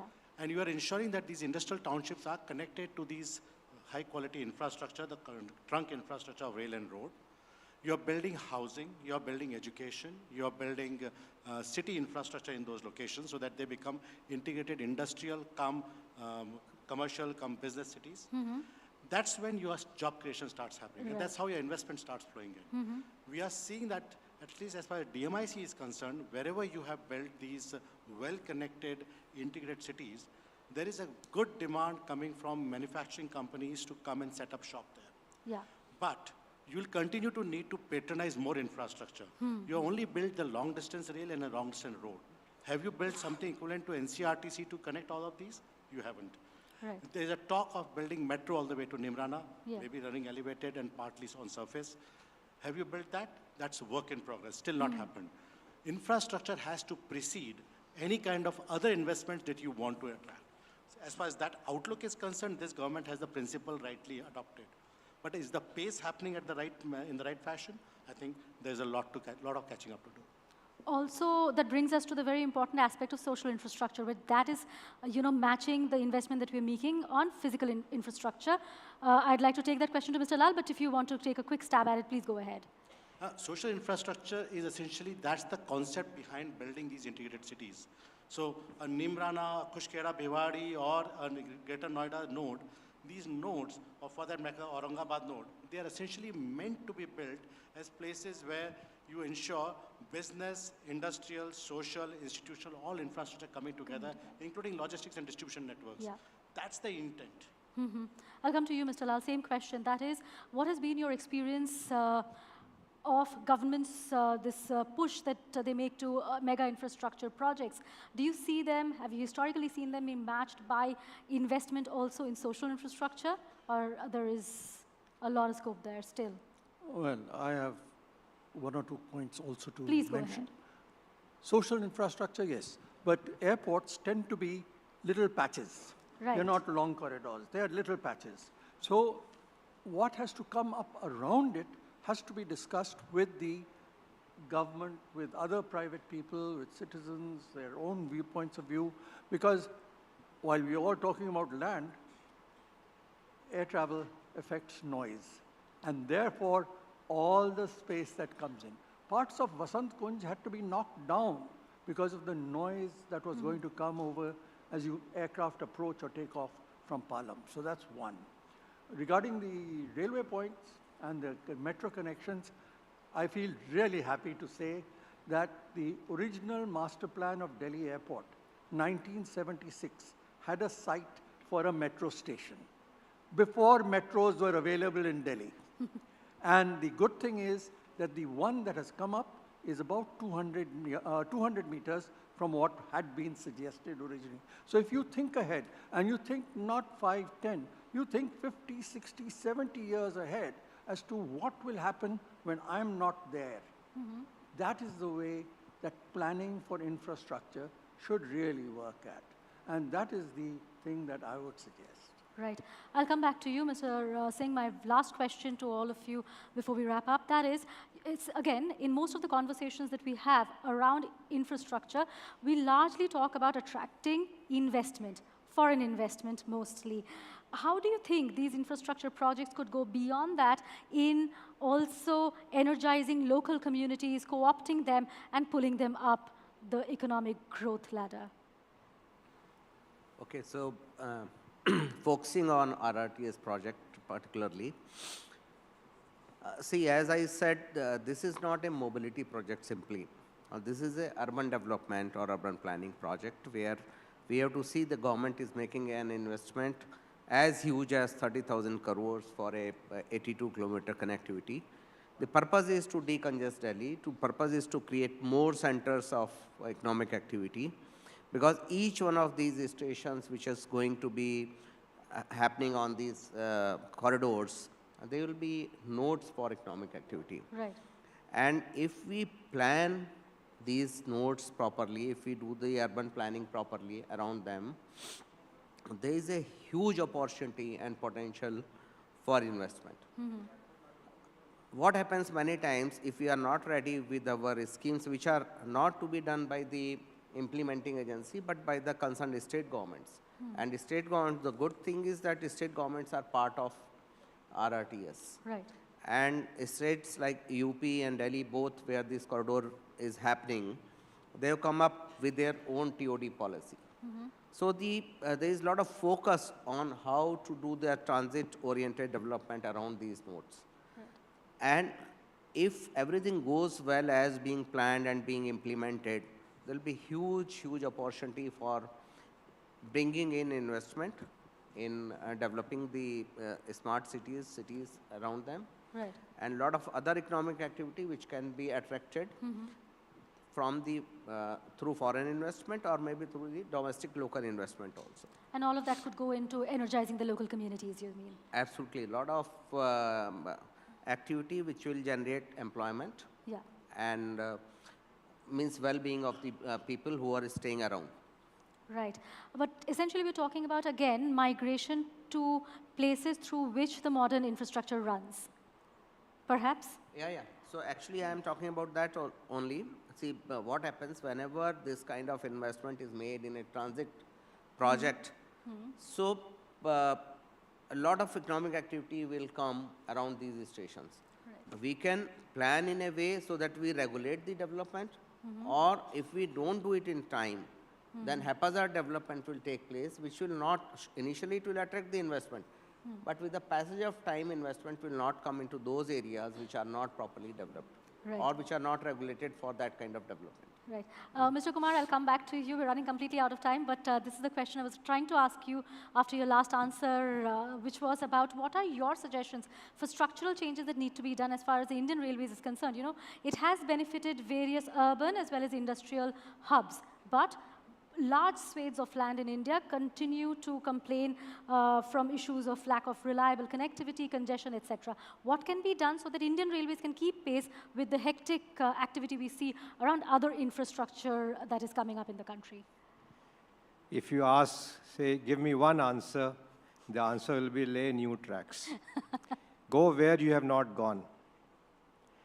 Number two, second answer, make the travel comfortable. Means something like Vande Bharat, more of them. And third, if you ask another one, then make multimodal a normal phenomena. You don't, once you get out of the station, you don't have to think, how will I go to the next place? You see, if you get out of one station, Hazrat Nizamuddin, now if you want to catch a metro or RRTS, you will travel so much that you will forget what is multimodal. So these are some basic things which everybody understands, but the thing is that the time has come at such a juncture where it is not possible. Either something is coming in the way or something else is there. So the best of brains fail at that time because cannot be operative. You're not laying a track on the moon or the Mars. Everything is available. You are laying a track where things are already at a level where that cannot be changed, and you have to first find your way in, and somehow a coach is 25-meter long, so it cannot go in a curve. So it has to have a long place, and that is how it is. That's why roads take a lead, that they can negotiate a curve, and you can negotiate your car in that. Thank you. We've completely run out of time. Thank you, gentlemen, for taking the time out today and joining me in this conversation. It was a pleasure talking to you. Thank you once again. Thank you very much. Thank you.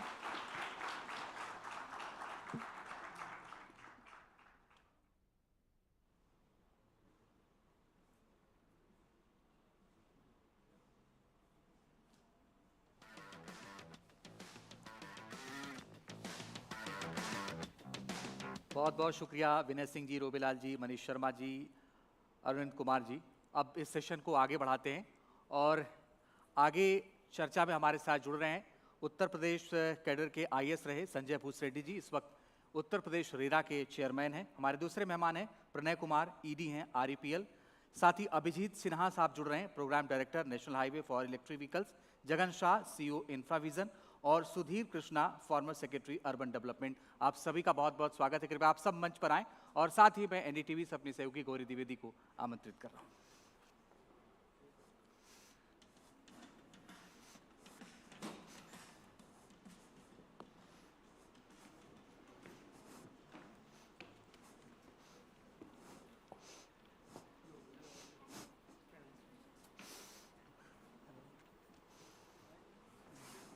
Please, sir.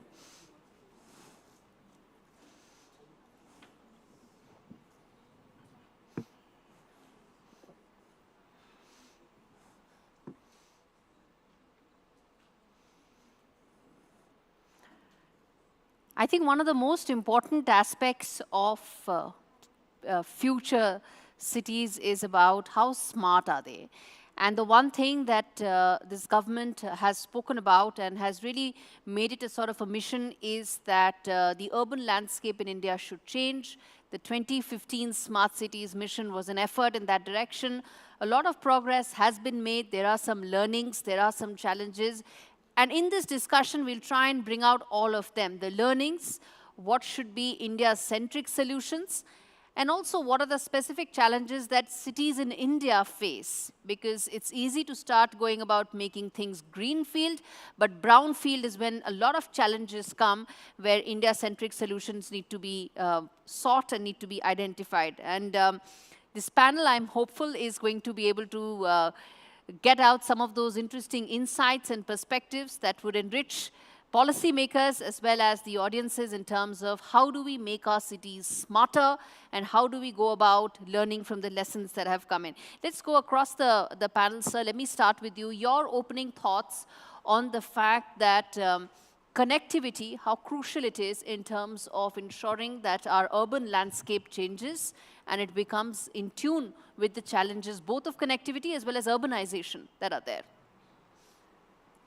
Thanks. Thanks for inviting us, me particularly, for this August gathering.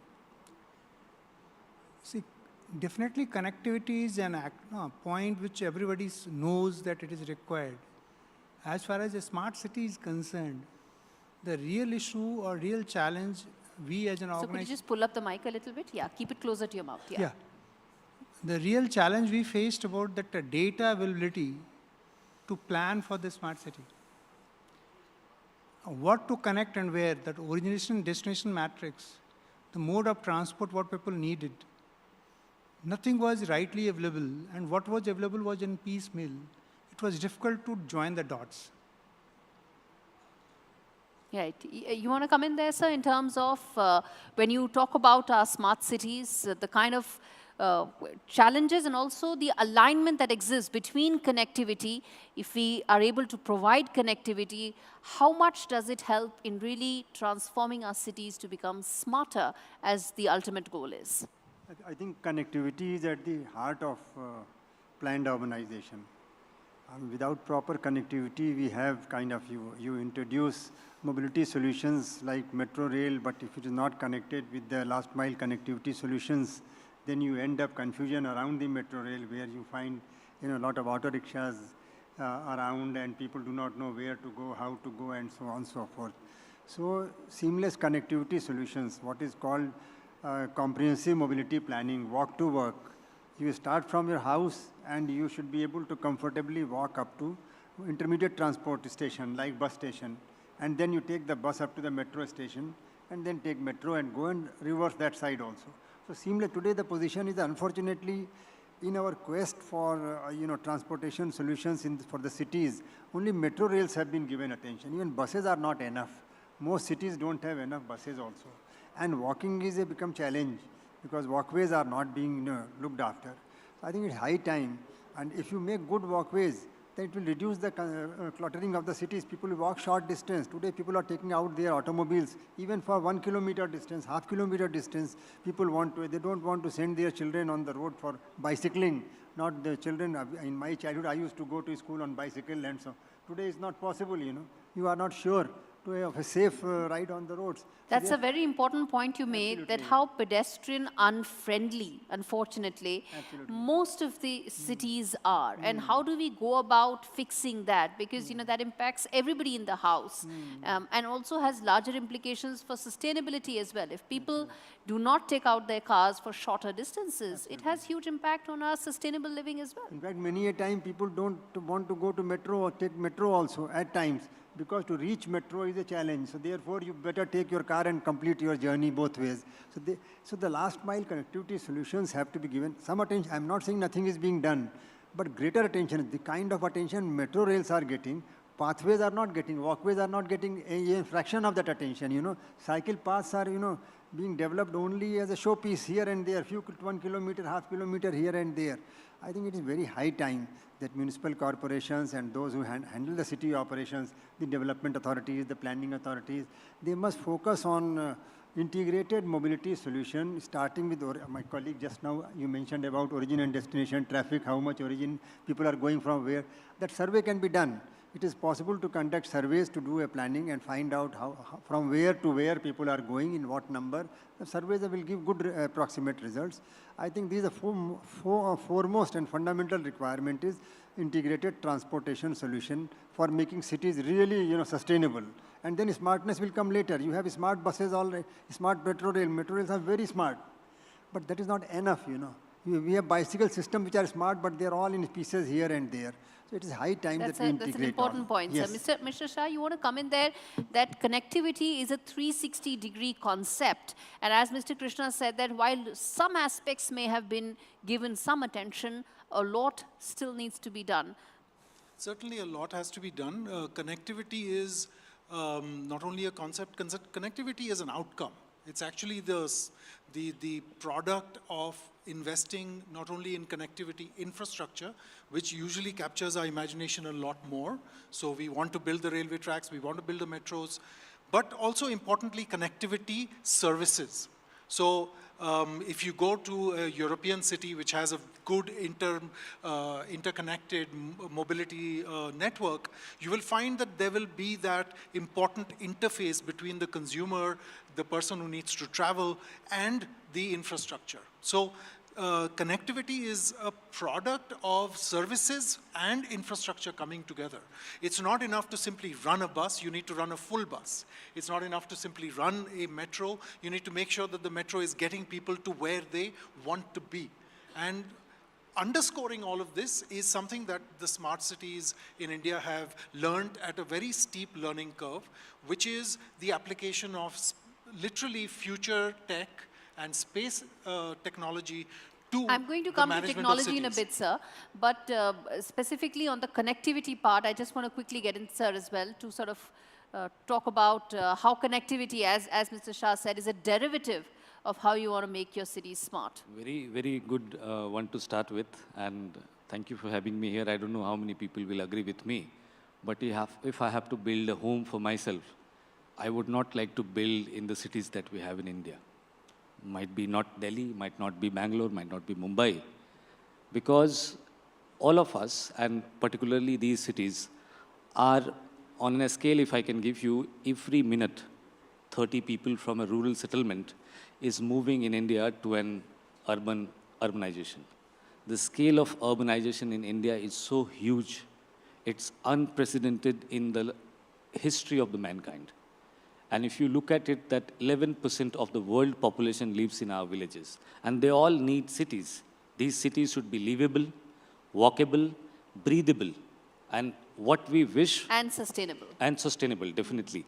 What we wish to have these cities is definitely to give us a gesture and also, if you can say, drinkable water, drainage, network, and healthcare. Right. We have Mr. Sanjay as well with us on the Zoom link, right? Yeah, sir. Let me bring you in as well on the fact that we're talking about the connectivity aspect of how that drives the success of smart cities. See, I'll give you the best the help of an example. Once Jewar Airport was declared and the work started going on in full swing, and the schedule of starting of landings and departure was also declared. Thereafter, a lot of development started taking place in Greater Noida area and on the Yamuna Expressway.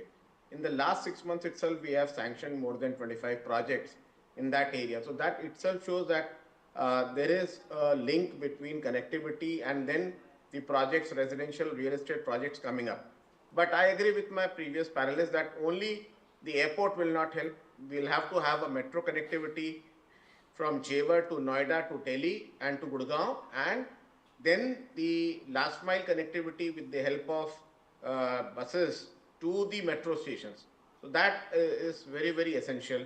So it definitely has a direct linkage, and there are enough examples to prove that. All right, sir. Then which brings me to the other aspect that I wanted to discuss, which is the tech aspect. How do you ensure that you get technology-enabled solutions and also India-specific solutions? Because whenever you talk about technology, it needs to sort of blend in with our requirements. And let's put that across to the panel in terms of how tech can solve our problems. When we talk about tech, if you look to infrastructure and integrate with tech, what integrates it? The sensors, cloud, AI, ML, and the bandwidth.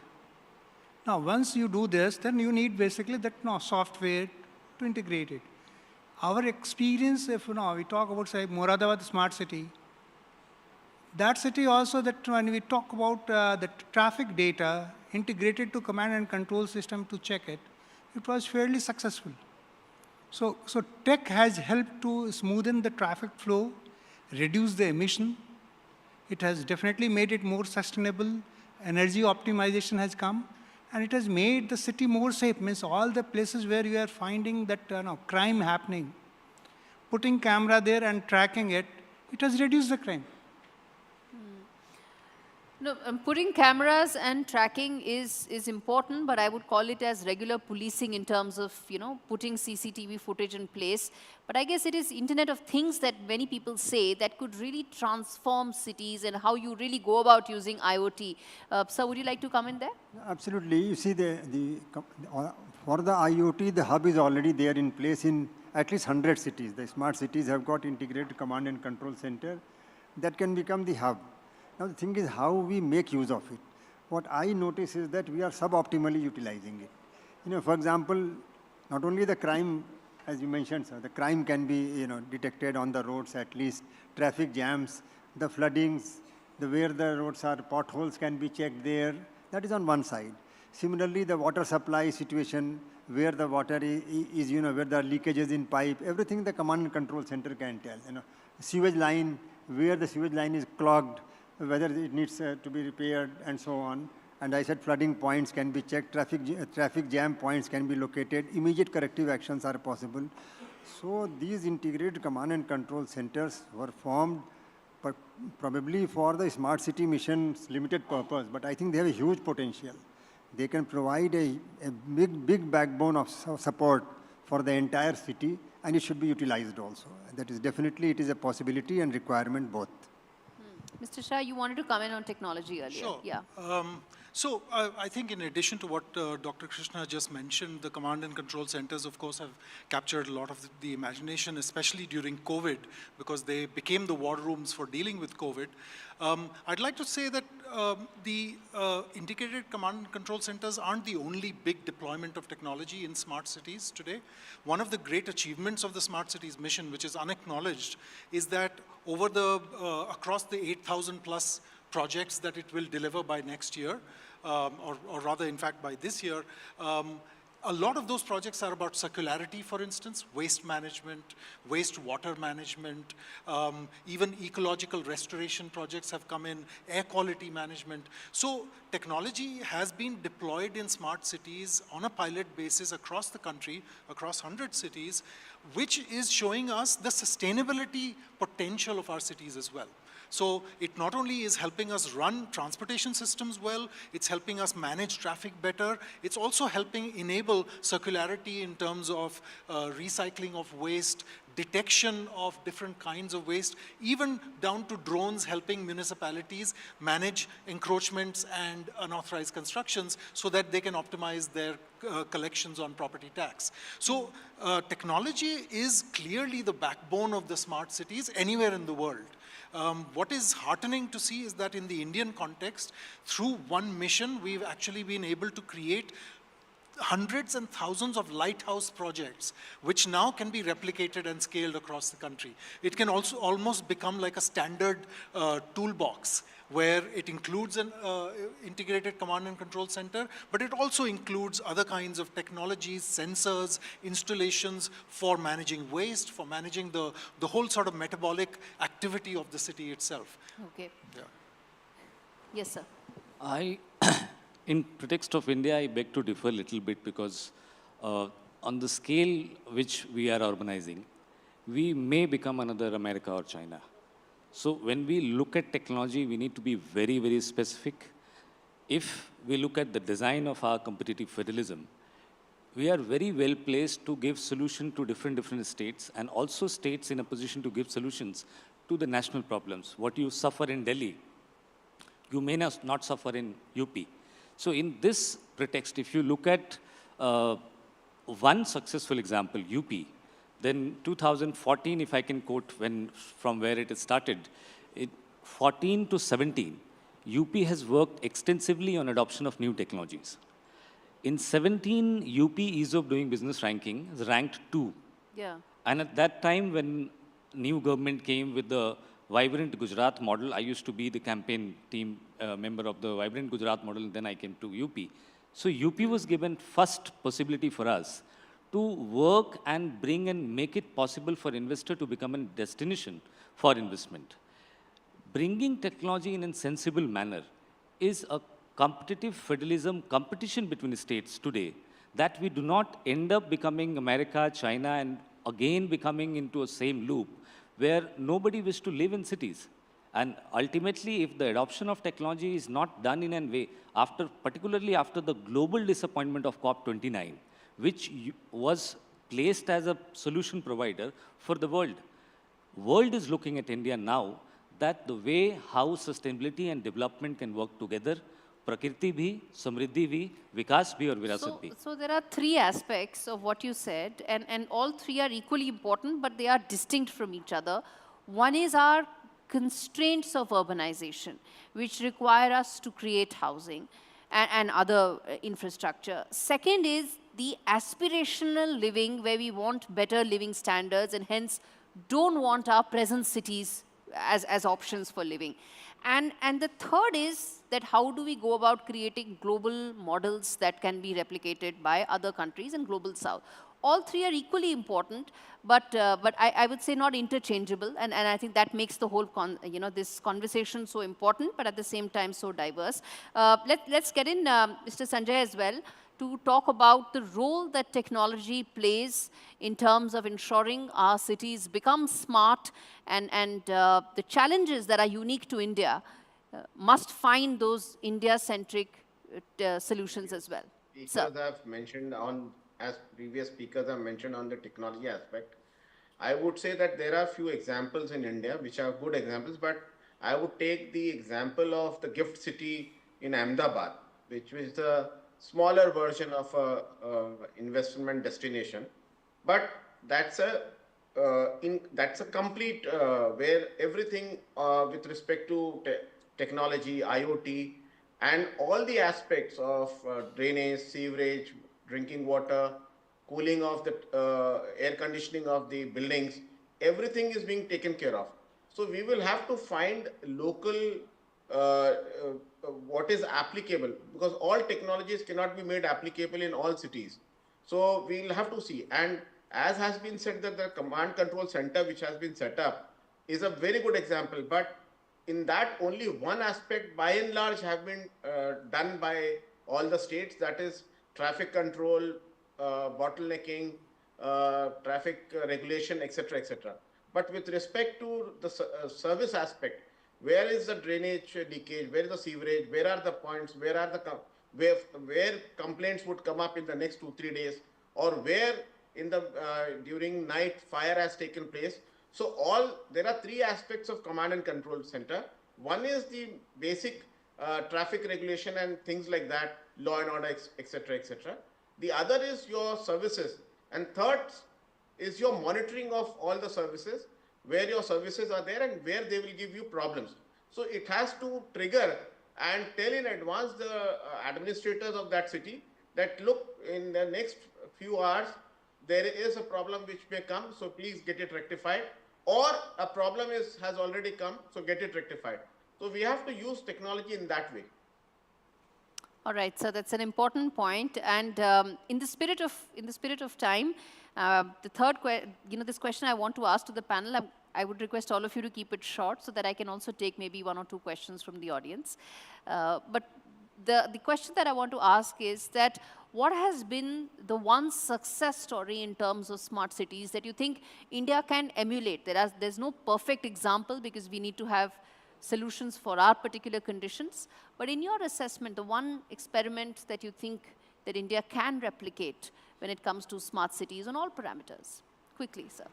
Yeah, if you look around the world, Barcelona, Amsterdam, Seoul, or even Shanghai, Shenzhen, everywhere people talk about citizen-centric and shared mobility and sustainable solution. Okay. So this is where has to be focused to create our future correct smart cities. Sir, I just have one thing to say. If you take the NCR region, we can combine Barcelona, Madrid, Seoul, all of it, and we'll still not reach NCR. So what you're saying is correct, but at the same time, I think the scale of how India deals with anything makes things so much more complicated. Yeah. Actually, all these cities which are ranked as really smart cities or top smart cities are generally in Europe. In addition to that, top 10, and then Singapore and maybe Seoul. But thing is, all these cities, the reports that have come, and I have visited some of those cities. I had the fortune of visiting also some of these cities, and they are investing a lot on social infrastructure. You know, awareness, education of people, children education, healthcare, you know, public facilities like public parks and so on. So it is an integrated, it's very difficult. You see, you cannot bring smart gadgets and display here and there, distribute smart gadgets and to companies and to municipalities and to people and say that city will become smart. The whole framework has to be, so along with the smartness solutions, we should have a planning vision also as to how the city will be, what is the characteristics of the people, what are their requirements, and with that we work, you know. Vision is very important. Exactly, yeah. Yes. Yeah. You asked for an example of a success that can be replicated all across the country. If I can say 2, please. One is Coimbatore Smart City, which cleaned up its water bodies and restored through biological, ecological restoration methods all of its water bodies. The second is Surat Smart City, which actually demonstrated that our wastewater can be treated to the level of becoming drinking water quality. And so it has actually demonstrated precisely what Singapore has become famous for, which is what is called new water, which is actually recovered from wastewater. Surat has already demonstrated that. So I would say that these 2 water bodies, as well as the Surat example of cleaning up the water, and maybe I should add Indore's example of solid waste management, which is clearly something that can be replicated across the country. Indeed, yes. I would say reduction of our GDP spend on logistic 14% to 9%, decarbonization of our surface transport. These two have been a big issue for the economic growth of India. From last 10 years where we have reached now to bring a very good climate taxonomy, also making electric highways to connect the smart cities. Because in future, mostly people will be owning in smart cities electric cars. And they would like to go on highways. It is important and necessary. It was very important for us to build a good network of electric highway. India has a very successful example of now entering into building of 5,500 kilometer e-highway on entire golden quadrilateral Bharatmala and Sagarmala, reaching from Delhi to Kanyakumari. It will also give a global example because the other successful example, Germany, which had the electric highway of the overhead wire, was 22 crore rupees per kilometer per se. India has only 1 crore rupees per kilometer. Right, okay. Sanjay sir, let me give the final word to you, sir, in terms of what do you think are the successful experiments that India can replicate or scale up on a larger level? Keeping in mind your time constraint, I would say all my four learned panelists have mentioned that. So you will have to summarize what they have said. And from that, we will have to learn from the good examples we have, as has been rightly mentioned in Coimbatore, Surat. Ahmedabad also had mentioned another example of Gift City. So we will have to do it that way. Thank you. All right, thank you so much. And on that note, I have to end this conversation. It was extremely important, threw up a lot of interesting ideas, insights, and I think it's all about being able to implement and solve some of the challenges that may come along. And thank you so much to the audience for being a patient listener. All the panelists are available offline. We can't take the questions given that the next session is lined up. Thank you so much.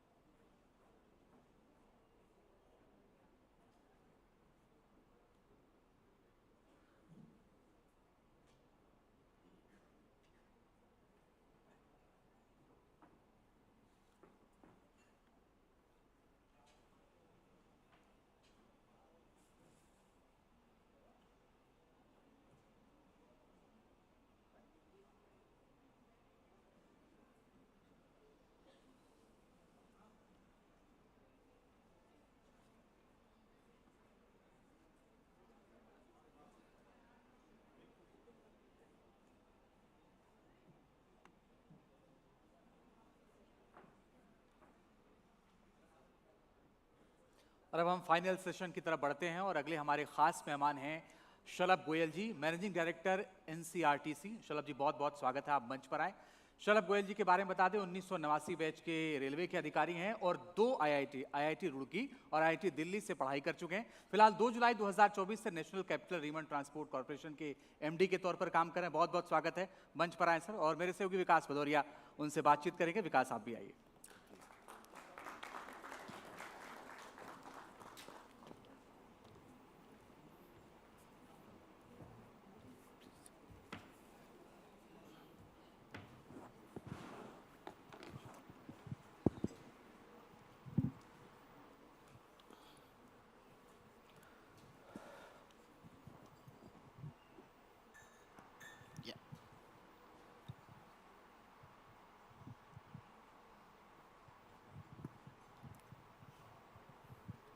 नमस्कार, future summit NDTV में आपका स्वागत है। और हमारे साथ इस वक्त जो खास मेहमान हैं शलभ गोयल हैं, मैनेजिंग डायरेक्टर हैं एनसीआरटीसी के, और इनके कंधों पर जिम्मेदारी है कि देश में जो क्षेत्रीय परिवहन है, जो लोकल ट्रांसपोर्ट है, जो रीजनल कनेक्टिविटी के लिए खास तौर पर उसकी कनेक्टिविटी, मल्टी मॉडल कनेक्टिविटी को एनहेंस करने की और उसको बढ़ाने की, ताकि लोगों की जो यातायात की सुविधाएं हैं वो बढ़ती चली जाएं।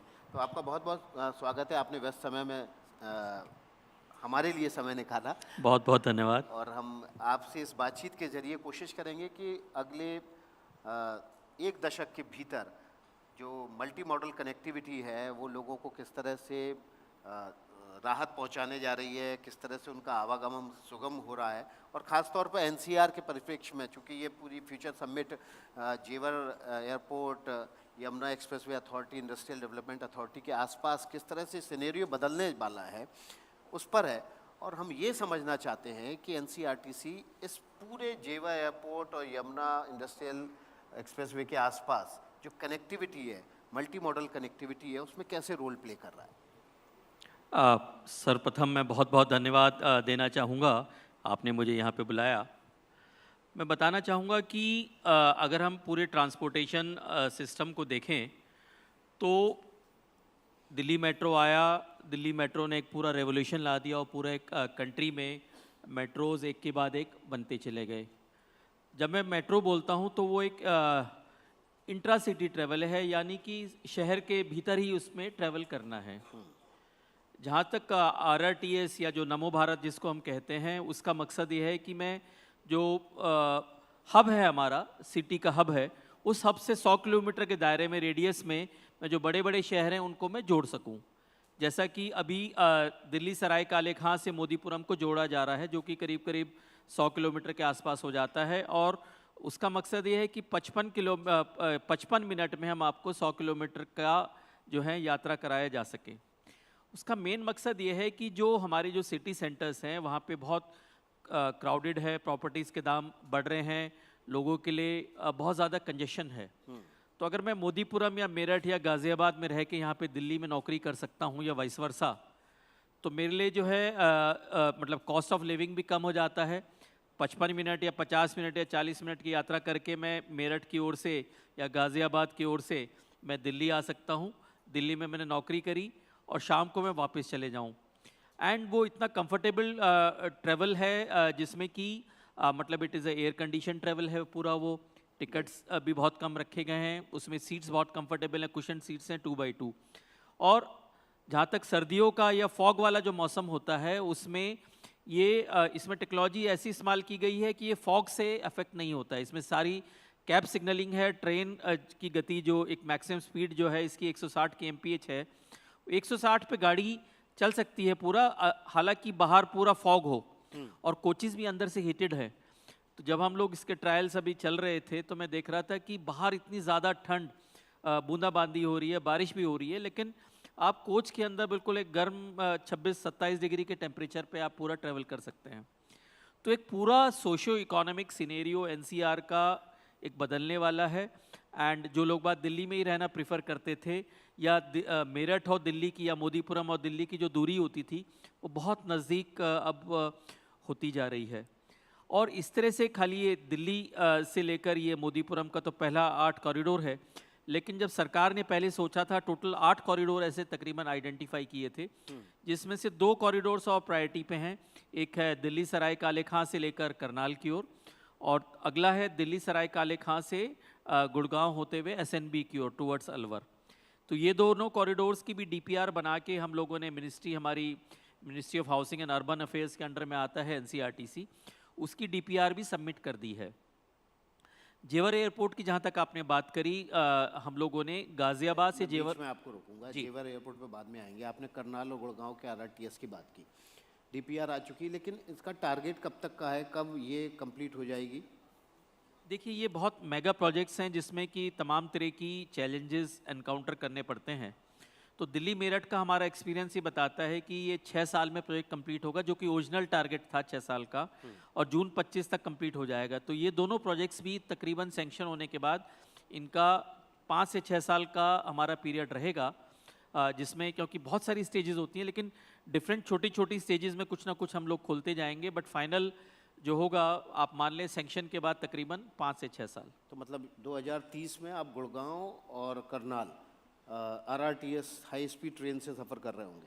बिल्कुल, ये उम्मीद की जा सकती है, प्रोवाइडेड ये सैंक्शन हमारा हुए प्रोजेक्ट हमारे दोनों सैंक्शन हो जाएं, जिसकी हमें काफ़ी कुछ उम्मीद है। जी, अब जेवर एयरपोर्ट की बात कर लेते हैं, क्योंकि नया एपिसेंटर जो डेवलपमेंट का, सस्टेनेबिलिटी का, वो जेवर एयरपोर्ट बनता हुआ दिख रहा है, और बहुत हाई पोटेंशियल उस तरफ लोग देख रहे हैं, ना केवल इंडस्ट्री देख रही है, अर्बन पॉपुलेशन भी देख रही है।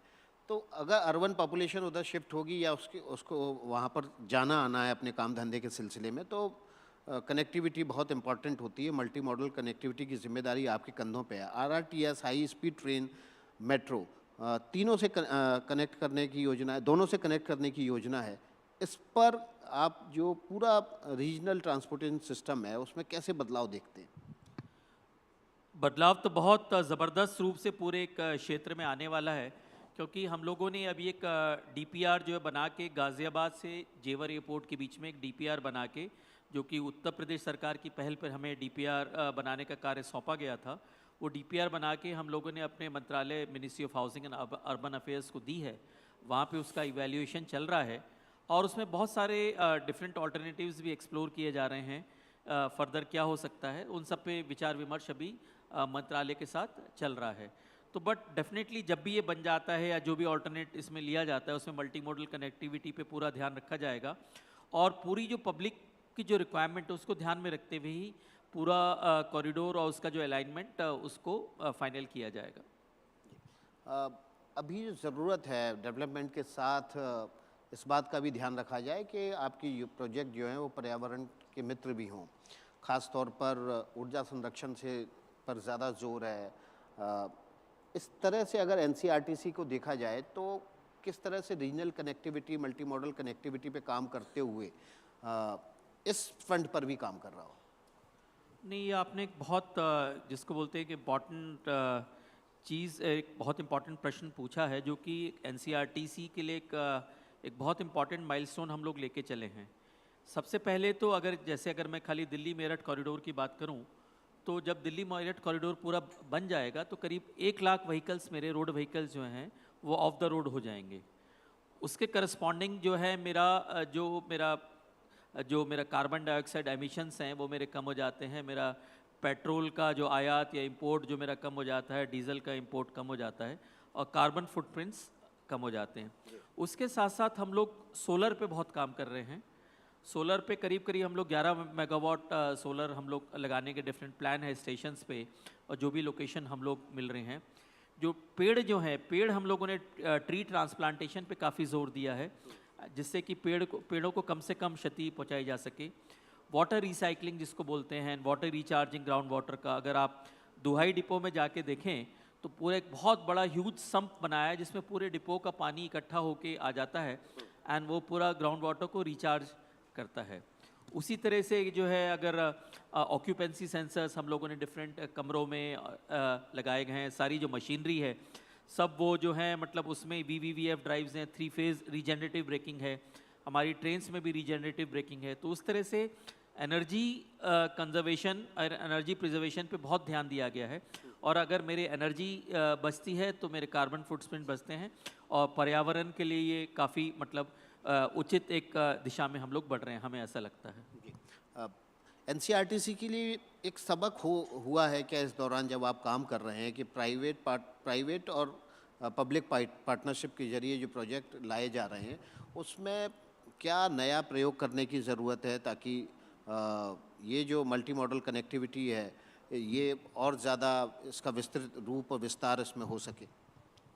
आपने ट्रिपल पी की बात करी। Triple P I think is the need of the hour, क्योंकि गवर्नमेंट को, सरकार को कोशिश ये करनी चाहिए, जो मुझे लगता है कि अपना पैसा हम कम से कम लगाएं, साथ साथ हम लोग जो हमारे प्राइवेट एंटरप्रेन्योर्स हैं जिनमें फाइनेंशियल मसल है उनको सामने लाएं और वो अपना पैसा लगा सकें, जिससे गवर्नमेंट एंड प्राइवेट एंटरप्रेन्योर्स के लिए दोनों के लिए एक विन विन सिचुएशन और पब्लिक के लिए एक विन विन सिचुएशन बन सके।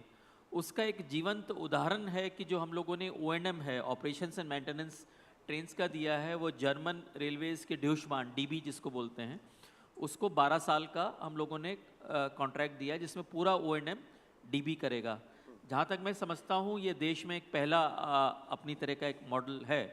एंड DB जब आई है, जर्मन रेलवेज़ जो आई है, तो एक बेस्ट ऑफ टेक्नोलॉजी और वहाँ की जो जर्मन रेलवेज़ की जो प्रैक्टिसेस हैं साथ अपने लेके आए हैं। एंड उसमें उनके 2-4 मेन लोग ऊपर के टॉप उनके हैं, बाकी सारा जो लोकल एम्प्लॉयमेंट जनरेशन उसमें हुआ है, जो हमारे गाज़ियाबाद मेरठ कॉरिडोर के अलॉन्ग जो कॉलेजेस हैं उसके बच्चों को रिक्रूट करके जो ट्रेन्स भी चला रहे हैं, स्टेशंस का मेंटेनेंस भी कर रहे हैं, एक तरह से लोकल एम्प्लॉयमेंट जनरेशन भी हुआ है। उसी तरह से जो हम लोगों ने रोलिंग स्टॉक ख़रीदा है वो ख़रीदा है एल्सॉम से, जो कि सावली बड़ौदा में बन रहा है। उसके साथ साथ रोलिंग स्टॉक खरीदने के साथ साथ रोलिंग स्टॉक का मेंटेनेंस भी 15 साल का बंडल अप करके उसको दिया गया है। एंड वो भी एल्सॉम भी एक बेस्ट ऑफ टेक्नोलॉजी लेके आया है। तो ये 2 जीवंत उदाहरण है कि अगर सरकार एंड जो एक प्राइवेट एंटरप्राइजेज अगर हाथ मिला लें और हाथ बढ़ाते हुए चलें और आपकी इंटेंशंस बहुत अच्छी हों, तो definitely country is going to prosper and everyone stands to gain.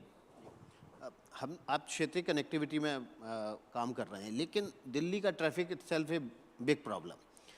आप बाहर से वाहनों का दिल्ली में आने वाले दबाव कम कर देंगे RRTS के ज़रिए, मेट्रो के ज़रिए, कनेक्टिविटी के ज़रिए, लेकिन अभी दिल्ली में जो ट्रैफिक का दबाव है ख़ास तौर पर पीक आवर्स में, उसको कम करने के लिए क्या कोई प्लानिंग की गई है या कोई स्टडी की गई है कि उस दबाव को कैसे कम किया जाए? इसके अतिरिक्त कि जो प्रोजेक्ट अपकमिंग हैं जो 2030 में, 32 में, 35 में शुरू होंगे कि बाहर का ट्रैफिक का दबाव कम हो? हम लोग का प्रयास ये है कि लास्ट माइल कनेक्टिविटी हम लोग कैसे दे सकें। मेट्रो अपनी ओर से प्रयासरत है, हम लोग भी प्रयासरत हैं। लास्ट माइल कनेक्टिविटी के लिए एक बहुत चीज़ ज़रूरी है कि जो हमारे जो स्कूटर से, मोटरसाइकिल से या कार से जो लोग बाग चल रहे हैं, उनको मैं लास्ट माइल कनेक्टिविटी कैसे प्रोवाइड कर सकूं जिससे कि वो अपनी गाड़ी छोड़ के मेट्रो में आ सकें और उससे रोड पे कंजेशन कम हो सके। उसके लिए पूरा पार्किंग स्पेसेस पे बहुत ज़्यादा जोर दिया गया है। एंड पूरे इस कॉरिडोर में देखें, अगर दिल्ली मेरठ में करीब करीब 8000 व्हीकल्स का पार्किंग स्पेस क्रिएट किया है। तो जब हम लोग इस पूरे प्रोजेक्ट को कंसीव कर रहे थे, तो पार्किंग स्पेसेस को क्रिएट करना was an integral part of this complete planning process. उसके साथ साथ जो हमारी बसेस हैं, बसेस जो हैं NCRTC के साथ या नमो भारत के साथ compete ना करते हुए बल्कि कॉम्प्लीमेंट करें।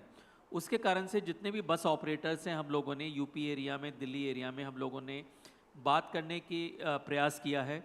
एंड यूपी एरिया में तो काफ़ी कुछ सफलता भी प्राप्त हुई है कि उन लोगों ने करीब करीब 17-18 नए रूट्स आइडेंटिफाई किए हैं जिस पे बसेस चल रही हैं। पुराने रूट जो कि पैरेलल चलते थे नमो कॉरिडोर के, नमो भारत कॉरिडोर के, उसको उन लोगों ने चेंज किया है। इस तरह से हम लोग दिल्ली में भी प्रयासरत हैं कि जो बसेस हैं वो हमारे साथ कॉम्प्लीमेंट करके काम कर सकें। उसी तरह से बहुत सारे जैसे रैपिडो है एंड तरह तरह के जो हमारे ऑपरेटर्स हैं, उनके साथ हम लोग प्रयासरत हैं। MOU भी किए गए हैं जिससे कि एक टैंडम में पूरा काम हो सके एंड लास्ट माइल कनेक्टिविटी हम लोग दे सकें जिससे कि कंजेशन की जो आपने बात करी वो कम हो सके। एक बहुत इंपॉर्टेंट चीज़ इसके लिए होती है multi modal integration. Delhi metro का एक बहुत बड़ा नेटवर्क है जिसने कंजेशन कम करने में एक बहुत इम्पॉर्टेंट रोल अपना अदा किया है ओवर द ईयर्स। हम लोगों का प्रयास ये रहा है कि जहाँ पे भी नमो भारत कॉरिडोर जा रहा है उसको दिल्ली मेरठ कॉरिडोर के साथ उसको DMRC कॉरिडोर के साथ और जो हमारे बस स्टेशन हैं उसके साथ कैसे इंटीग्रेट किया जा सके। फॉर एग्जांपल अगर मैं सराय काले खां जो हमारा नमो भारत का स्टेशन है उसकी बात करता हूँ, बराबर में ही निज़ामुद्दीन रेलवे स्टेशन है, वहाँ पे 2 बस अड्डे भी हैं, 2 DMRC की लाइंस भी आती हैं। सबको हम लोगों ने एक साथ इंटीग्रेट हम लोग कर रहे हैं और ट्रांजिशन पब्लिक का एक कॉरिडोर से दूसरे कॉरिडोर या एक मोड ऑफ ट्रांसपोर्ट से दूसरे मोड ऑफ ट्रांसपोर्ट कैसे सीमलेस हो सके, वो प्रयास किया है हम लोगों ने। और आनंद विहार में अगर देखें तो आनंद विहार में तो हम लोगों ने एक डिटूर लिया है। हमारा कॉरिडोर पहले सीधे जा रहा था, लेकिन डिटूर लेके हम लोग लेके आए उसको भारतीय रेल के आनंद विहार स्टेशन, और जो दिल्ली मेट्रो के 2 वहाँ पे लाइंस जाती हैं और 2 बस अड्डे जाते हैं वहाँ पे गवर्नमेंट ऑफ यूपी के। तो सब को लाके हम लोगों ने एक साथ इंटीग्रेट किया है और हम लोग अब उसके लिए FOBs भी बना रहे हैं और FOBs पे आगे चल के ट्रेवलेटर भी पूरा प्लान कर रहे हैं जिससे कि सीमलेस इंटीग्रेशन हो सके। तो अगर मैं सीमलेस इंटीग्रेशन प्रोवाइड कर पाता हूँ और लास्ट माइल कनेक्टिविटी प्रोवाइड कर पाता हूँ तो पब्लिक ऑटोमेटिकली इधर आने के लिए मोटिवेट होगी, वो हमारा प्रयास है। टिकटिंग में भी इसमें हम लोगों ने प्रयास किया, जैसे कि पहले दिल्ली मेट्रो का मोमेंटम ऐप है जिससे कि आप टिकट खरीद सकते हैं। हमारा जो NCRTC का नमो भारत ऐप है, पहले क्या था कि ना अगर मुझे दिल्ली मेट्रो का टिकट खरीदना है तो मुझे उसके ऐप पे जाना पड़ेगा, मेरा टिकट खरीदना है तो मेरे ऐप पे जाना पड़ेगा, अलग अलग विंडोज़ पे लगना पड़ेगा। नाउ दोनों को हम लोगों ने इंटीग्रेट कर दिया है। इंटीग्रेट करने से क्या हुआ है कि मैं दिल्ली मेट्रो के ऐप पे NCRTC के टिकट खरीद सकता हूँ और वाइस वर्सा। तो इस तरह के कुछ प्रयास जारी हैं और बहुत सारे आइडियाज़ सजेशंस हम लोग को पब्लिक से, प्रेस से मिलते रहते हैं और हमारा हमेशा प्रयास रहता है कि उस पर हम लोग आगे बढ़ें। एटलीस्ट 50-60% भी कर पाते हैं तो डेफिनेटली हम लोग पब्लिक को मोटिवेट कर पाएंगे कि अपनी गाड़ी छोड़ के नमो भारत कॉरिडोर पे माइग्रेट कर सकें। जी, जिस तरह से दिल्ली में रिंग रोड है, उसी तरह से एक रिंग रेलवे हुआ करती थी। हम लोगों ने तो चलते भी नहीं देखी उनको, लेकिन उसको अगर ज़िंदा करेंगे दोबारा से, पूरा एक नेटवर्क है रेल का, रिंग दिल्ली के चारों तरफ स्टेशंस का नेटवर्क है, उसको क्यों नहीं ज़िंदा करते? वो भी एक लास्ट माइल कनेक्टिविटी अगर उसमें दें आप स्टेशन से और बाहर शहर के बीचों बीच आने के लिए, तो वो भी एक अच्छा कनेक्टिविटी का इंफ्रास्ट्रक्चर है आपके पास। ये विषय भारतीय रेल का है और NCRTC का विषय नहीं है, तो मैं ख्याल से भारतीय रेल की ओर से बेहतर इसको बताया जा सकेगा।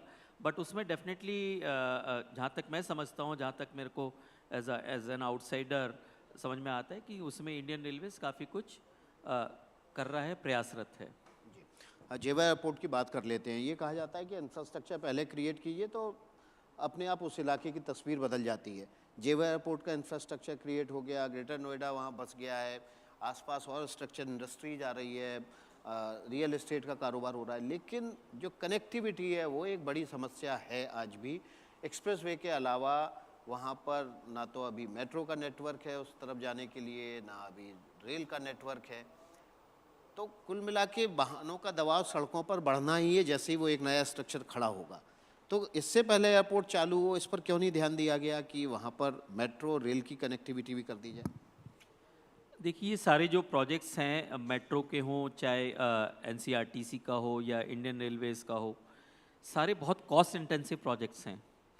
तो जो मिनिस्ट्री हमारी है, मंत्रालय, वो एक ऑप्टिमल सॉल्यूशन निकालने की हमेशा कोशिश करता है, प्रयासरत रहता है कि कौन सा प्रोजेक्ट सैंक्शन करें जिससे मैक्सिमम एक आउटपुट मिल सके एंड क्या कौन सा अलाइनमेंट मुझे बेस्ट आउटपुट देगा।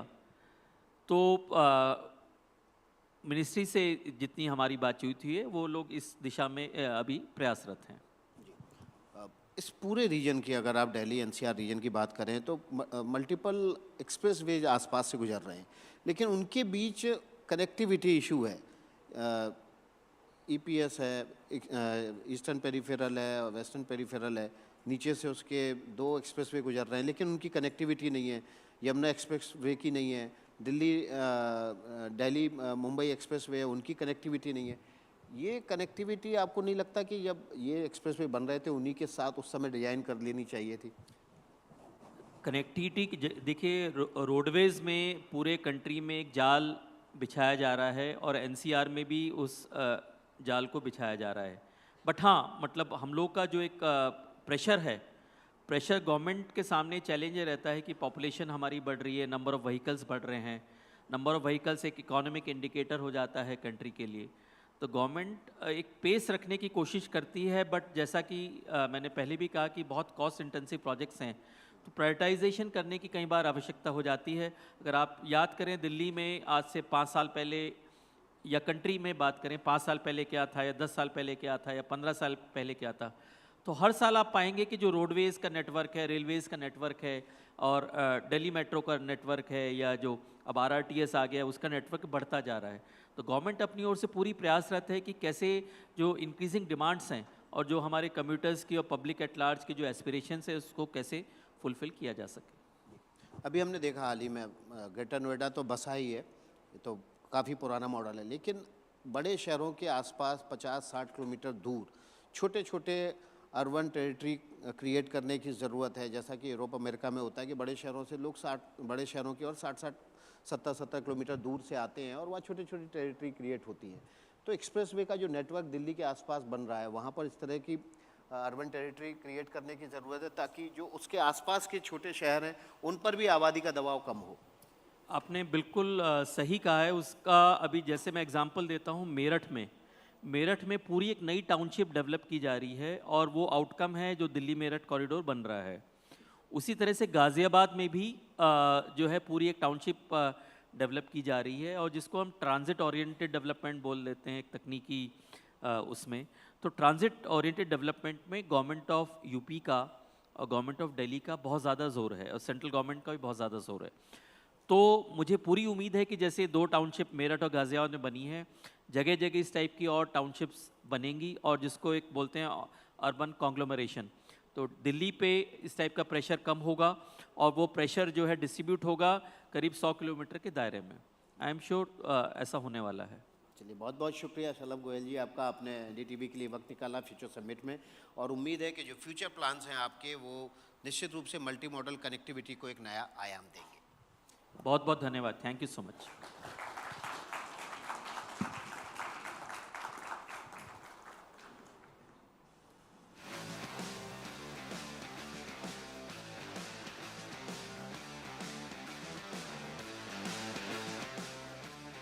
बहुत बहुत शुक्रिया शलभ गोयल जी हमारे साथ बात करने के लिए।